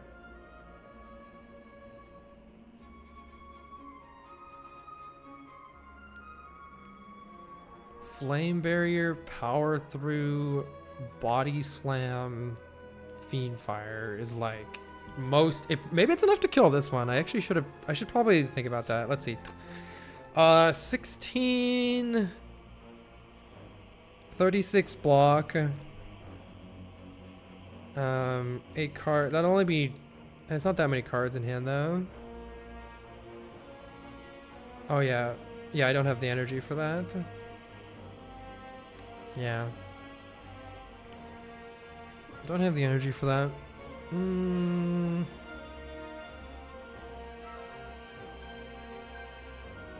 So maybe I'm just playing Flame Barrier. What am I doing? Can headbutt Pommel Strike? I don't know. No, I don't think so. What am I doing here? What if I just block? Flame Barrier, Power Through, Defend. That's blocking fine. Yeah. It'd be nice to save the Power Through for next turn. But hopefully we'll draw Feel No Pain or something by then. Get these out of my hand so I can draw more burns next turn. Okay, and then I may as well bonk you for 46. Though there's an argument to be made for saving it and having it deal more damage later. I can always headbutt it. Alright. We are going to draw 2 burns here.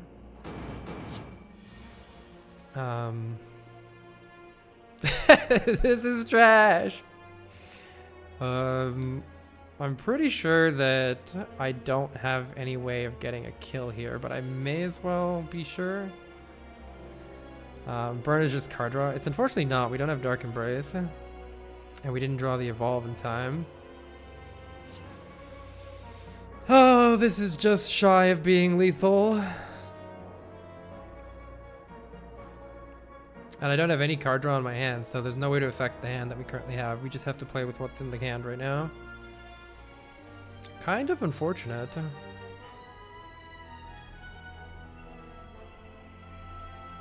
Kind of unfortunate. Headbutt doesn't do anything for us. Well, it deals a slightly more amount of damage. There's nothing to duplicate. What do you suggest that I duplicate? You can't do Pop Fiend Fire without card draw, and we don't have card draw. So do Pop Fiend Fire doesn't get the kill. Headbutt Fiend Fire is lethal. It's very close. Let me... Fiend Fire is... Wait, is Fiend Fire lethal? It's so close to being lethal. No, it's 108 damage. Oh my god. But with the headbutt, it's exactly lethal? Wait, Headbutt Fiend Fire is exactly lethal. Holy shit. Well, that'll do it, I guess. All right. Oh my god. And that's why you do the math. Well, that was lucky. That sure was lucky. Let's try to not play any more things that we don't need to. Let's try to not take any more damage if possible. We have still, wow, we bottom decked. We bottom decked the Dark Embrace and the Feel No Pain. Let's see if we can shrug into Battle Trance or one of those cards. Okay. This is fine because we can exhaust the wounds now to draw. Yeah, this is good enough block. Don't need the offering. Okay, we should probably win next turn.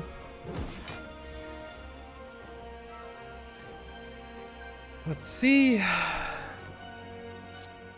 Feel No Pain. Maybe I should actually count or do math or anything in any way. Wait, well, let's at least look what's in here. It has 99 block. Let's do it next turn. I'm just ready to send it.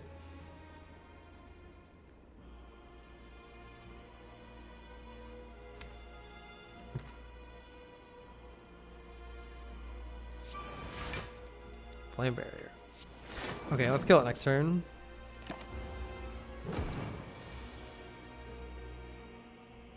Who needs an infinite when...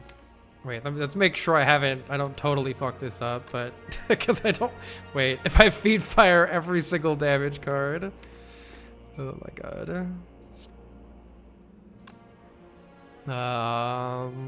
11 times 9 is not quite a kill, but then the block generated is a kill with Body Slam.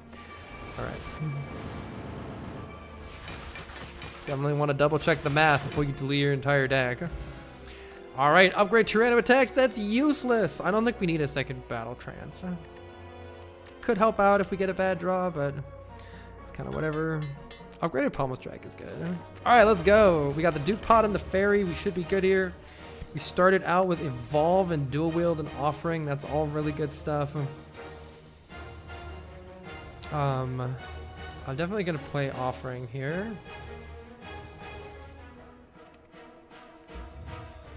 Shrug is even better. Let's play the Offering and see what we get. Oh yeah, prediction. Will we beat the Act 3 boss? We did. Will we beat the heart? Better get it in fast. I don't know if even I can throw this one. Alright, let's see what we draw from the Offering. Looking for Apotheosis. There it is. Well, that's certainly handy.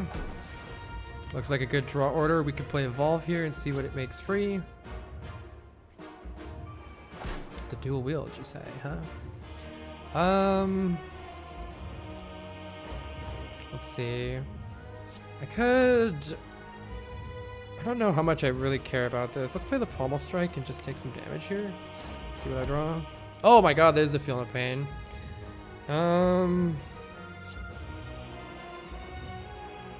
Okay, I don't think we need this Bludgeon. I am going to Dual Wield the shit out of this Feel No Pain. Yes, please. Yes, please. Yes, please. All right, that looks like a oh, I didn't duplicate it. Damn it, I forgot to duplicate it. This looks like a good start. I could Burning Pack the Headbutt. What are the odds that I actually want the Headbutt? Let's just get rid of it. Okay. Thank you for your service, Bludgeon. Yeah. All right, we blocked the Vulnerable. We get a lot of stinky statuses added, but we have Medkit and Dream, so we also gain 12 block for every one of those I play. Hey, that's interesting. It did the 2 damage to me before generating the block. I wouldn't have assumed that it did that. It's interesting. I wouldn't have thought that the order happened like that. We're still looking for Dark Embrace here. But we do generate Giga Block, and this takes its damage down to, what, 30?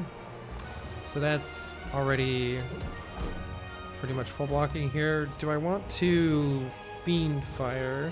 How are we doing damage? Oh yeah, let's just do the Infinite, right?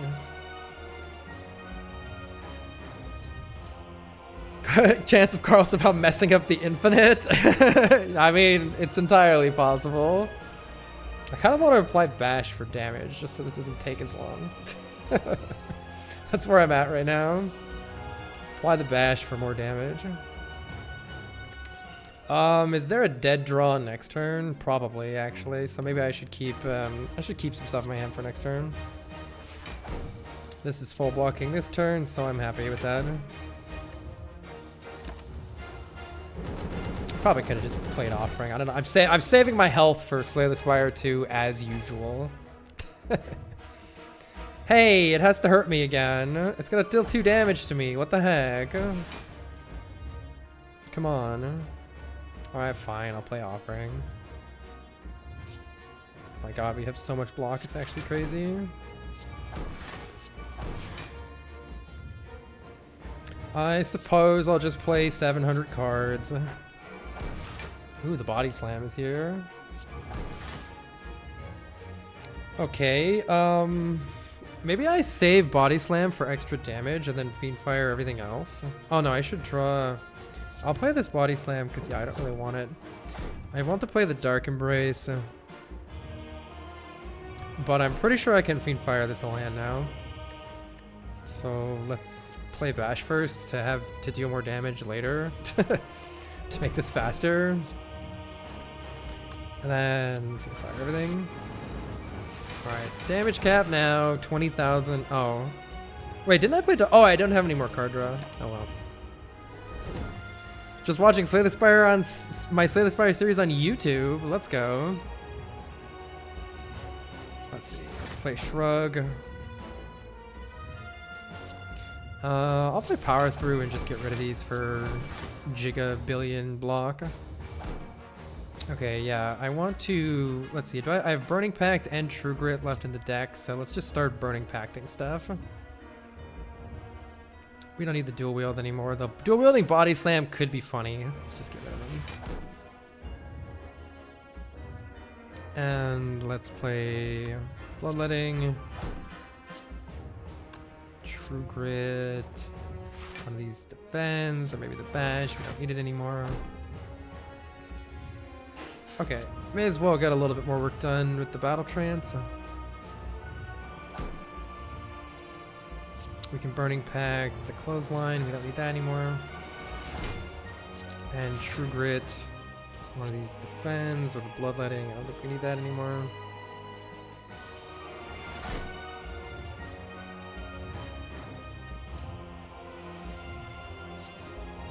May as well just cap damage if I can right now.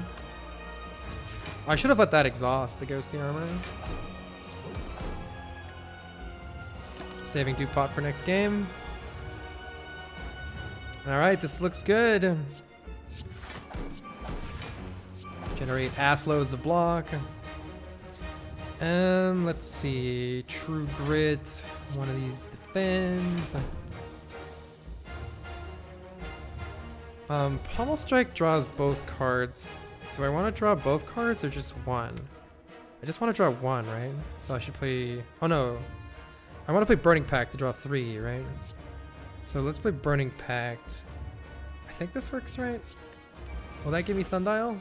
Yes, it does. Alright, and now we can just play Shrug and Pommel Strike. And I have the Body Slam to make it much faster. Alright, cool. My first infinite. That's fun. I should have just pen nibbed the Body Slam, but whatever. Alright, and I can just play the Body Slam to finish off the damage for this turn. I don't know if there's any possible brick draws, but just to make 100% sure, let's just get rid of that. Get rid of this. Since both of those would stop at infinite. Oh, it's kind of like infinite even in by itself, huh? It's fine. Oh yeah, with Runic Pyramid, huh?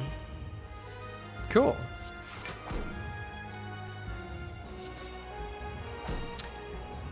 Alright. I could just play Power Through and kill it with Body Slam in 2 seconds here.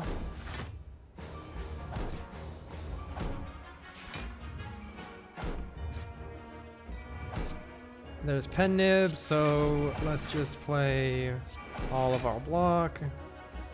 More block. Wait, is that infinite by itself? Oh, it doesn't generate energy. Wow, that's like almost infinite. That's crazy. Body Slam for 236. Let Calendar finish him off. Another Body Slam. All right. Oh, Calendar is cute though. I like Calendar. All right, I saved my Dupont and my Fairy for next game. Be free, my fairy friend. Be free, my duplication potion friend. All right, 5 wins. Let's go. Let's see what we mastered that time. So Ironclad, there's like, I guess it's like fire that's consuming everything, and Ironclad is like running away from it. Oh, that's what this fire is, huh? GG. G freaking G. All right, let's see what cards we have won with on the Ironclad. Oh, I'm excited. We get to play Silent next. I love Silent. I didn't win the Armaments run? Heck. All right, well, at some point we're going to have to shove a Clash in our deck. I'm not looking forward to that. It's going to have to happen at some point, though. And Wild Strike. Actually, I am actually super excited to do a Fire Breathing deck. Ah, cat! It's a vicious cat monster. You guys see the paw? It's a paw right there. Oh, there she is. Hi, sweetie.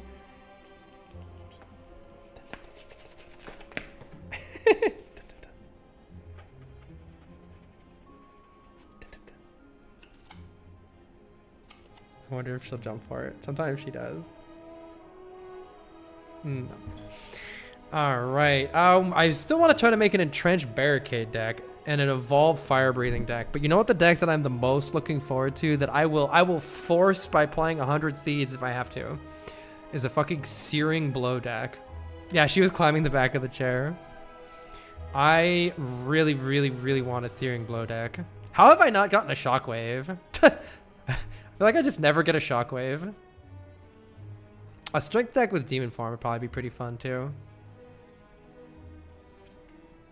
All right, but we're making very good progress on the ironclad cards. Searing Blow is the card that won your 5-card deck achievement. Oh, that's so fun. Asuki says, corruption is so good because you spend all your energy on attacks and your skills are free. But Clash is so bad because you spend all your energy on skills and then attack for free. I think the real problem that I have with Clash is that you get it early game and you're like, damn, 0 for 14. That's so bad. Oh, hello, cutie. Do it. Do it. I'm scared. I'm scared, chat. She's going to jump on the chair. Kitten claws are sharp. But Clash feels so bad when you draw it in your opening hand with a Sender's Bane, and then you just can't play it no matter, like you literally can't play it unless you have Blue Candle, right? The problem with Clash is Daze, Wound, Burn. Yeah, so maybe with Medical Kit it helps a little bit, but you would need Medical Kit and Blue Candle in order to always be able to play it, right? Which is kind of trash. All right, so anyway, last time we won Silent with a really fun draw discard deck, but I haven't yet won with a poison deck, and I haven't yet won with a Shiv deck. Still got lots of silent cards left to win with.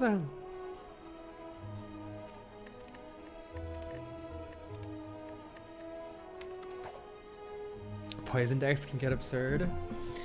Let's see. Oh, I have chores. Man, I really want to do a silent run, but I don't think I have time to finish it. I have a bunch of chores that I need to do. I'll be back tomorrow with a silent run. Thank you so much for coming out, everybody. I don't want to get 2 hours into a run or an hour and a half into a run and then have to leave. So I think I have to call it there. Thank you so very much for coming by. Thank you, Marstander, for the 17 months. Thank you, Morgold. Thank you, Nimble Fishes, for the 30. Thank you, Happy Chipmunk. Thank you, Jimmy Changa. Thank you, Noctis. Thanks, Asuki. I love the Spire community so much. They're awesome. Rufin says, the other problem with Clash is that in the late game, you generally want to draw more cards, which makes Clash less playable. Yeah, so if you have like a lot of cards in your hand, it gets more and more unlikely that you can even play it, which is annoying.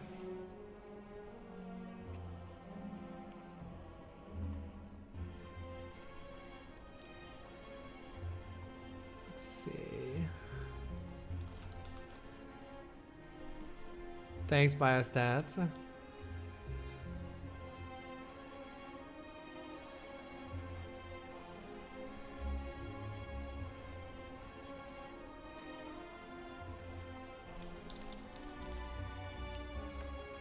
Back to watching Carl on YouTube.